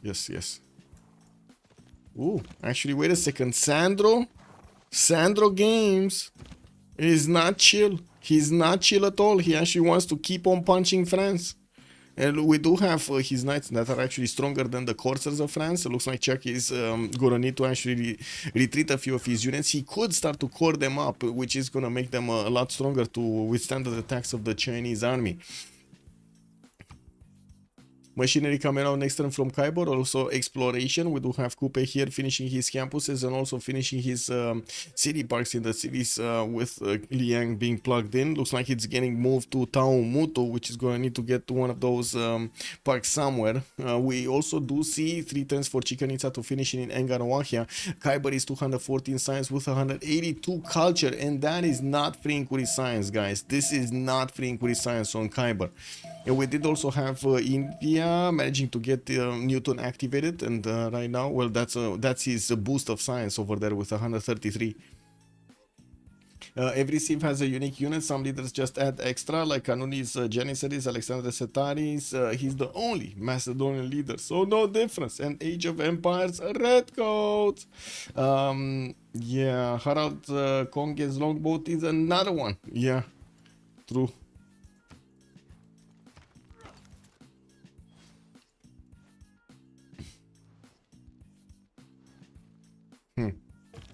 Anyway, and we do have all of the Grand Bazaars being finished over here in Ottoman's territory. He's gonna get an extra trade route capacity from each of these, and by the looks of it, he's connecting all of his trade routes towards the south with Maori to give him the gold. He's on Daniel is on 323 gold a ton, Khyber 245. Now we do have Daniel also 229 science and 87 culture. Looks like he's seeming quite well in this game, while we do have Daniel with Tirits next to him, and on the other side it it was, what was it, gold, right? Well, gold doesn't look like he's gonna have a defensive capability in Hong Kong anymore. He did send those units towards the north, towards Granada. Maybe he's actually trying to figure out if he can get them through the water to pillage some tiles here from Ottomans. We'll see if he actually gets through. If he can get in the trader line, this is gonna be so much gold for him. Look at these traders, like 3 on the same tile, 2 on the same tile. Man, this is pancake heaven. I can smell it from here. The croissants that are coming around. Ottoman looking like a spy farm for France. He did cartography fast. Yeah. Ottoman is getting spied on everywhere. You do see 2 of these French spy, Orville and René, getting into the cities of Ottomans, and we're going to see him starting on those missions. Siphon funds are gonna be the missions here for these spies. It's gonna get a lot of gold from this, a lot of gold. And to be honest, they did manage to come back into the gold pattern with Tidits on 246, Prig 185, Chuck 43, and then Firsos only on 20. It looks like it's enough gold pattern to actually give them the funds to upgrade units. We're also gonna need to see if China is gonna get his upgrades next turn. He does have quite a few of these courses that will require gold to get into the calf technology. Actually, wait a second, he's moving away. He's getting metal casting. He's actually moving off getting calves. He's getting metal casting. He wants field cannons. Cake W, man. Well, I guess he wants bombards, he wants field cannons, he wants cuirassiers, even though he doesn't have that many knights. MFD has to also harass them with spies. Yeah. Man, I gotta say, it would be really interesting to see how somebody got named like, you know, the first one. I'm not talking right now because it's probably like tradition to name them like this and so on. It's like it's already the name is copyrighted basically. But man, knowing why the first baby got named can you imagine? Like looking at the baby and saying, "Woo, yeah, that's what we're gonna name him." Woo.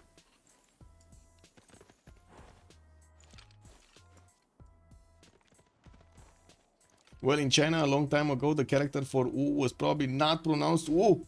Wu is the Mandarin dialect. Well, yeah. I don't know how it's actually called. Let me actually see. Wu.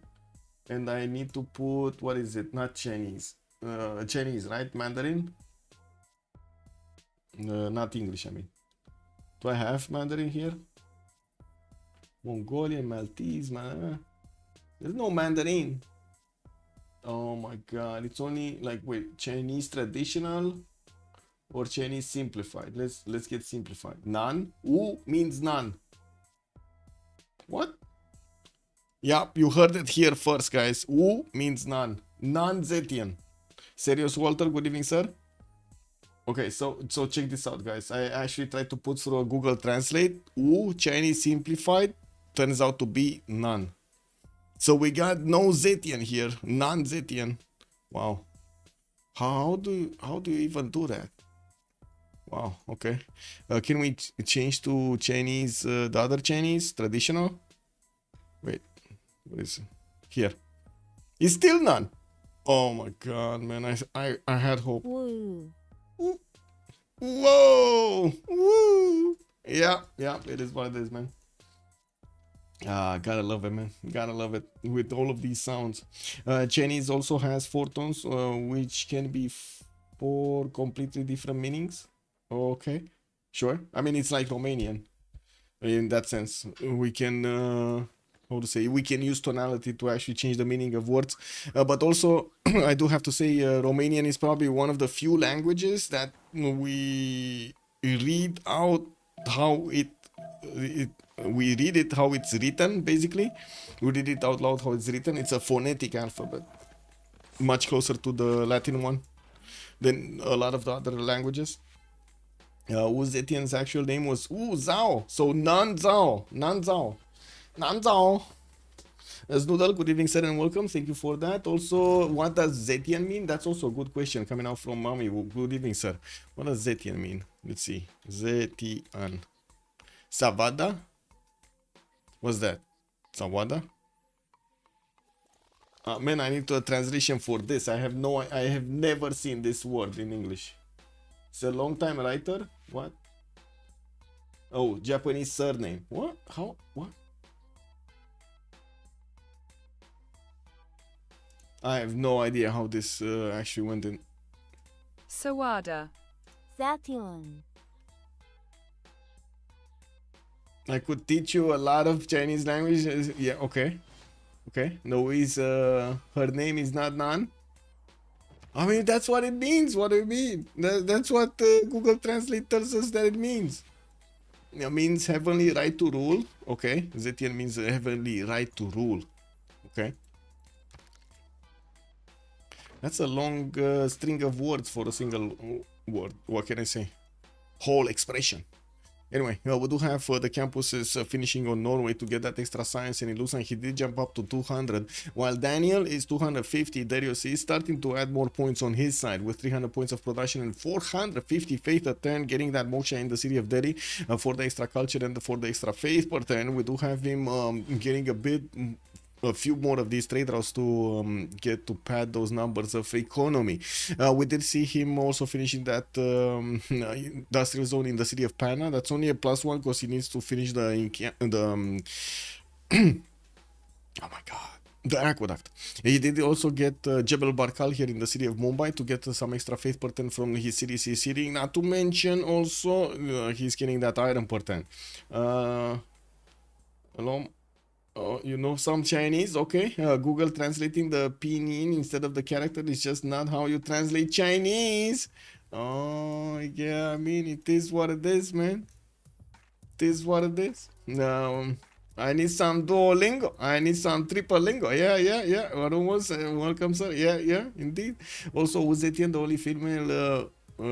wait, I need to actually pronounce properly. It's not U, it's Wu. Zetian. Wu. The only female emperor in Chinese history adopted the surname Wu from her father, Wu Xinhuo.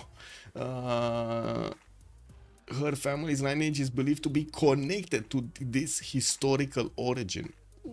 Okay. ChatGPT is much better at translating. Okay. Well, I mean, yeah, I guess we need to use ChatGPT. What can I say?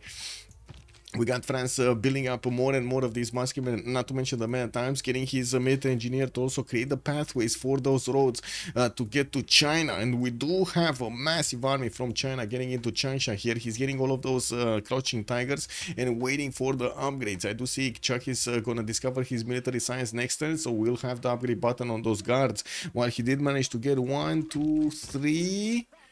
In the city of Nalanda, we got 1, 2, 3, 4, 5, 6, 7, 8, 9, 10, 11, soon to be 12. Yeah, I think he has 12. So he has basically like, what, 10 cores? No, not 10 cores, the 8 cores, 8 cores. He has 8 cores. What's up? Serious Walter, welcome, sir. Also, Han is a Chinese city. Yes, indeed. Also, Nanhan. We can call that Nanhan. I don't know, Blazicat Games. I'm getting stuck over here. Google Translate just taught me something bad, and now it's Nanhan. Basically, it's just a common last name. I see. Okay. Fun fact, Uzetian was forced to abdicate due to Zhang Jian. So if you see her recruit him in game, I say it's a bad omen. The Wu that Google Translate show you a different Wu, which does mean none. There's a different Wu. Oh my god, they got more Wus. Okay. I mean, yeah. A lot of Wus, man. A lot of Wus. Do they have O's also? Do you guys have O's also? O's, O's, E's, I's? Yes, there's probably dozens of O's. Yeah, COVID-19 also I mean, we don't know that, Ugo Supreme, honestly. I have no, like, there's so much disinformation that's going around everywhere that I have no idea who to trust in the media. So I don't really want to spread anything here on my stream because I cannot trust actually other sources, and I'm pretty sure you got that also from another source, so we don't know who it is. Unfortunately, until there's some separation going on over here or some cleanup, I should say, in the media, there's very little that we can actually trust from what the media can tell us. My parents grew up in the same province. Okay, interesting. It's pretty much proven. I mean, okay, man. Okay. Sure. Yeah. I don't know how they prove that, but sure. Man, they can't even get there. How do they prove that? They can't even get there. Anyway. And who proved it? Also, the same guys that... Wait. I'm gonna throw a curveball at you. Who is it? Wait a second. D. Beasley, right? D. Beasley. I'm throwing, of course. Is it the same guys that are saying that there is a Russian influence in Romanian politics? Like NATO guys are saying the same thing, which is we know that there's no Russian influence in our politics. If you know, if we actually get any proof, where's proof? There's no proof. Is it the same guys from NATO? If there's the same guys from NATO, their words means what? Zero, nothing. MFD going all in on Darius carrying it looks like. I don't know if Sandro leaves against those guards. Yes, that is going to be a very quick question. Sandro Games over here is going to have a big challenge with the Guardian Peleas coming against him.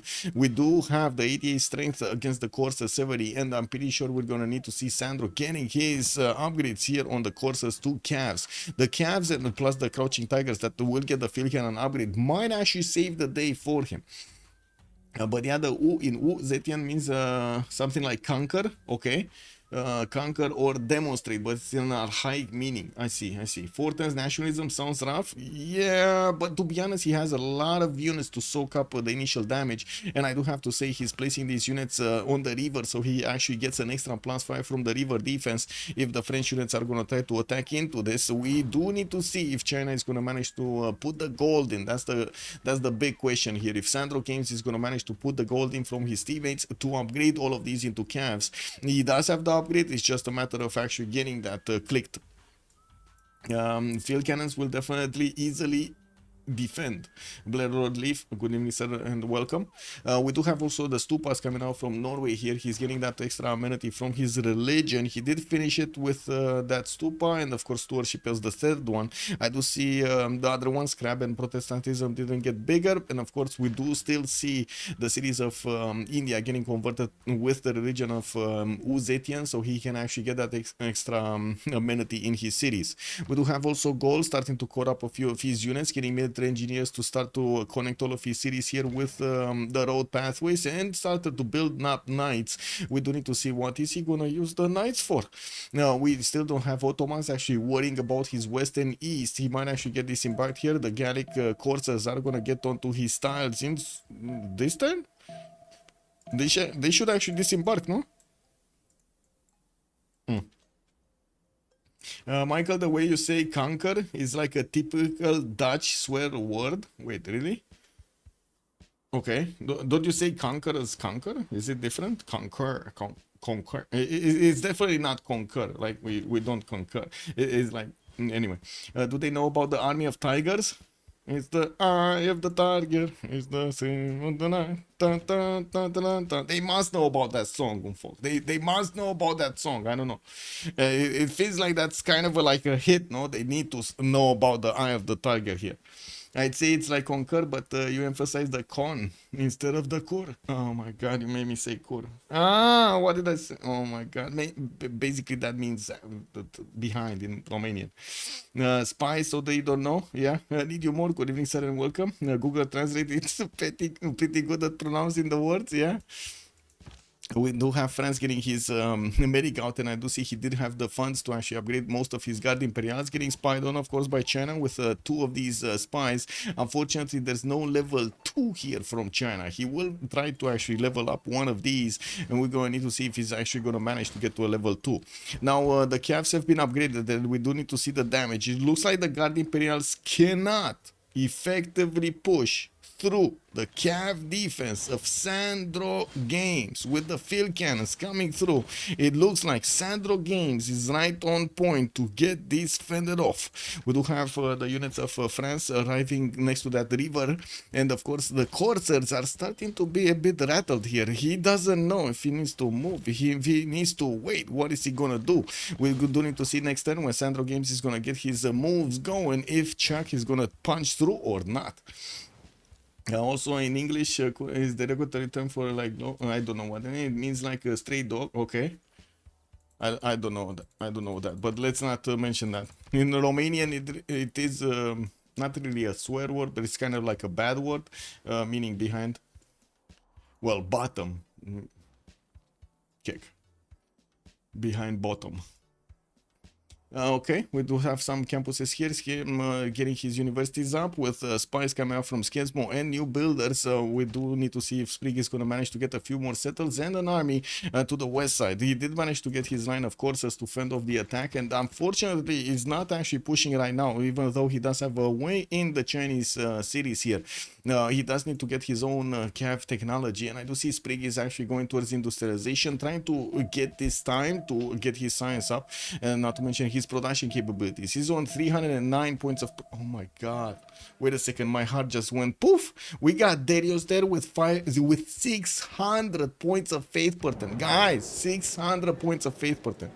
Okay, we gotta pause here for 2 minutes, and we're gonna come back to talk about that 600 faith per turn, because that's incredible. That is just bonkers. 600 faith per turn on India. What the? What is this shit?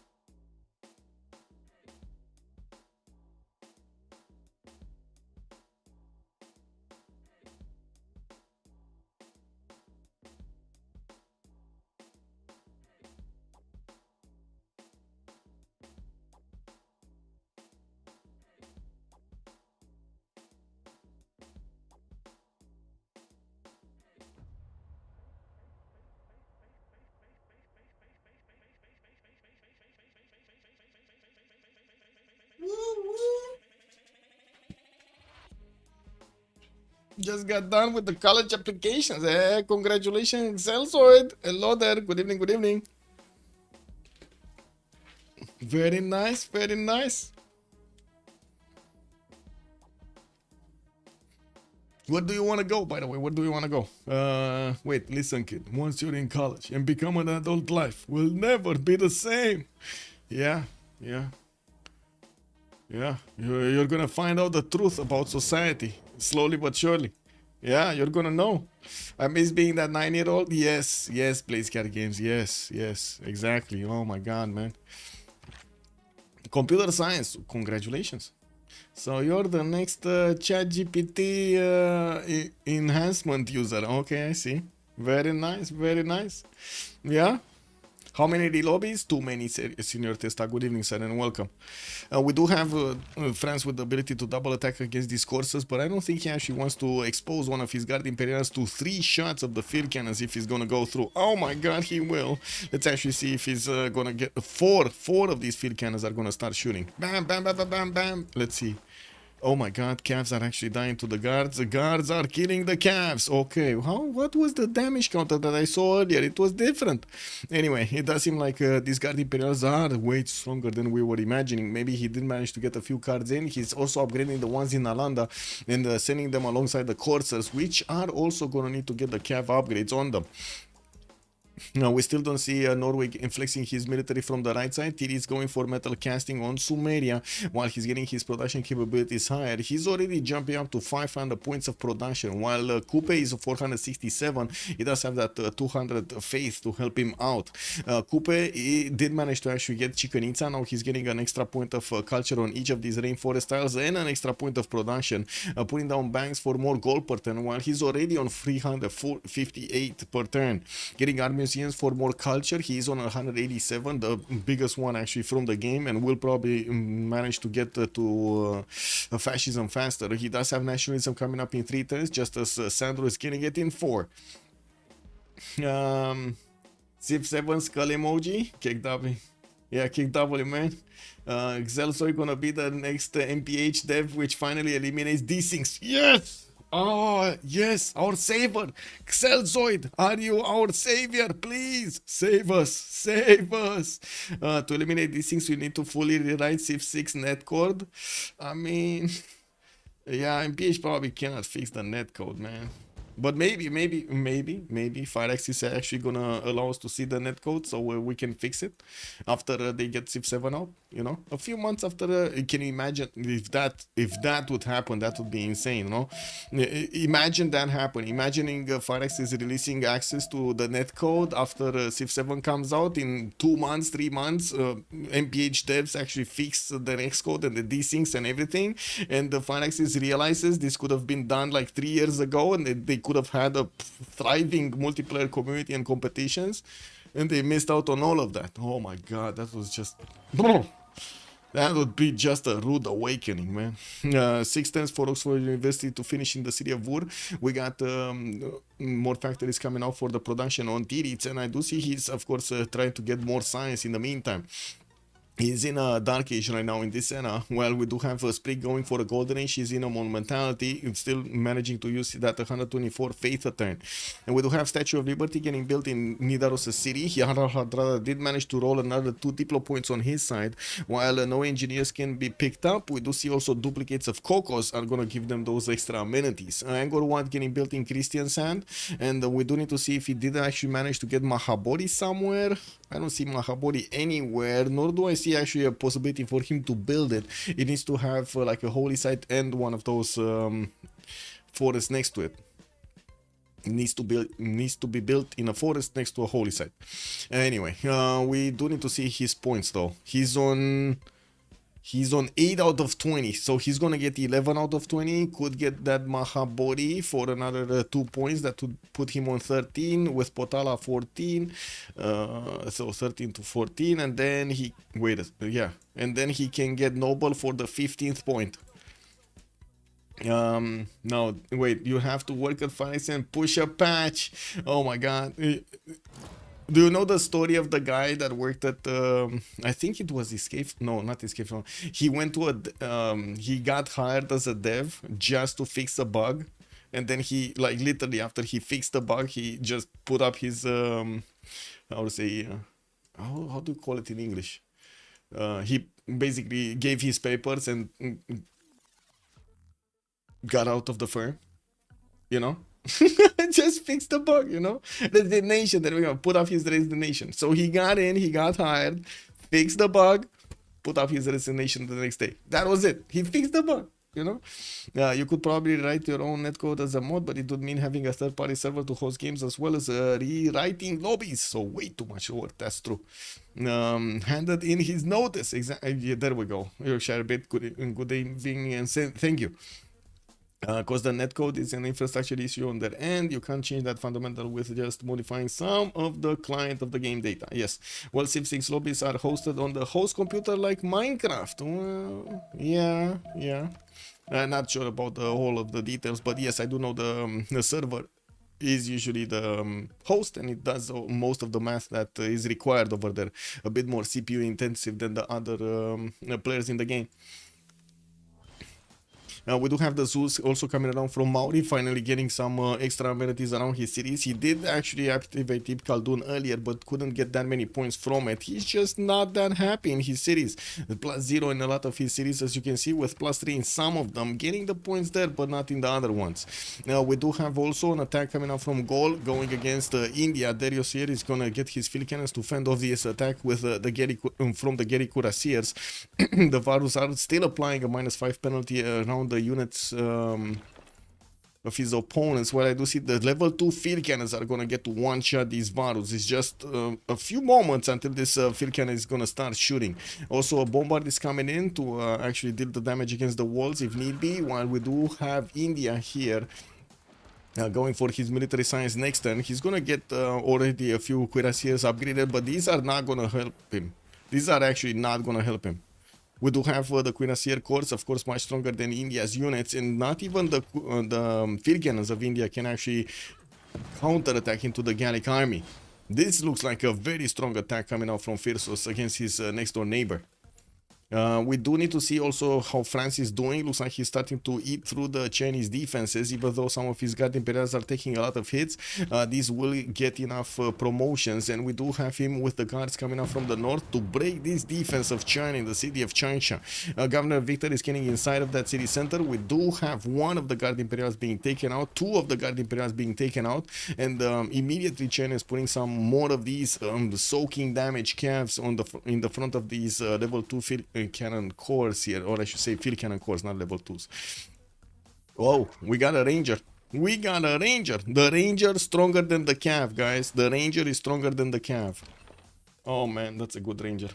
Oh yeah, I forgot that. Still has to dev it as a separate entity from the base game. Yeah, I don't know.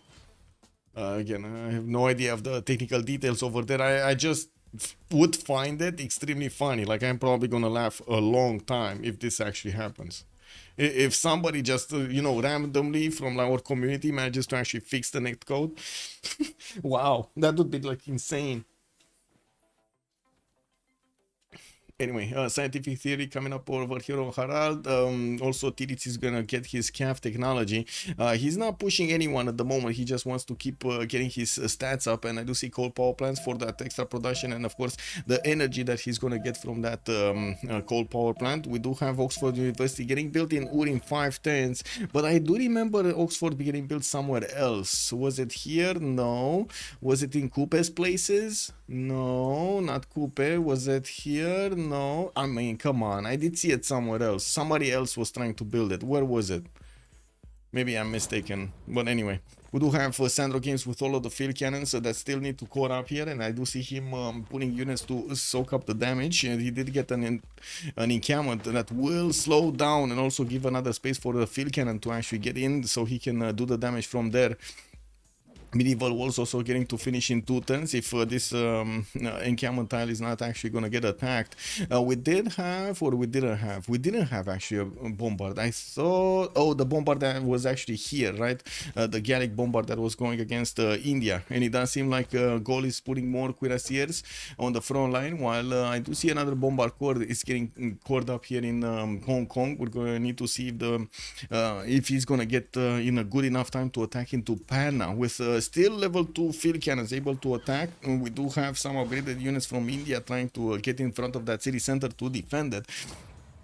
Darius is putting up quite a struggle here, but I gotta say, if this attack is not gonna go through, we will see planes coming out from Ottomans, and I do see the first aerodrome is getting placed down here from Edirne, I believe, right? Didn't he get it? Wait, I did see something. Is this the aerodrome? No, industrial zone. Didn't I see an aerodrome? Oh my god, I'm getting old, guys. There we go, aerodrome. It's here. It's here. The aerodrome is here. Okay. Who's upgrading so many units? It's not China. It's not here. Somebody just upgraded a lot of units. I don't know who, but he upgraded like 6 or 7 units. And I'm pretty sure China already had his upgraded. So what I'm hearing, it's possible. Yes, that's what I'm hearing also. It's possible.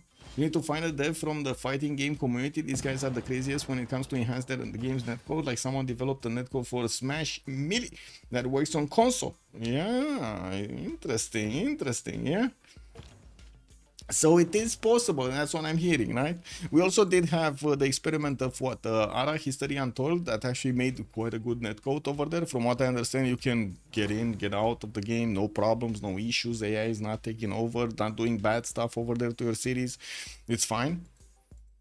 Did you guys see the same experience? I think it was what, Deskra that showed me, and we were in a channel over there with quite a few other players in the CPL ARA server. We tried to make an ARA server, but it only had a few games worth of a few days worth of games or something. It was not the netcode that was the problem on that game. It was the micromanagement of the resources and also kind of like very bad rules implemented.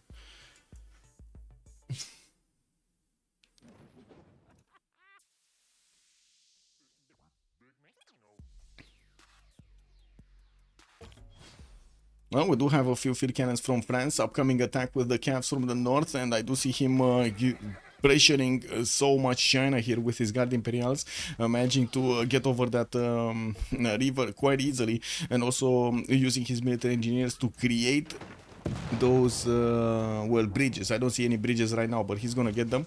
Medics for the extra heals, and of course we do have them giving the I would say getting the bonuses from a general. Does he have a general? Yes, he does have Jeanne d'Arc. He does have a general.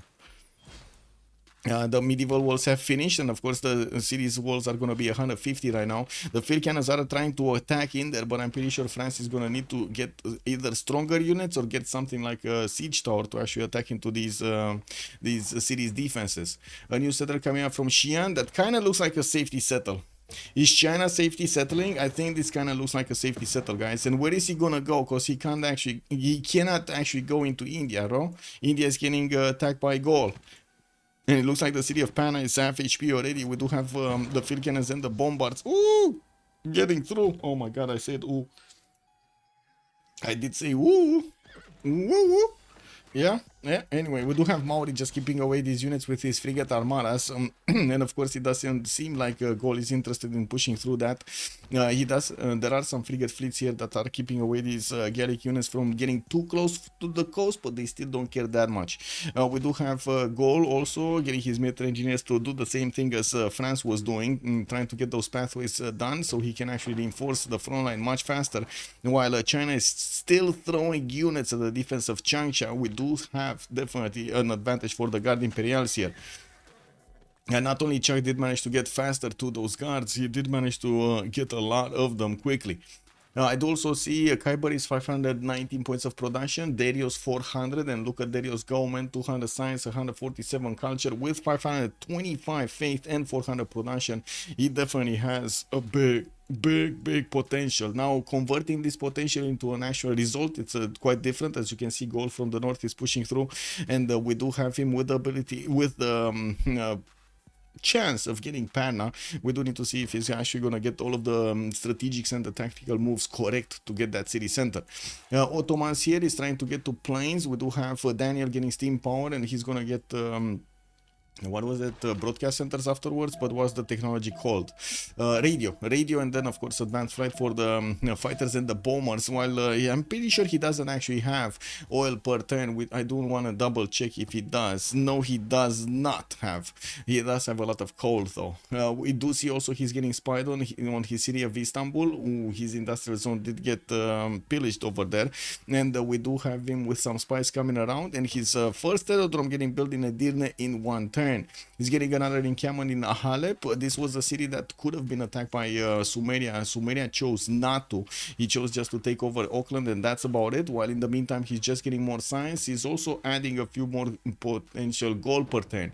We got Tiris here with 338, 150 culture, and 281 gold per turn. He's on 627 points of production. Definitely double the amount of points that Daniel has right now with his 324. Well, almost double. What do we have here? Nothing much. Here, nothing much.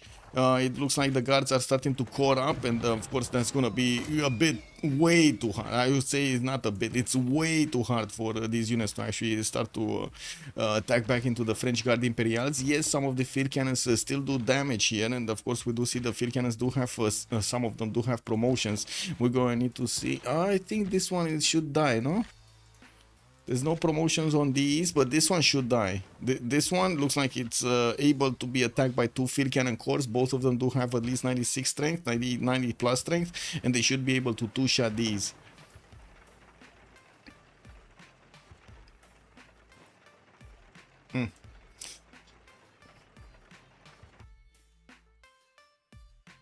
Jessica, hello there, ma'am, and welcome. Also, Nick, good evening, sir, and welcome. I'm more worried about Civ7 than I am excited, but I think a lot of people forget how different Civ6 was when it first came out. Going back and watching filthy robots multiplayer games is crazy. I mean, I was here in the community. I remember how it was. A lot of nights, man. A lot of nights. Come in and see Michael crashed. Yeah. The magical wall appearance in the essence of his Civ6. Check W. I don't know. I guess we're gonna get to test that Civ 7. It is what it is. See it when it comes out. Statue of Liberty getting in 2 turns out from Norway. I still don't see Norway upgrading his units. He is building Mahabodhi Temple, so it looks like a Diplo victory is going to be the choice for Norway to try to get to. While he still has quite a bit of distance between him and his opponent, that's going to be very hard for somebody like Kupe or somebody like India to actually get to his lands, since both of them are kind of locked in, right? They're kind of locked in other places. Especially Maori is going to be worried about this. India getting attacked by his next door neighbor Gaul. We do have also Ottomans that is gonna need to get some defenses up, and of course I do notice India is trying to put a line of defense here on the western side to not allow these Maori tiles to get pillaged, especially his 2 campuses over here that are quite valuable. You don't really want to get that free science to your opponent. Also Romok says, hello there sir and good evening. So how many field cannons do you need? China, yes, all of them. I think the answer is all of them. I do have to say there aren't that many units here from Gold that are going to have that extra strength on them. There are still only 3 cuirassiers available. 1 just died, so it's just a cuirassier core and 1 normal cuirassier that will be available to take that city. We do have more field cannons from Gold and another bomber going into attack Panna. It looks like India is succeeding in actually keeping this away from his opponent. The city of Panna is 82 defense strength with a cuirassier core inside of it, and since we don't actually have a goal with new units in the production queues, he's not gonna get to resupply his front line that easily. Oh my god, did the spearman almost kill a cav core? Wow. Okay, well, yeah, it is what it is, man. A spearman tried. He tried. Gesate is gonna do some damage. Where's the Gesate? Whoa. Well, I guess the spearman did some damage. There's no... Oh, it is what it is. Anyway. Here. Okay, France does have a problem. He's going to need to quickly move out these Guard Imperials that are quite weak on the front line, and it looks like new field cannons are getting placed next to Changsha. They will get probably at least 1 of these kills. I would imagine they're going to get 1 of these Guard Imperials, no? Anyway, Chuck did resupply field cannon, lost 1 of his calves. It looks like he actually does have some calf cores, but very low numbers. While he's trying to reinforce with more Guard Imperials, it takes him quite a bit of time to actually get this through. 2 turns from the capital, 4 turns from Rouen, 5 turns from La Rochelle. He just didn't get his industrial zones or his production up. He's only on 228, and if he doesn't manage to actually punch through the Chinese defenses, this is going to be terrible. One thing that I do have to say is not like China is going to have that much power to go against Norway, and they just need to stay alive in the next Congress, until the next Congress, especially since we do have Norway here. 1 turn to both of these wonders, Mahabodhi Temple and Statue of Liberty. He is already on 8 points out of 20, so easy peasy gonna get 13 points with these 2 wonders, and also will have the ability to get Potala Palace for a 14th point there in Kristiansand. 3 turns out. We do need to see if he's gonna get Newton here, Noble.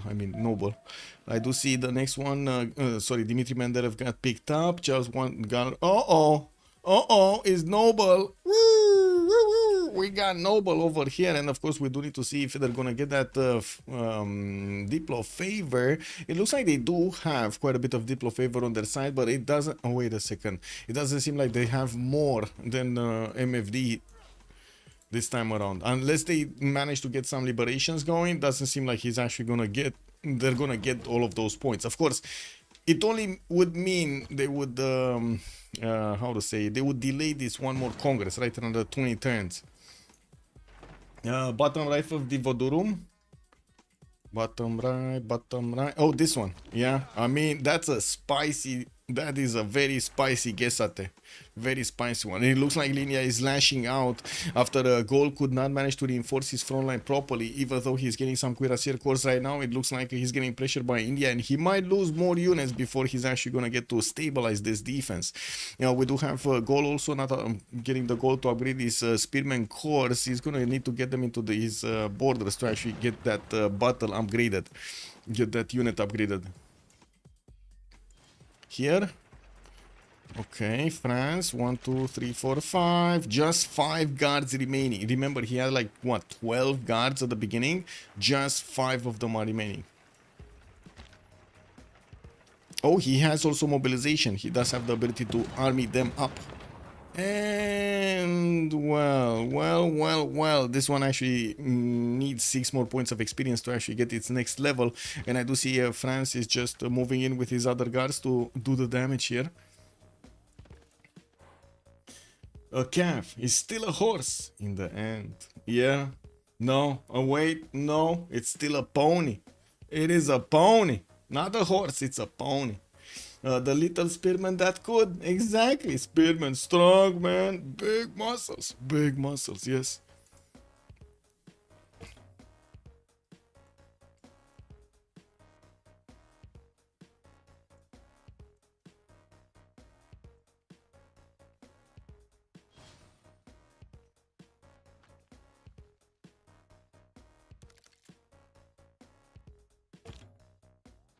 Returns for Moksha to establish in Nidaros. Wait, that got pushed out by China, lowering the amount of faith per turn and also culture that Harald is making. Ooh, he's down on the 100. Not that he cares that much anymore, because of course, Diplo Victory KW. Getting more production with his industrial zones from Drummond, from Skrien, and I do notice he's getting quite a few of these campus research projects. He's trying desperately to get to Alfred Nobel. That's his mission right now.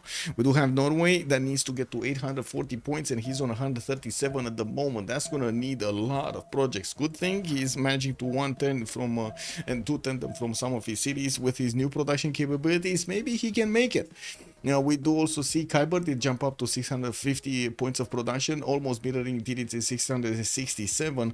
Sumeria will need to show us what he's doing, because it looks like he's just trying to get his sim up and maybe prepare for the late game. Are we gonna see him try to get to GDRs or something? He might. Of course, in the meantime, Ottomans next to him on the right side did manage to push back those Gary coursers in the water. While he did finish his aerodromes, we do have him, Daniel, going for his radio and civil engineering next turn. He was getting spied on by a lot of the French spies, and I do see Sumeria got some, Norway got some into his cities to try to get as much gold as possible from these commercials. No more military for gold. Looks like the attack is over against India, even though they did need to spend a lot of gold on India. He did manage to successfully defend this with so many of these field cannon corps coming around to help him. While we do have France still fighting off China, he's deleting a lot of the Chinese field cannons, even though Sandro is quick on the buttons to make these survive as long as possible. It does seem like he still has quite a few problems. Oh my god, he just exposed that one to a calf core attack. That calf is gonna die, but not before he took out the field cannon core.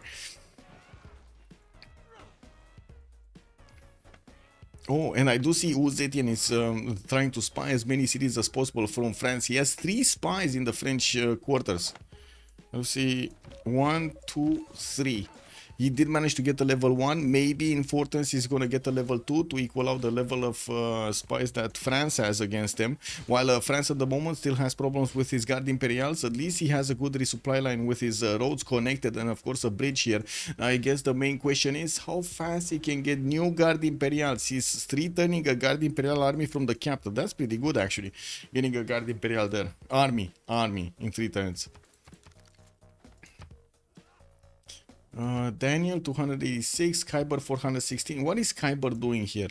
Getting aquariums, Taj Mahal, getting his military academies also, and I do see him putting down aerodromes. Okay, we do have some cities over here from Sumeria that are quite close to him, so maybe we will see him trying to bomb them.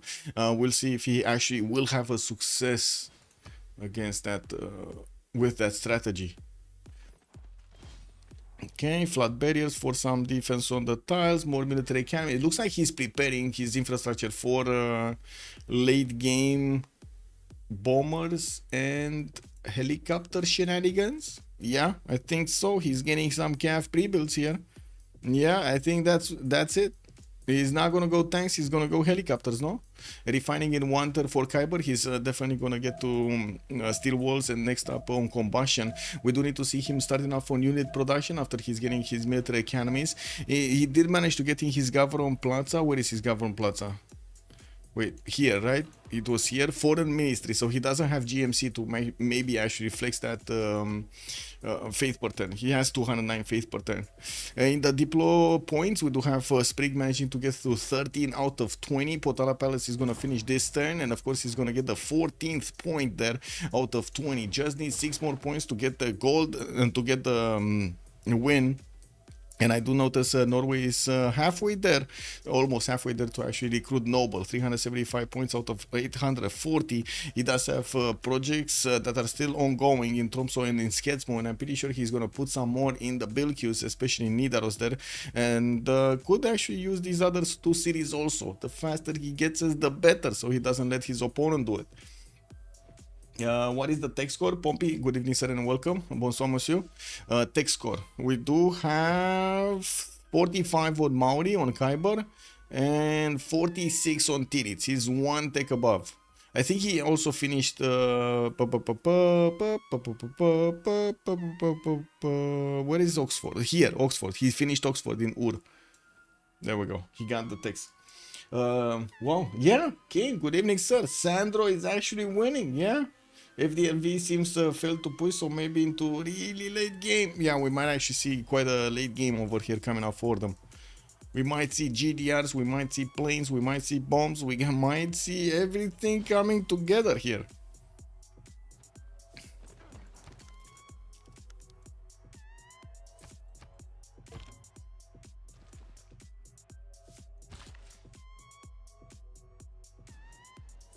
Okay, Fortens, quite a few settlers coming out from China. He's getting his new cuirassiers. He did manage to push back Chuck, and right now Chuck is going to need to lick his wounds in the city of Lyon. Maybe get another attack going after he's going to get to resupply this military, especially with Guard Imperial armies. This is going to be a bit easier, but at the same time, man, we got so many promotions on these Chinese field cannons next to Changsha. After he did plug in Victor, it was significantly harder for the units of France to actually push in through, because whenever they were killing a unit, they were also trading that unit out. India settled so many more cities. Whoa, whoa, whoa, whoa, whoa. Whoa! You're right. How did he get here? What's he doing with his amenities? +3, he's fine. +6, plus... Oh my god. How many cities did this guy get? Darius 227 is just everywhere. 2, 4... Wait, 2, 4, 6, 8, 10, 12, 14, 16... 17 cities? 17 cities! Oh my god, Darius, what are you doing, my friend? Getting all of those factories up for the extra production. 569 points of production with 574. He was in the Monumentality Golden Age, and from what I do notice, he's getting some water parks for those extra amenities. In his Government Plaza, he also didn't go for GMC. I think he's regretting not getting GMC this time. What do you think, guys? Is he regretting not getting GMC in the city of Delhi? Also, can you please show Diplo favor per save and per turn? And well, Diplo favor per turn, I can only do the math. Or if you want, you can do the math. That is a GMC. No, wait. No, that's a foreign ministry. No, yeah, that's foreign ministry. I know, right? I would regret with 600 per. Is he getting Jesuit? I don't think he even got Jesuit. No. No, he got feed the walls, sacred places, holy waters, and what? He doesn't have Jesuit. So that's 600, 800, what? Yeah, 600 faith per turn over here. What is he gonna use it on? Rock band? Is he gonna rock band? Yeah, wait. The whole world must be purple. Yeah, I see. Did someone spread to him? Nope. There's no religion with Jesus. Sisi Pyro, bonsoir, monsieur, bienvenue. Also, bonne année, senior. Yeah, no, I didn't want to say bonne année to Pompey also. Anyway, we do have a coal power plant in Delhi for that extra production. Darius is on, at the moment, 597 points of production. I did want to keep the score over here to see the Diplo favor from one turn to the other. Can somebody do the math, by the way? Can somebody do the math, like keep the Diplo, write down the Diplo favor that they have right now and see what changes in the next turn? I'm just not going to click away from score. I'm just going to leave it like this. Guaterino also, good evening, sir, and welcome. How many religions does India have? 3. He has 3. His own Gabon and Coupes and also China. Who got which city-state SUS? We got Candy, Darius is La Venta, Sprig is keeping Vatican City, Chaco, Caguana, Volin, Didits, Daniel is keeping Armagh. So they do have 1, 2, 3 of these face city states with India for India's bonuses. Firsos is keeping Buenos Aires for a few more amenities there, and I do see in Didits on Preslav, while Chuck does have Granada. So let's count them: 1, 2, 3, 4, 5, 6 on the side of FDLV, while we do have 1, 2, 3. That's it. 3 on the side of Meow team, MFD. Lacha Bears. Oh wait, is that like Happy New Year? I hope it is actually Happy New Year, and it's not like let your bears out or something. Let the bear out. Woo, woo. Let the bear out. Woo, woo. No? Yeah, it is what it is. Anyway, University is coming up from goal. We do see he's gonna get his Bolshoi Theater in Ratu Makos. We'll need to get these all of these Cuirassier armies to flex against India again, while India is trying to get through to pretty some of his styles. Now, I do see Huete Okari did get built earlier by goal, and he's getting a few of these production points and culture points in his lakes. Not that much. He only has like 4 lake ties, 5 lake ties that got upgraded. With new Guard Imperials, Czech is gonna try to get another round against China here, and from what I do see, he did manage to get at least the bridges that got shot. Oh my god, they got burned. They got dynamite. No, they got boofed. Anyway, we do have some medics also allowing these French units to get a bit more heals, and we're going to need to see if he's gonna manage to do something here, because it does seem like it takes him a long time to resupply all of those guards that he lost earlier. Now with Guard Imperial armies getting hard built from his cities, these are very strong. 96 on the attack. The problem is, can they get there in good enough numbers and actually do the damage against Sandro?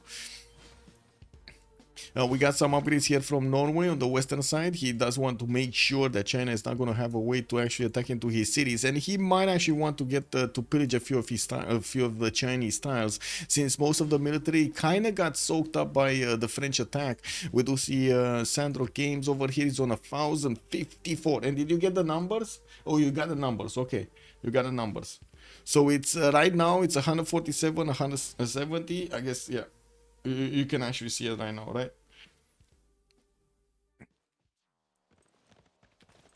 I have a feeling they would need like 2 congresses. Yeah, I think they will need like 2 congresses. It doesn't seem like they can actually get this going. And let's see if he did manage to get Noble. No, but he's going there. He's getting there. 721 points. We do have another project coming out next turn. Skesmo might actually, and Christiansen might both will actually work on one of those projects. And I do see he's putting new encampments here in Stavager, getting a few more factories for the extra production. We do have here, what was it?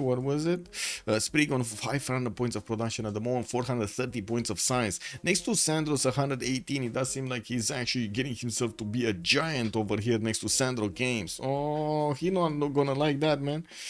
Yeah, Sandro Games not gonna like that. Yeah, Sprig just being the giant next to him. Can you please recap me the ongoing victory conditions and what about the lead-in text? So Guaterino, lead-in text, we do have Sumeria, if I'm not mistaken, with 1 extra technology over Khyber. Over Khyber. 46 versus 45 or something like that, while Diplo Victory is on FDLV. They already have 14 out of 20 points. Noble, and that's where they're going. That's what we are right now. We're trying to see who's gonna get Noble. Maori is also trying to get a few scientists and projects out, and it looks like Norway is just 1 turn or maybe 2 turns away from recruiting it, depending on how many projects is he gonna finish. Oh my god, he's only finishing 2 projects. Oh, I guess it is what it is. Let's see if he's actually gonna get enough points. That's a lot of points for 2 projects. 120 points from 2 projects. I think he needed like 3. No victory condition yet for MFD. Yeah. FDLV is a very good position for Diplo. They can't get to them fast enough. That's the problem. Even with the next Congress, it's going to be quite painful. And there we go. Sprig just recruited Alfred Noble for another Diplo point. He's going to get the 15 out of 20 over here. Activated. There we go. 15 out of 20. We got some oil power plants getting converted from his coal, and I guess we're going to need to see him getting all of that production started up. We do have him also with another city, Carmoy, towards the north of Drummond, and of course newly supplies from France going into the south here, starting to switch production towards cuirassiers. Not only these guards, he's probably going to want to look into building a few of those tank armies to get against China here. He doesn't have enough pre-builds though, and of course it's going to take him quite a bit of time to get cuirassiers if he's not getting them armed up already. Next congress is gonna be like 70-20. Yeah. But it's 2 congresses unless MFD is not paying attention, which is unlikely. Yeah, probably. He can buy with faith. Benender, he could have bought with faith. That is true. Good evening, sir, and welcome. Yeah, it's like 26-27 turns until the next congress. Kyber will have bombers, will have planes. We do have also Daniel that did get that technology. He started putting fighters on the right side and will start deploying them against Gaul. Maybe with the help of India, he might actually pressure Gaul enough to break his defenses down. These planes are still are not deployed, no? I don't think the planes are deployed there. We got another one of those aerodromes in Erzurum, and I do see him making almost 1,000 gold per turn, while on the other side we do have around 700. I'm pretty sure, and why I'm mentioning this is because Ottomans is gonna get the ability to get the gold from his teammates to invest into these fighters and these bombers. We're going to need to see if he's actually gonna start pushing through Gallic defenses. We don't have any anti-air over here from Gaul, and all of these units are gonna die very quickly to fighters if he has enough of them. Of course, Ottomans here will need to get a lot more of those fighters to actually flex on the front line. We do have bombers coming out from Maori, and it does seem like the proximity to Gaul is allowing them to get a 3 versus 1 attack going against Gaul, which at the moment is on where is it, 250 science, 190 culture, negative in the gold with 430 points of production. Most of his military is actually deployed towards Agra. Looks like he wants to go and take out that city of India, but to be honest, India has so many cities, losing one is not a problem. Like, really, does anybody think India has a problem losing one city? Anyone here? You generate 2 more per turn per capital when you do capture the capitals. Yes. What is the 19 out of 20? Okay, you get +1 for every Diplo vote 1, and then +2 for the winning majority, and then if there's a Diplo vote for the flat 2 extra points, then those. MFD can also liberate Hong Kong and Nalanda. Wait, can they? Oh, Hong Kong, this one, right? They can get the 100 Diplo favor from attacking Hong Kong. That would be a problem. Firsos really needs to get this defense. This defender really needs to get this. This one getting liberated is gonna probably slow down more the victory condition, the Diplo victory. Okay, we do have the Spillage squad, the Death squad coming up here from Norway going against Shenyang. Sandro Games, the majority of the defense is still flexed against France here from the north, and we do see he's starting to core up new cuirassiers, while France is also killing all of those pre-builds for his tanks. He started putting calves in product. I was expecting cuirassiers. Maybe he ran out of iron or something. I don't know. Anyway, a spy from India does appear in the city of La Rochelle. While I do see a mountain tunnel over there, it does look like he's connecting his economy to the Gallic economy to get some gold between them, and of course managed to actually get some benefits from the alliance. We do have Norway just getting his production capabilities up in the cities of Sumeria, in common training projects coming out, research labs also almost everywhere getting finished and built. He did manage to get to 400 science, and I'm pretty sure he's gonna get a lot more when he's gonna finish all of those research labs. Doesn't have them in the majority of his campuses, not yet at least. And the air guns to possibly defend against an attack from the east, while he's getting more of these biplanes out from his aerodromes. We're going to need to see him get to his own advanced flight. First, he's prioritizing getting combustion, even though he doesn't really have against who to go for. He's trying to get combustion. We were watching also how bombers are starting to get out from Maori's territory. It looks like he might actually flex against Larak here. We do have the bombers with enough damage to actually do, how to say, take out those steel walls quite quickly. 80 crews coming around here from Uruk, new biplanes. They will get the opportunity to probably or say block the pathways of these land units from Maori. And I do have to question, where is Maori at? He's getting replaceable parts in ideology, so he doesn't actually have helicopter technology, nor does he have actually tank technology. So he doesn't have combustion, he doesn't have plastics, and he doesn't have synthetic material. That's three technologies that he 100% doesn't have. Okay, well, that's a problem. That's quite late. Okay, more bomber, a lot of bombers coming up from Maori. This is dangerous because we still have 6 turns until the next Congress, and of course they're going to start punching through the defenses over here of Gaul if they do have enough firepower when it comes to the air support. And we're also going to need to see if India is going to manage to get a few more units, and I'm pretty sure he's going to keep on doing the damage with steel walls coming up next turn, mobilization also in 1. There's a bit of a problem. We got tank armies upgraded from Gaul, and these guys are going to be stronger than the Guard Imperials we've seen on the other side, not to mention stronger than whatever he had attacking into India. India still needs a few turns to actually get his own tanks on the table, and these pre-builds might actually die before he's getting to upgrade them. We do have one cuirassier flex against Agra. That city did manage to get the steel walls. It's only 58 defense, but with no artillery, it's still going to be a pain. It's going to be pain to attack into that city center to take it out. A lot of anti-air guns coming out from Gaul. He's very worried because he sees the fighters in the air here and they're going to start attacking Hong Kong, which is 106 defense strength. Very hard to actually attack with just fighters to delete something from there. Pillage squad from Norway is actually going to get spotted. China did manage to put a few of these field cannons, reposition them from Changsha to take up the defense in Shenyang, while I do see Rasha Mundri here from India is not actually going to get pressured by Norway anytime soon. We do have France managing to get more production towards these cuirassier corps that are going to turn into tanks soon. We do have him turning a cuirassier army from Paris, and I do see he's getting 3 tank armies, just 3 tank armies. That just doesn't seem enough, but I guess he's gonna make do. He's gonna need to make do. We do have Chuck here switching towards the top 3. Cartography coming up in 1. He does want his own industrialization, and of course he wants his fascism ideology coming up in 7. Khyber about to also discover research labs. We do have him putting down quite a few encampments and aerodromes to keep on the production on bombers, and of course try to get his soon to be helicopters from his cav armies. Now we're going to need to see if these bombers are going to do the damage here necessary against Larak. Looks like they are. They are doing the damage against Larak. Slowly but surely, those walls are going down. With a biplane being deployed and anti-air guns coming around, he's going to try to put a bit of defense there. The question is, can he actually pull it off? Can he actually keep away the dirty paws of Maori here from the city of Larak? Tirit has a bit of a challenge. Also, WTF just realized, yeah, 17 cities, man. 17 cities, bro. It's just India is everywhere.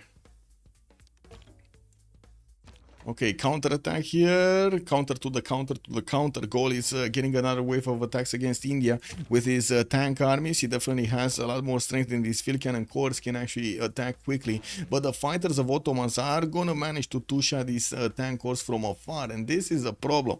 We're going to need to see Ottomans flex a few more of these fighters on the front line to help out his teammate. Not to mention, we do have Maori here getting bombers ready to go against Gaul.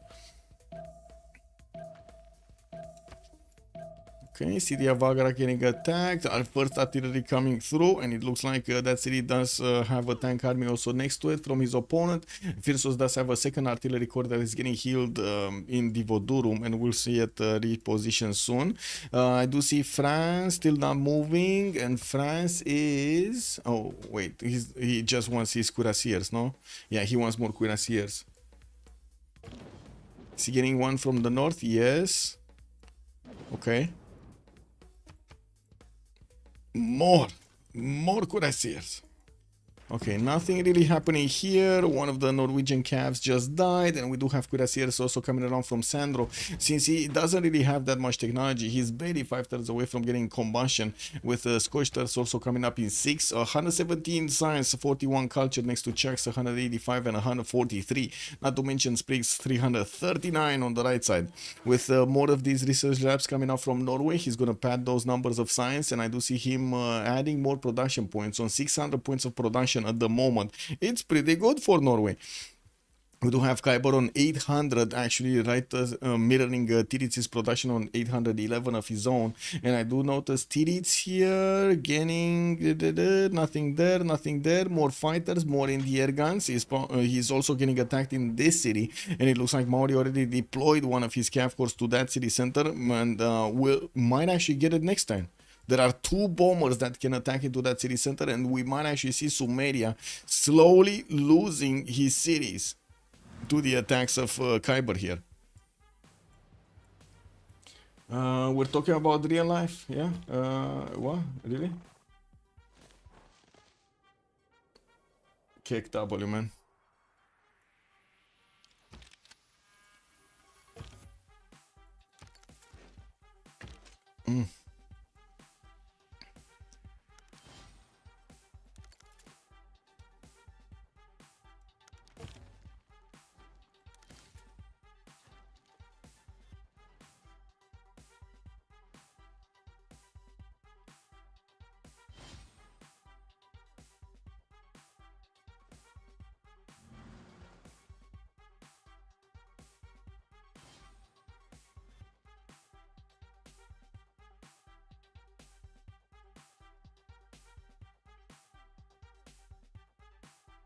Oh well. New markets coming up from Norway. Research labs also getting built all over Sumerian territory, and he does need definitely a bit more science, but he's keeping up with Khyber quite nicely. And I do see he's on 50 techs, while we do have Khyber on 50 techs. There we go, they're tied in techs, not to mention quite closely in production ability. We do have new cuirassiers coming out from India to try to fend off attacks. He just lost the city of Agra, and it does seem like this army of gold just keeps on going towards Srinagar here. He found something, a weakness in the chink of the armor of India. He doesn't want to stay next to those Ottoman fighters on the western side, and I'm pretty sure Hong Kong is just gonna get it from the bombers of Maori just about now. Wait a second, didn't he have a bomber here? Did he position that bomber somewhere else? He did position that bomber somewhere else, didn't he? Yeah, he has 3 bombers right now deployed over here. Okay, let's see. Is this 1, 2, 3? And the calf died. Oh well, I guess it was Tirits on the buttons over here, managing to take out that calf core before it actually got the city down.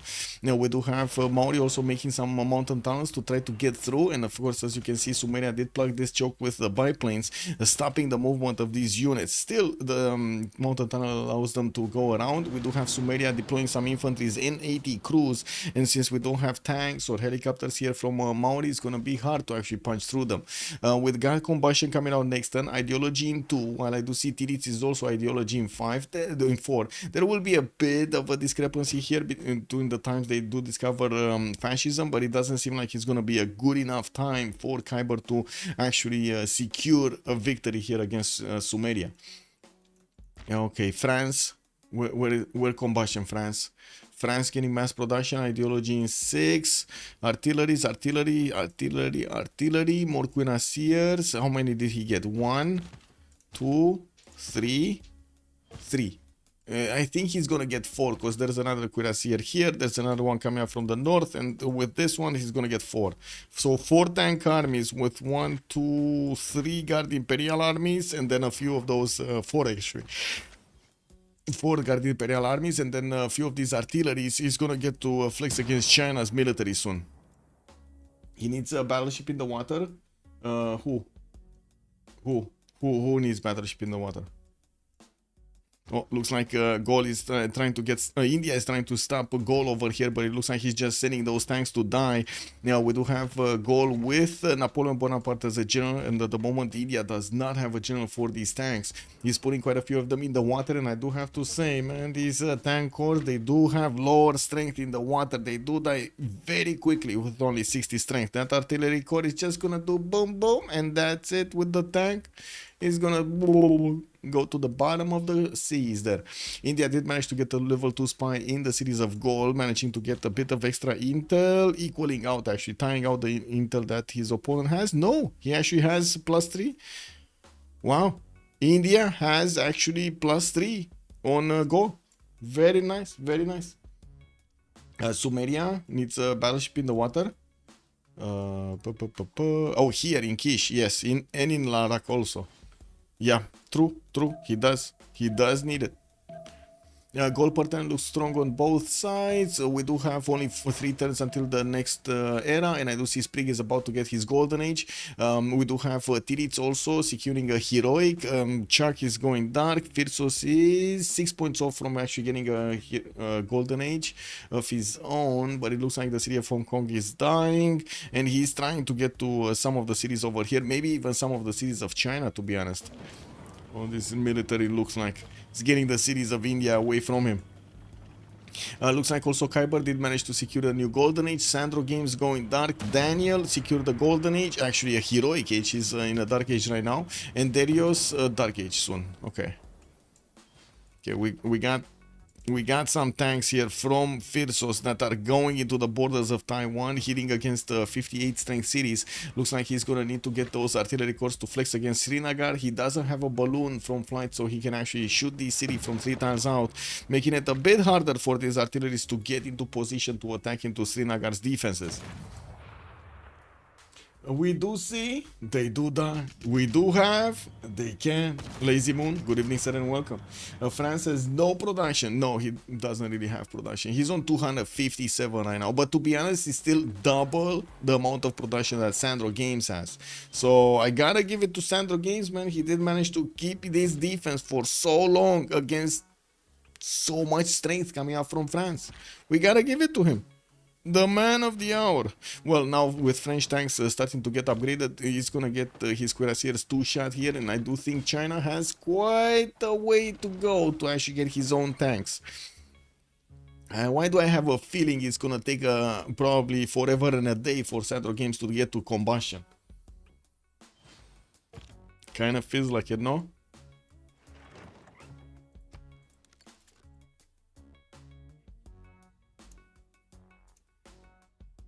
I think he has it. You think? No. Oh, combustion next turn. Oh, he's getting it. He's getting it. He's getting it. He's 1 turn off. Yeah, he's getting it. Okay. Like one of those times that actually, how to say, glad I'm wrong. We might actually get to see GDRs, some TikTokies over here, no? What is the escape of China? So it in India a few turns ago. Yeah, there are 3 escape settlers from China moving somewhere.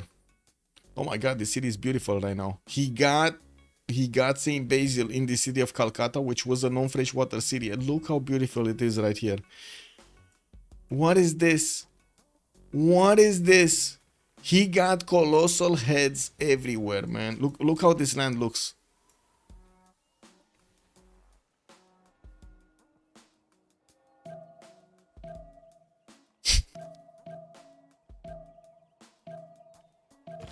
Oh man, tourism victory. Yeah, colossal land, man. Man, I gotta say, are these like houses? Can you imagine having a house in the form of a head and you get in and out through the nose or the mouth? Oh man, who invented this, man? Who invented this? Anyway, amazing. Yeah, I gotta say it again, man. You don't want to underestimate people wanting to have fun, you know? The want of people having fun. The courtesy of La Venta, yeah? Imagine going into a city and having dozens of giant heads watching you, yeah, and turning towards you as you walk by, you know, like everyone.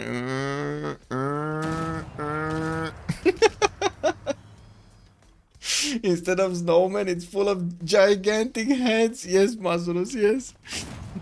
Well, we do have gold punching through, and it looks like he's managing to deal the damage against the Indian army right now. And I think Darius is definitely not liking the fact that he didn't manage to get that GMC up in his Governor Plaza. We do have Firsos also getting some anti-air guns to defend Hong Kong. He did build a few of these artilleries, which are going to need to get safely to the southeast. Looks like the resupply line is getting cut off by a few Indian tanks, and we do have a privateer here from India that I don't know what he's doing, but he's doing something. Yeah, we do need to see a few more tanks hard built here by Gol and arriving into the front line soon, while also China is putting some units to just, you know, die to take away the movement points of the Gallic units. We're going to need to see if this is going to be enough. France is pushing in through Changsha. We do have also Norway getting his railroads going towards the west side here, and one turn away from getting the next gold. And it looks like Sprig got it, Tirits got it, Chuck didn't get it, Firsos who is still 4 points off. We don't know if he's actually gonna get it or not. Did he get aerodromes down? As in, can he get a plane? I don't think he has the tech, no? Scientific theory, ideology in 2. Yeah, I don't think he has it. Anyway, Kyber getting golden, getting his golden or heroic? Golden. Sandro Game still 6 points off from getting his heroic. Unfortunately, he can't get there, but he did manage to place a safety city here towards the south of Kupe and south of India, getting a new empire basically on the other front line. Okay, well, the Indian tanks are actually trying to get into the back line of these artillery corps, and it looks like he's gonna start smashing through them. We do have the Gallic tank armies much stronger, but unfortunately they're not good enough in numbers. That's the problem. Just Gold doesn't have enough of his tanks out. Now we do see also the attack of France is going against China quite strong. We do have these tank armies that are smashing through the defenses of the encampment, and I do see the artillery are starting to come around here on the river bend, so he can actually start attacking from afar into those tiles. With more tanks and tank corps getting upgraded, Chuck is definitely going to have a stronger unit to attack into China. China is on his own combustion. He just doesn't have enough tanks upgraded at the moment to hold this through. He's getting some hard built tanks here, one that's going to come out next turn, and I do see he's still on 5 cities. What can I say? Still on 5 cities. We're bombers though. We're bombers. Larak getting bombed everywhere. Maori is really gonna need helicopters here. Like, yeah, he's bombing these cities, but he's not taking them, right? It's very good defense coming out from Tirits to block those chokes, getting his fighters also in the air to kill off any of the Maori units that are getting too close to this border. We do need to see Maori also getting some of his fighters out, so he can actually put the damage there. Camp armies coming around. I'm pretty sure these are gonna be helicopters soon. We do have in the tech side here Sprig getting advanced flight, Tirits getting advanced flight, and then Kyber, Daniel, and Darius all going for their helicopters. Synthetic materials coming out next turn for Kyber, while also Sandro is trying to get there, man. Look at that, trying to get there. He's holding strong, you know, his allies are running away, running in front of him, and he's holding them by the t-shirts, trying to actually, you know, get dragged into the front line there. We do need to see if Sandro Games is going to manage to actually fend this attack off with his tank upgrades here in the city of Changsha with Governor Victor, and still quite a few field cannons with promotions next to him. What's the diplomatic situation looking like? It's still 16, it's still 15 out of 20. It's 15 out of 20 for Sprig, I believe, no? Yeah, Sprig on Harald Hardrad. B2, chocolate hills, chocolate pills. Oh my god, manger bien à la cantine. Oh, lazy, I mean, Pompey. Yeah. Oh my god, you saw it from the beginning? Oh, you saw it from the beginning. Yeah, bro. These cities, man. These cities. So he opened up with the capital here, right? And then B2, chocolate hills. B3 directly on Mount Kilimanjaro, bro. Now, this was an amazing start for Kupe. Amazing start for Kupe.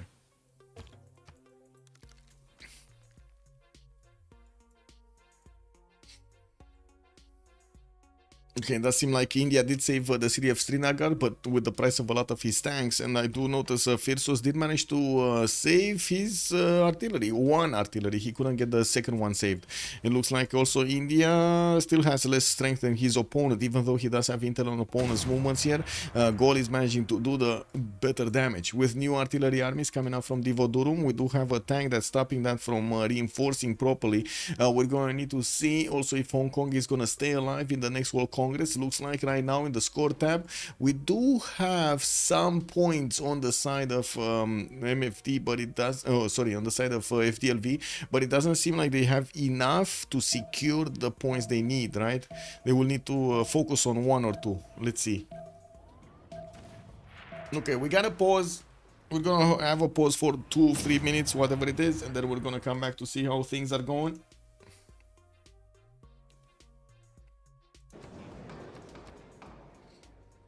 Mm.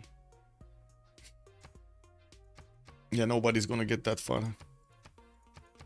Okay, be right back. 2 minutes and a half.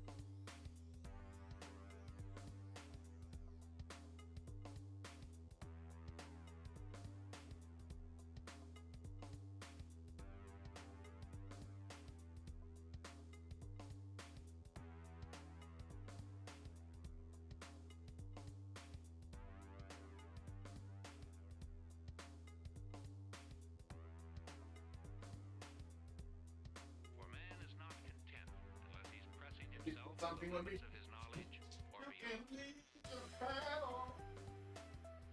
Yeah, you can do it. You can do it. Leave your hat on. Yeah. No hat. No hat. No hat on. Man.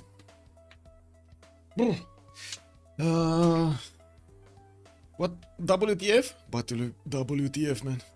Anyway, we do have some counterattacks from India, managing to take out that artillery, not allowing it to attack into Srinagar anymore. Gol is trying to make his space over here with his tanks to delete these Indian tanks. And we do have Darius managing to do the damage, and not that many tank armies are available for Gol to use over here to take over or keep his campaign going.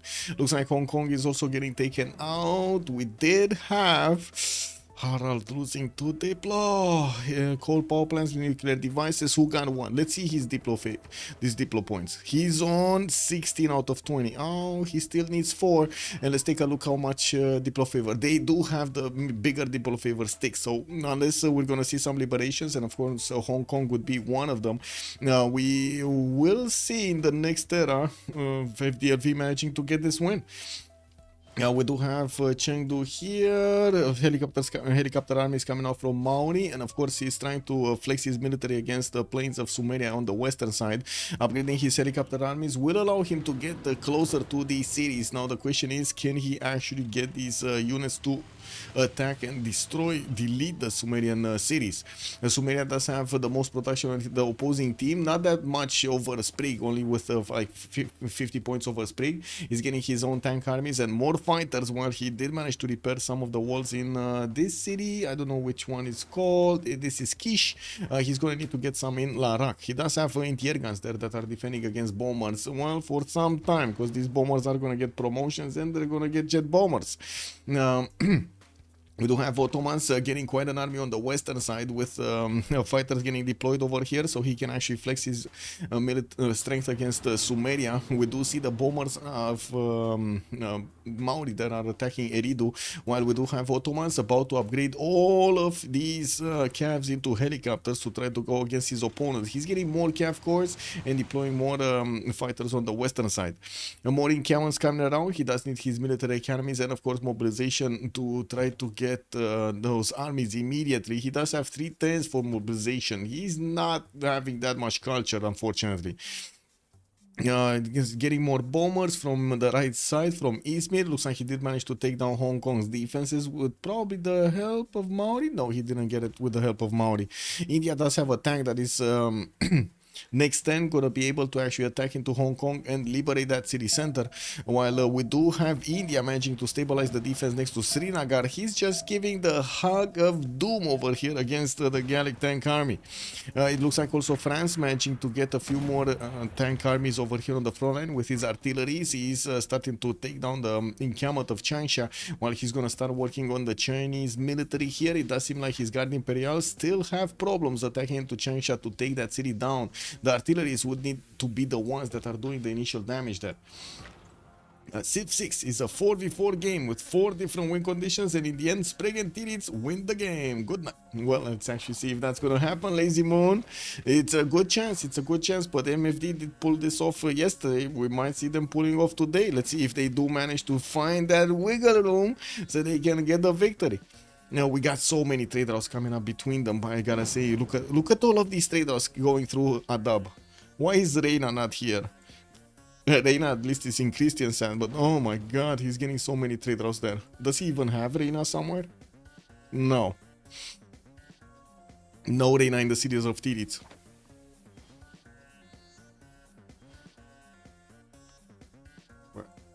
Click, click. It got kicked by Sandro Spy. Oh, nice. This one, right? This one that's actually working on sabotage production. I saw it on the industrial and I totally didn't actually make the connection that it got kicked off. Thank you, Pompey. Yeah. We do have also Maori still sitting with his helicopter armies to the north, and unfortunately his bombers did get taken down, or at least their health got toned down quite a bit. Ottomans is still not moving right now. He just upgraded his helicopters to the north of Halep and will probably wanna start moving soon, even though I gotta say these fighters are gonna tear apart these helicopters if they get their hands on. Not easy to go against his opponent here. Do we have anything coming up from east of China? Does look like a single Guard Imperial army is going towards Shenyang, while at the moment Norway still needs to build up his military. It looks like he's focusing on getting to finish his research labs and also finishing Alhambra in Fortens in Skedsmo. Here it looks like France is managing to get that attack going. Just lost the tank, unfortunately. Sandro Games just getting this defense, man. Just getting everything as he should to get the defense going against France. Chuck cannot go through. So guys, it's been like 60 turns that Chuck tried to go against the city of Changsha, and Sandro Games pushed him back every time. Every time, man. Where Indian tank armies? Gandhi, where are you? I mean, he's here, you know, he's in Srinagar. I guess we do need to see what Darius is gonna do. He's 300 science, 300 culture, getting his helicopters out, and I do see him working on some projects. I would imagine these are, no, not what I imagined. Theater Square Festival projects. I was imagining he's actually gonna try to get something, you know, like in encampment training projects, KW. Generals. Generals, no? Hong Kong got deleted, man. Did they get the Diplo favor? Yes, they did get the Diplo favor on Darius. He sacrificed a tank, but it was for the greater good over there. Not gonna be enough though. That Diplo favor is not gonna be enough to put him on the same points as his opponents. One thing about having foreign how to say, foreign ministry, they're gonna get more Diplo favor, no? How's CV going? Nothing. Nothing's happening on the culture victory screen. That's why I'm not covering it, because there's really nothing important happening here. Both of them have like 13, 15 tourists, and that's about it. MFD has 15,000 faith. That's a lot of faith. That's a lot of faith.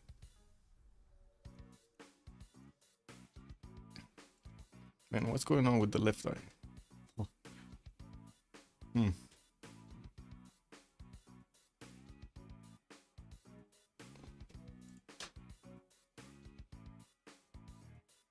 Oh well. Okay, so it looks like he's gonna try to get the city of Agra. They could liberate this also if somebody like China, for example, does manage to take that city in the last hit and then liberates it back to India. That's gonna be another 100 Diplo favor, and it does seem like China could get this attack going soon. We do need to see a few more tanks coming out from him, and he's hard building them as fast as he possibly can over here. Not to mention getting his helicopters from some of his cities. Doesn't have enough in camos to actually get armies directly, and he doesn't have GMC to actually use that faith to buy them. Kyber does have 5,500 faith in the bank. Darius is 7,800 faith in the bank, and I gotta say, this sounds like a lot of wasted faith. A lot of wasted faith. We do have the helicopters of Ottoman starting to go through the fog of war towards the city of Batibira. There is a fighter over there deployed from the city of Batibira's aerodrome towards the Eridu city. We're going to need to see if also the helicopters of Cooper are going to manage to find a way. You do see Tiris made a defense screen over here of his fighters, but one of them is kind of low HP. It does still have an AT crew on that tile to try to fend off attacks, and of course the tanks and or the helicopters are not going to be that strong attacking into 80 crews. Chuck also foretells out from fascism to get that extra +5 against China. That would be a serious advantage against China. But he's about to lose another one of his Guard Imperial armies, and you saw how long it takes to replace these units. It's incredibly long. Tanks, 613 tanks from Amboise. That's just not enough time. And another one from Rouen in 3, getting a calf core from Paris. This is slow. I gotta say, this is quite slow.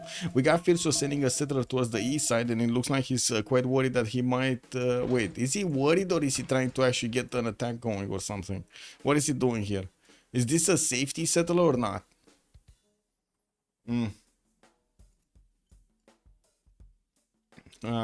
There we go. I did the sad trumpet. Could we consider this as a safe sin? Yes. Yes. He's GTFOing. He's GTFOing out of there. Yeah, Firsos is trying to get 2 settlers, 2 safety settlers out. War department getting finished in Aduatuca next turn, and we do have him hard building a few tank armies on the south, also repositioning his anti-air gun to actually be useful. These guys die very quickly to any opponent on land. If they see a scout, this is just gonna die. It is what it is. The anti-air guns are extremely, by the way, expensive, extremely expensive. We do have India starting to also pillage the lands of gold here, especially the mines. We do need to see if we're gonna see the same thing here. It looks like bombers are starting to come around from Norway, and they're gonna start shelling down the cities of Shenyang first, while Changsha is also getting shelled by the French units. I still don't see a balloon next to them. They're just throwing that out. Is he just losing his tanks left, right, and center? Oh my god, he actually has only 3 units that could take over that city. Only 3 units. That's it. Anti-air guns cannot kill scouts? No, what do you mean? They die to anything. They look angry, the cats look angry at them, and poof, they die. What happened on Congress? Deploy is still yes, deploy is still possible. We got 16 points for Varangian, even though he lost 2 of the points there. And I do see minus 50% production towards nuclear devices, while 50% discount is going to be on the coal power plants. Military academy is coming out from Norway. Alhambra have built in 2 tents, getting more aerodromes here for those plane productions, not to mention the hangars and of course the airports for that extra aluminium resource. Uruk is, by the way, the capital city of Sumeria, is getting bombed quite a bit. Batibira is also getting bombed. It looks like Ottomans is trying to figure out a way to get into the borders of these cities, to take them out, delete them from the empire of Sumeria. He gave up on attacking Larak and Kish. Those cities did manage to get quite a bit of anti-air guns, and Maori got a tile. I don't know how, but he got a tile from this fighter. With Maori's fighters also up in the air, we're going to need to see the skirmish happening over here next to Larak. Looks like his fighters are taking quite a bit of a beating, but now with Maori's jet bomber technology, he's going to manage to even go through the jet fighters and the anti-air guns defense to smash into the cities directly. 16 out of 20. Yes, well, they don't have enough Diplo favor to get 17. What? What do you mean? What do you mean get 17? So next Congress they need a lot of Diplo favor advantage to get 4 points, which will be very difficult. Yeah, it will be difficult. Not saying it's not. Yes. There's also a lot of science here, Harald. 600 science a turn with 176. I do have him totalitarianism in 2 turns. Also, Tirits is gonna get his fascism next turn. Chuck 3 turns out. While we do have Sprig also next turn gonna get his helicopter upgrades. We're gonna need to see him upgrading some of these cav armies. Since India is trying to get to him with helicopters, maybe he's gonna get some pillages done. I do have to say Norway also did not actually manage to get his GMC up. Oh no, he's the only. Oh no, never mind. I'm sorry, mi scusi. He actually has GMC. He actually can use his faith pattern of 169. Well, I guess he doesn't. Well, one has GMC with a lot less faith, with very little faith. The other one has a lot of faith, has no GMC. What is this world? What is this game? Why is Coupe on 0 Diplo favor? He's losing Diplo favor per turn, and he's probably trading it away as much as he can actually save from it, because he's so industrialized. He has so much coal coming around that he's losing the Diplo. Where is he? What is yeah, look at that. He's actually with Sumeria, he's top producer of CO2. Coupe doesn't make any points, so 4 points might be possible. Yeah, it might be possible. Let's actually see if it will come around or not. We still need, what, 16 turns until the next World Congress. Okay. Looks like Sumeria, city of Veridu is... Oh! 1 city down from Sumeria. Tirits just lost his northern city. Looks like Uruk is also getting smashed here. There is a possibility for this helicopter corps to actually go against that capital city of Uruk next turn. I do have to point out Uruk... actually, you know what they should do? They should try to get a unit from somewhere, like Norway here, right? Get a helicopter from Norway next to Uruk to retake that city immediately after Ottomans takes it, to retake that city. Liberated, you know, it's a capital. It's not gonna get flipped, no, it's not gonna get deleted. Not enough wood planting happening there. Yes, yes, yeah. Helicopter armies coming out, more jet bombers, and I do see he's getting his war department in Dengarwahia. Whenever he's gonna take out a unit, he's also gonna recover health after the finishing of war department. We do have Ottomans putting his fighters in the air, also attacking into some of the fighter screen of Sumeria here to do the damage. While he's getting more helicopter corps, he did get his own jet bombers to flex against Sumeria. And Athena just woke up. Athena? Where are we going?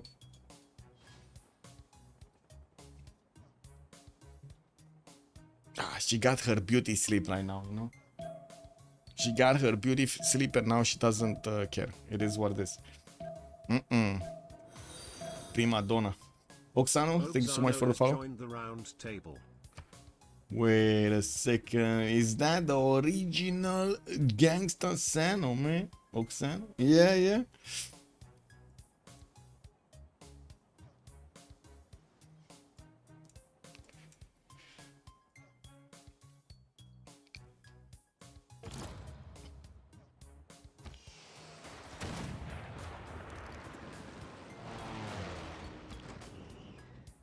Well, it looks like that he did manage to successfully block that helicopter from getting to Uruk.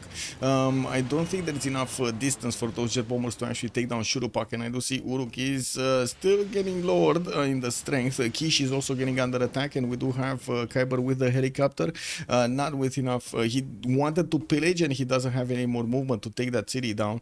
He only has like 2 move. Oh, never mind. Didn't see that one. There was a second helicopter army that went in, took out one of the Sumerian cities. Bam!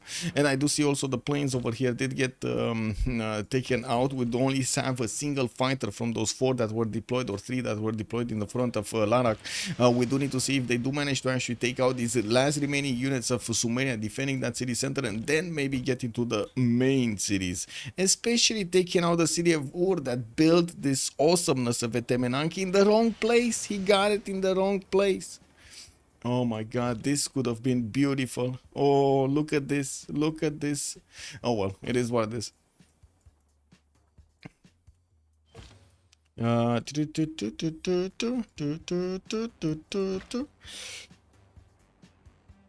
France does need to defend himself against India. Looks like India is lashing out, and we do have India also lashing out against goal, but now it's getting a bit too much to chew from goal. India does definitely need a lot more units if he actually wants to flex against his opponent. Does have the science, does have the culture of fascism, but he doesn't have the unit count. Well, let's see also Norway getting his helicopters out, also needing to help out his ally here. His bombers do manage to two-shot the helicopters if he does manage to get the attack solutions on them. Well, I do see he got his helicopter armies out. We do need to see if he's actually gonna flex against his opponent here.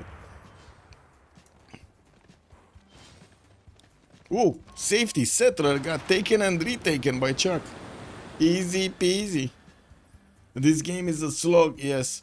I mean, that's what happens. No, that's what happens when you have very close teams when it comes to skill.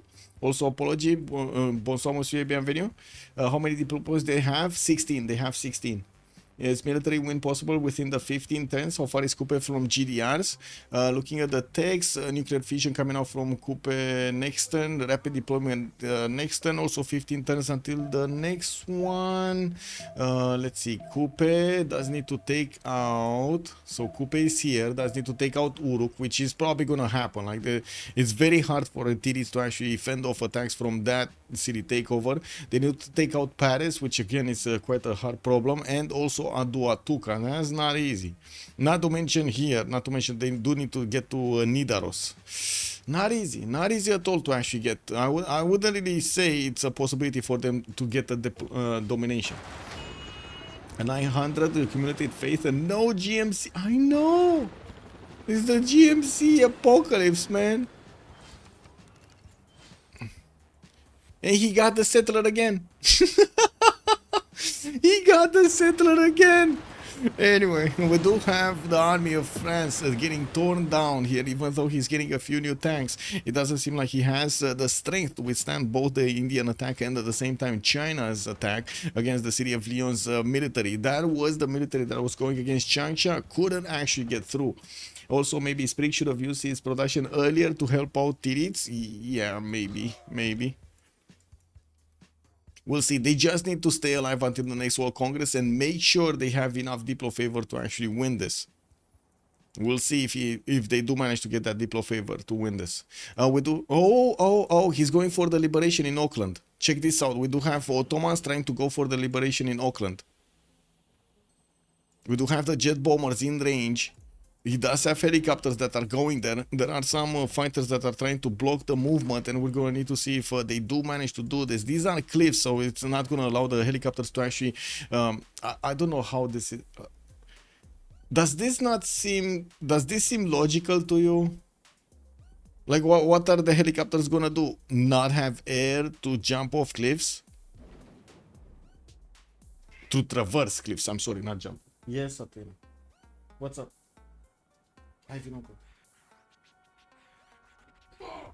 Mângâia time. Petting time. Okay, it's petting time.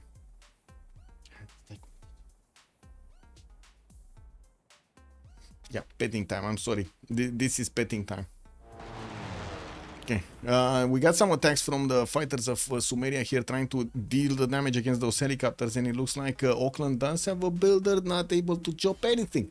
It's just there. It's like Advanced Wars, a jet can block an infantry soldier. Exactly, man. Perfectly logical. Exactly. Also, these are the changes we expected to see in the Civ7 and not a completely new game. Yes, I agree. I do have to agree. Like, it would have been so much better if they just kept improving Civ6. Oh well, we'll see. We'll see how Civ7 is. Again, it's a bit of a difference when we're looking at the presentation actually versus the game. It's only like, what, a few weeks until we're gonna see? Yes, Athena. Is she too? She too, right? Athena is approving, by the way, this message. Yes, Athena is approving the message. She's getting her belly up right now. She's approving any message. I know, right? Planes can fly, but helicopter not. Helicopter cannot fly, man. Look at Ottoman's trying to get in Auckland. He's not getting in there.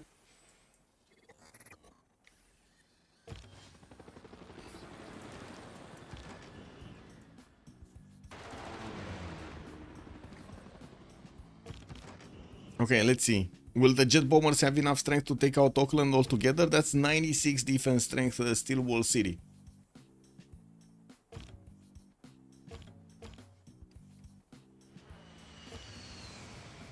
Okay, that's one. Let's see the second one. That's the second one. Okay, they don't have. They need at least 2 more turns. Or at least 1 more turn. Actually, at least one more turn. Or maybe... No, he doesn't have extras. So 1 more turn. Larak, though, might actually be taken down by the jet bombers of Maori here. And we do have a tank right next to it, and it looks like also Sumeria is trying to make way for one of his helicopters to actually go. Oh! Kyber couldn't get through. Anyway, we do have a helicopter army going into this water here, and we do see Ur is very low HP, very low HP. The helicopter army should do enough damage to take it down. Now he's gonna get closer to Uruk, and he's gonna get closer to Eridu. Both of those cities are extremely low HP. Shurupak is also getting bombed here from the north, and Sumeria's empire does look like it's kind of fallen. And another plane got taken down by the Air Force of Maori, getting some of those helicopters next to Larak. While I do see Ottomans is also connecting railroads here. We're probably going to see a few more mountain tunnels getting built so he can move that army quickly. You know, we also need to see if Norway is going to do anything to help out France. It looks like he's going to ignore the problem and just try to get a few helicopter armies to fend off attacks from getting pillaged in the city of Drammen. Which team is going for Diplo? Yeah, FDLV is going. Yeah. There is 16 out of 20. 16 out of 20 to get that victory. Okay, Sumeria trying to get a safety out. Now that is a bit of an issue. But I guess he does need to. He doesn't know, man. The 30 more turns and we're gonna see this happening or not. We got some helicopters from Maori from the south trying to go in through the wall of units that Sumeria got through in the south. India did manage to get jet bombers of his own, and he's flexing them on the eastern side. Actually will have the ability to go against the Gallic cities, and like I said, they could try to take out Agra here for another 100 Diplo favor. Darius would really need 100 Diplo favor on his side. We do need to see if Gol is gonna put up a defense here, and I do see some Air Force coming around. Some anti-air guns are also appearing in Agra, and he does have Governor Victor established. Now the question is, does he actually have Governor Victor with the 25 bolstered air defenses or without? Because that's gonna matter. Yes, he does. So these jet bombers cannot attack into Agra. They just basically die. Yeah, he needs to win the +2 Congress and get Sisters maybe, or get another one from the other side, right? Get 2 of those. Hey, where are you going? Oh well, more fighters coming out here from Gaul. We do have India trying to get some builders away from Gaul, while we do have some Chinese tanks just trying to pillage as many of these tiles of France as possible. The helicopters of India are punching through the defenses of Amboise, and without jet bombers, it's going to be hard for them to punch through properly. Wait. Oh my god, she was hitting at the wires again. Sorry, hitting wires, KW. All that faith, extremely well spent. Yeah, well, let's actually see what he's gonna spend it on. Do we have... Oh, another city got taken down here from Sumeria. Actually, Auckland got liberated, so that's 100 Diplo favor showing up on Daniel. 277 right now with 265 on Darius. That's becoming a problem. That is certainly a problem here. Athena. She's just out for mischief, man. Meow și ție. Uite-mă. Oh well. More helicopters, more jet bombers. Looks like there's also quite a bit of spying going around in Istanbul there. His industrial zone got taken out again. We do have more helicopters and more jet bombers. What is going on in Maori's territory? Just getting more helicopter armies, and probably all of them are going to go towards the west side to finish the job against Sumeria. Yeah, Sumeria is still going to get his safety settler out, and he's probably going to stay alive until the next World Congress. We do have like 11 turns to go. Athena. I have no idea what she's trying to do. She's getting into a lot of stuff there.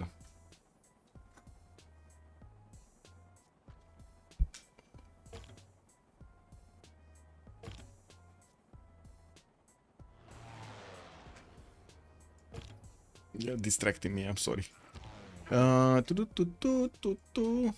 This is like overtime, yes. Also, Norway must not be far from the tech that gives off 1 point diplo. Yes, Sisteds. Temenanki and Colosseum out of the game. Yeah. They deleted both of them. They were in the city of Ur over here from Uruk.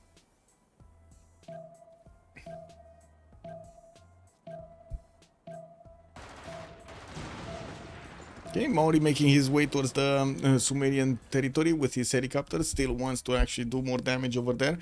Looks like also we do have the jet bombers getting a bit of time off over here. They do need to get their promotions and keep on shooting, get their health back on.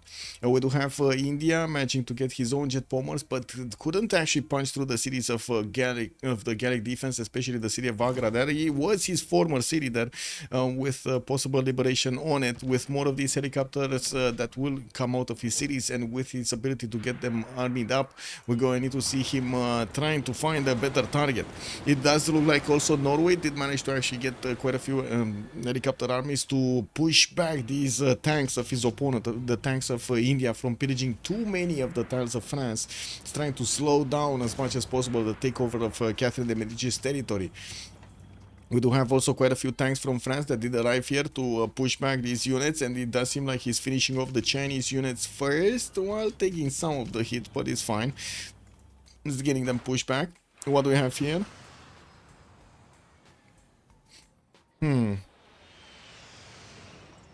I would imagine Shurupak is going to be the next one on the chopping block, no? I would imagine that one's going to be the next one. We do have Norway sending one of his helicopters to try to keep away these helicopters from Ottomans from taking these cities, but it looks like it's kind of late.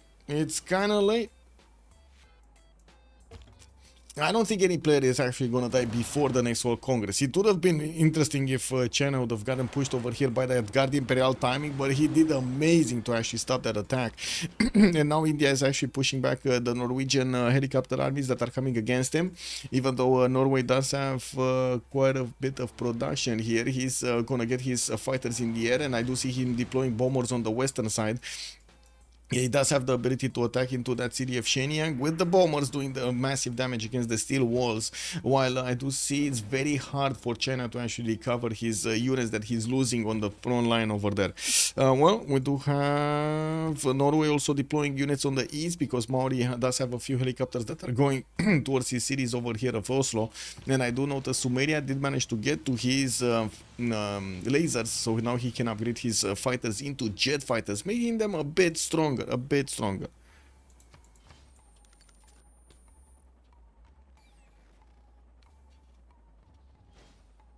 raccoon is next to the power button, guys. Uh-oh. She's planning something. She's really planning something. Anyway, right now they have exactly the same number of votes. Oh, really? So that's a problem. That is a major problem, actually, for FDLV. I don't think they can withstand another Congress, no? That kind of seems to be the problem. I don't think they can withstand another Congress. What if France gives Diplo to others so their votes are cheaper? Well, they vote still. First of all, France will give his votes. They will actually try to give enough points to all of them, like the same points to all of them, to get the maximum amount of points. You gotta remember, these votes do increase quite a bit whenever you're gonna put from the same person. Fortuna Belli is showing us the cat, Toby Wasus. Yeah. Toby Wasus. Oh my god, man.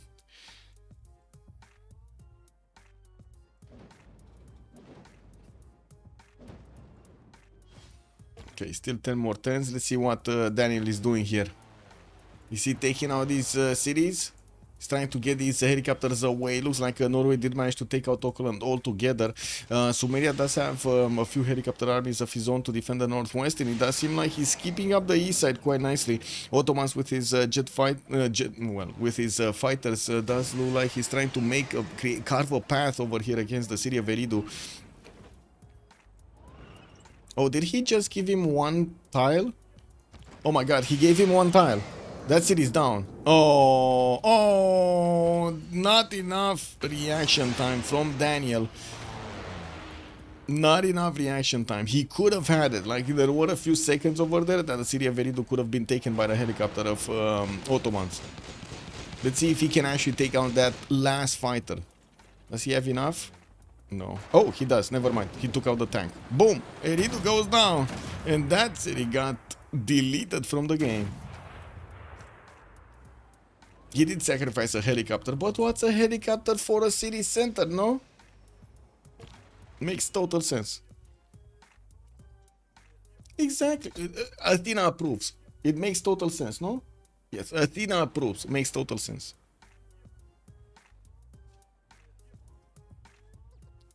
Yes. Oh my god, again you want the port treatment? Not the wires. Oh my god, I give you port treatment, but you leave my wires alone. Oh my god, man. Bro.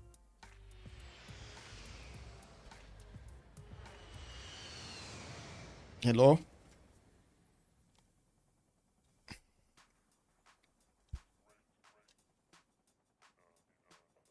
Yes, she is fighting my hand for some reason. Anyway, more jet bombers coming up from Ottomans. We do have him also finishing off his units on the right side. He didn't actually push against Gaul anymore by the looks of it. And neither did India push that hard against the city of Agra. Now, I do see a battleship did get built over there in that city. Not an armada, but still it puts a bit of anti-air support on the city center with, of course, Governor Victor deployed there. It does seem like Gaul is bunkering down quite nicely over here in his land. We do have also him deploying fighters to help out France stay alive, while Norway did actually send quite a few of his helicopter armies to deal with the problem. I do notice Sprig does have a bit of an invading Indians over here coming against the city of Stavanger. With his helicopters going against helicopters, we're going to see next turn if they do manage to actually counter each other properly here. Score tab 548, 242. Okay, I mean, it does look like they're quite tied over here in the Diplo favor. Coucou, un franc pour me dire le Diplo s'il vous plaît, mon anglais est pas bon. Bill, they have 16 points, 16 out of 20 points. Wait, how do you... What was the... no. Says is actually 16. Says point.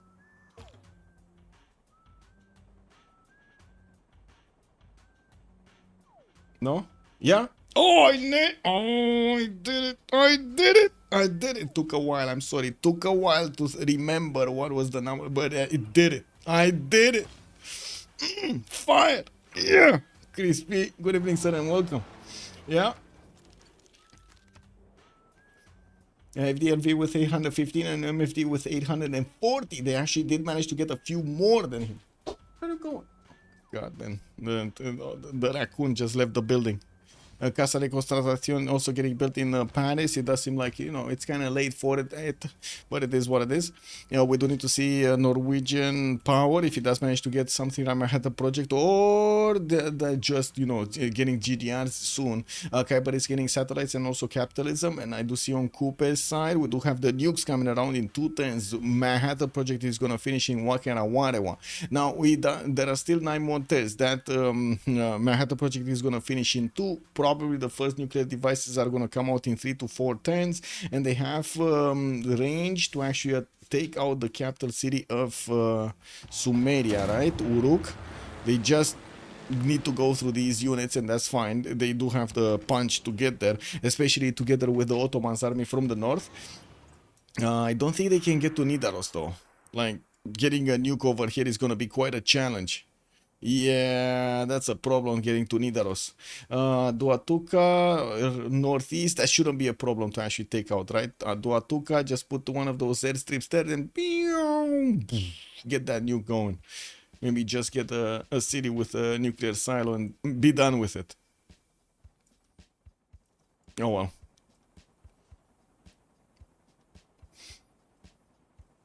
In the time you committed to space, you can take out an entire Civ. Yeah, C-Stats is incoming. Oh my god, he's actually getting C-Stats. He did manage to get to C-Stats. Beautiful, he actually got to C-Stats. That's going to be another point of Diplo over there. That's going to put him on 17 out of 20 points. Just needs 3 points. Just needs to all into the last, and that's it. So if you're surrounded by your team, it's viable to science victory. Yes, yes, it is. Or culture victory. Which one do you prefer? Also, General, good evening, sir, and welcome. Are you proud of your boys, the General? Are you proud of them? Dario has been talking about going culture victory with rock bands for ages at this point. I mean...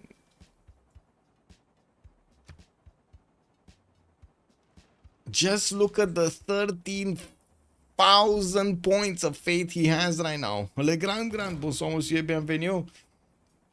Also, what is this, man? 34 Freritos. Go, Freritos! Oh my god, love the graphics, by the way. Love the graphics. Love the graphics. Love it! Amazing.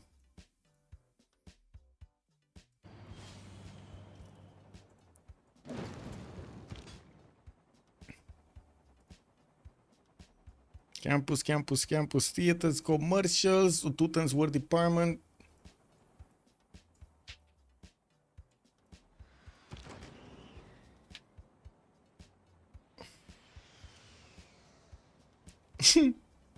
The penguin. Love the penguin also. Yeah, where is the Girga safety settler? It was here somewhere. Wait. Oh, it's not here. Wait. Here. It's here.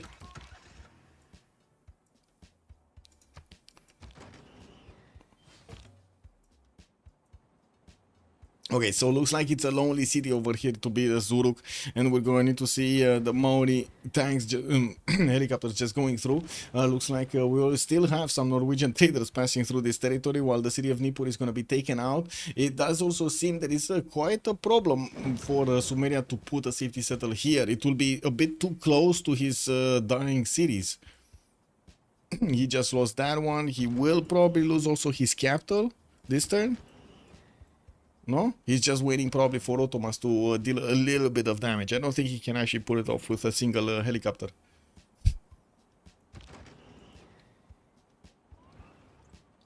Oh, he could. Kick W, man. He actually might be. Well, at least this damage counter, it tells us. It's not always true what this damage counter tells us. The other team is all in fashion, so culture victory will require slow, even if they don't have a lot of defense. True, why set a Uruk in the middle of Norway? Nowhere, yeah. I mean, that's where they landed. What do you mean? That's where the spaceship landed, the Sumerian spaceship. It came from Mars, bro. Now, Freritos needs to liberate Uruk to win? Yeah, true. 6 hours up, yeah. Can Gadi flood his government plaza to get a GMC? Ooh. Actually, that's an interesting strategy. No. Unfortunately, no. That's too much inland. No, he cannot. I think, yes, or he does have Orsagats. Where is it? Here, I believe it was built in Nidaros territory somewhere. This one? This one, Orsagats. Okay, he did manage to also get seasted, so now we're gonna see him on those 17 out of 20 points.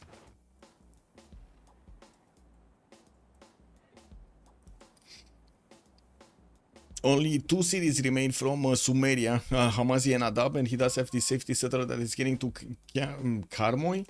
We do need to see if Sumeria is going to try to keep on moving to try to get it as far away as possible from his opponent being able to take it down. We do have also the jet bombers of Maui starting to get further and starting to also do the damage against these city centers on the left. We do need to see Ottomans putting a bit of a closer city center so he can actually get all of those fighters positioned and the jet bombers bombers alongside them. We do have quite a few of these helicopter armies from Maori just smashing through everything they can get, and now Sumeria just cannot get in all of these trade routes going through Norwegian territory anymore. Akshak did get settled here by Sumeria. We do have him trying to protect that city center, of course, soon with fighters, while at the moment there still is a bit of a logistical challenge here for the players of Ottomans and the Maori to try to get through the next cities of Sumeria. Okay, Norway did put quite a bit of a defense, machine gun corps on the left side, also dealing the damage against these Indian helicopters. I gotta say, India never actually did army up his helicopters. They still look strong with 112 on the defense here, but not strong enough to push that much. They are doing as many pillages as possible, though. That's why he got them, right? Click Sisted forgot to put builder in water. Click. Builder in the water. In a yellow submarine. Anyway. 6 turns, 7 turns. 6 turns and next era, 7 turns next Congress.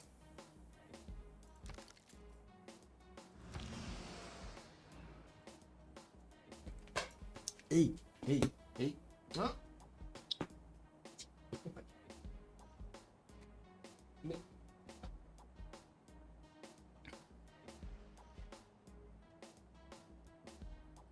Terexian, can they take Sumeria before next Congress? That's what they're trying. 6 more turns, we'll see. We'll see in the next 6 turns if Maori can actually get this. Jet bombers moving forward. I think they should have enough distance from there to attack at least Hamas, you know? And Maori did manage to reposition. How many? 4 jet bombers. So he has 5 jet bombers in Uruk. There should be enough jet bombers here to go through both of these cities, no? This city, Hamas, is not getting protected at all by anti-air defense, but we do have Sumeria with so many jet fighters next to Adab. So many of them. We got 1, 2, 3, 4 with another 2 fighters. 6 in total around that city center. Every tile around it, it's problematic.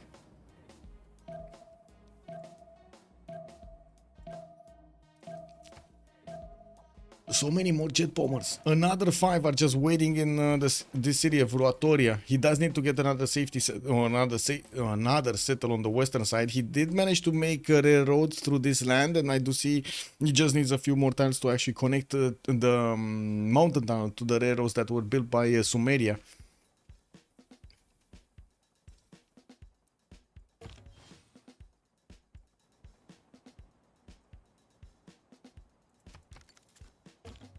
Wow. Well. Let's see the attack. I'm expecting Hamazi to die this time. Okay. Anything happening here? No. India is keeping up. We do have a defense from Gaul on France. India not managing to do anything about Norway. Norway did clean up all of the units of India here. Okay, and I do see Norway is also trying to take out that airstrip. It does have 2 jet bombers inside of it.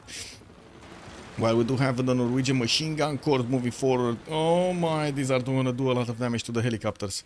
Okay, more machine gun corps coming out from the cities of Norway, and I do notice he's positioning quite a few also towards Kristiansand, so he can keep a dab. That city of Hamas did get taken down, and we're getting invaded. Uh-oh, it's the cat police. Athena. Hello, Mr. Officer.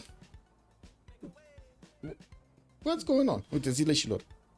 Zile la microfon. She meowed for delegation over here. oh my god. Anyway. No, not the microphone.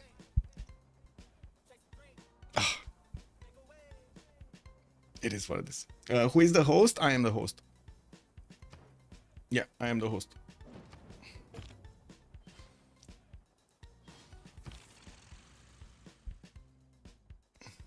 Is anyone going Manhattan? There was Manhattan on Coupe. And I do see, oh my god, 8 turns to build a nuke? What? Oh, it's the minus 50 production Congress. This is way worse than I thought, guys. 8 turns to build a nuke. He's not gonna get the nukes. Athena.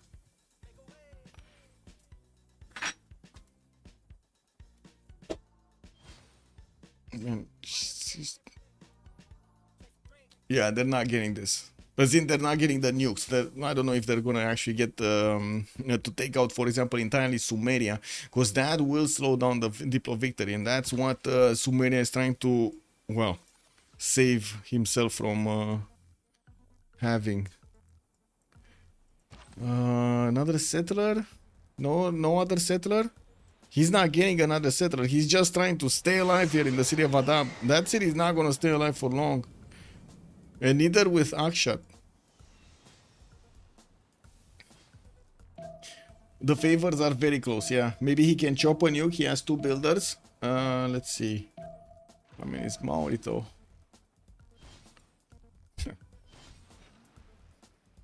The Wheeler Congress? Is that like a... Oh, when Congress? It's in 5 turns. You can see it, Crispy Jack, you can see it on the top right over there. You see there's like a rolling ball over there.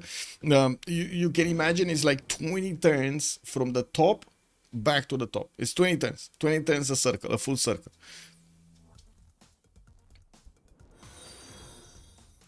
Hey, Puloshon.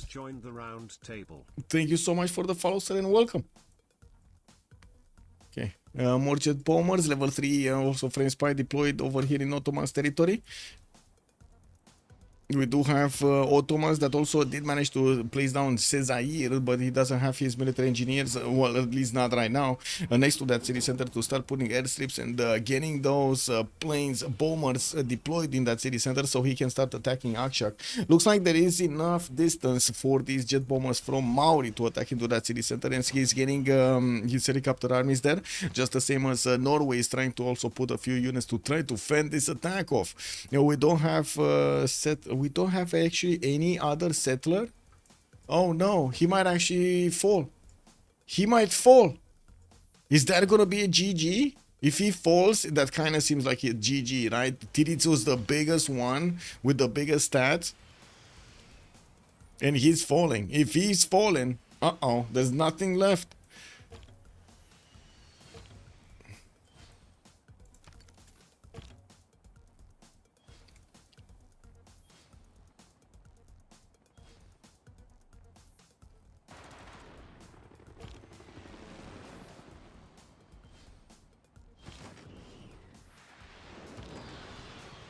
So many helicopters built by Mauri. More bombers. He did manage to connect, but not all of the railroads, unfortunately. It's fine. These helicopters don't care that much. Now we do have in these lands still trying to get the nuclear devices going, and I do see in the lands of Ottomans right now he's not seeming at all, just getting as many military units as possible. Norway also getting as many machine guns as possible, but unfortunately not enough next to the city of Akshak. Not enough, not quickly enough to get next to the city of Akshak.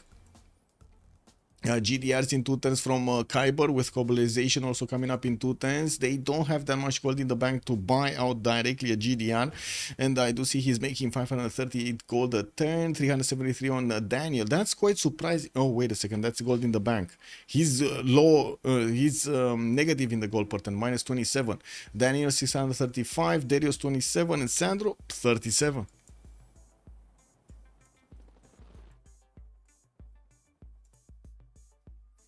Roughly equal Diplo favor. It all depends. Yeah, it all depends if Sumeria survives.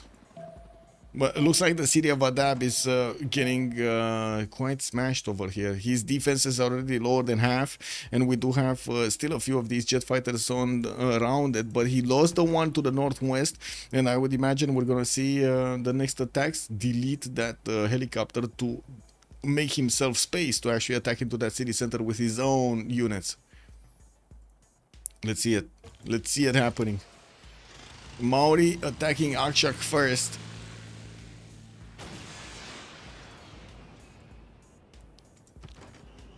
Wow. He does need to attack one more time, 2 more times. 2 more times. There we go. And that's it. He's gone.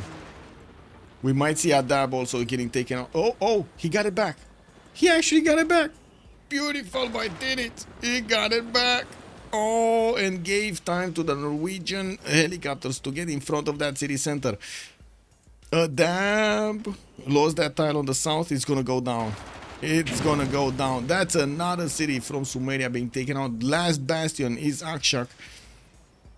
And we're going to need to see if Norway is going to manage to pull off a defense here. Ottoman's jet fighters directly put into the front line. We heard... Wait, I heard rock bands. Who's rock banding? Oh my god, is Darius actually putting 1,000 rock bands? He's actually doing it, guys.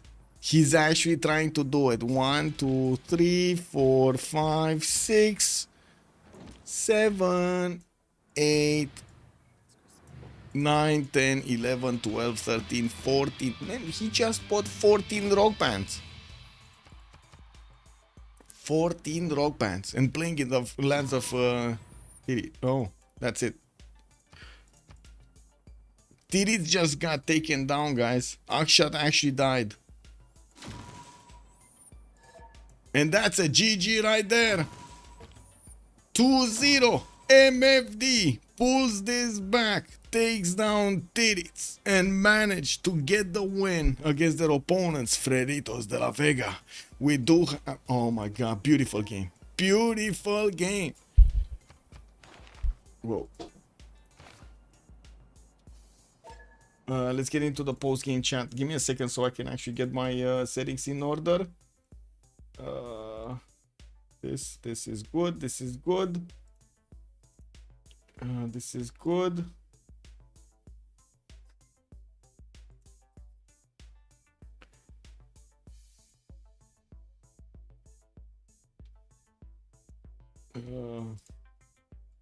Kick. Where's the post game? Let's see if we're gonna have a post game chat, to be honest. I don't know. Let's see. Any post gamers? I see 2 from Meow already left. Tiris Brigant and Chuck are still in the channel. I guess let's give them a bit of time here. Let's give them a bit of time.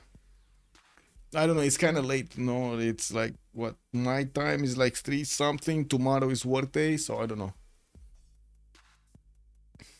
Beautiful, yeah, beautiful. Amazing game. Very good one. Let's actually finish also the prediction here.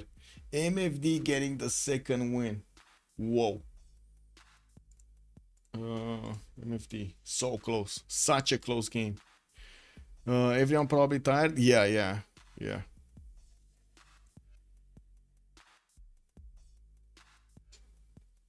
Well, to be honest, let's leave it like this and see it in the next ones. Okay, so let's finish here. I do want to thank you so much for joining me, and I do hope you enjoy your time with me tonight, watching Freritos de la Vega going against MFD. MFD getting that second win on the board during this weekend. Yesterday first win, today second win. I do also want to thank you so much for the subs and of course the support of the channel over here with all of your great commentary. Thank you so much over here in the chat helping me out. I also want to say we might actually get the 2 versus 2s going tomorrow, the day after tomorrow, and the day after tomorrow. I will make an announcement on my Discord if we do have it. Tomorrow, 1930 GMT is gonna probably be the first game. Let's see if we can actually get it. In the meantime, I do hope I do also want to thank you so much also for the likes and getting me there to 57 likes on the YouTube video. Thank you so much, sirs. Keep stroking that like button if you do like the content. I do also hope you're gonna leave a comment down below. Don't forget to do that. Please actually leave comments over there. It doesn't even matter what, just leave comments. Throw tomatoes if it's necessary. Thank you so much for everything, and let's see each other in the next ones. Have a great evening and have some fun with some Civilization 6 action. Bye bye.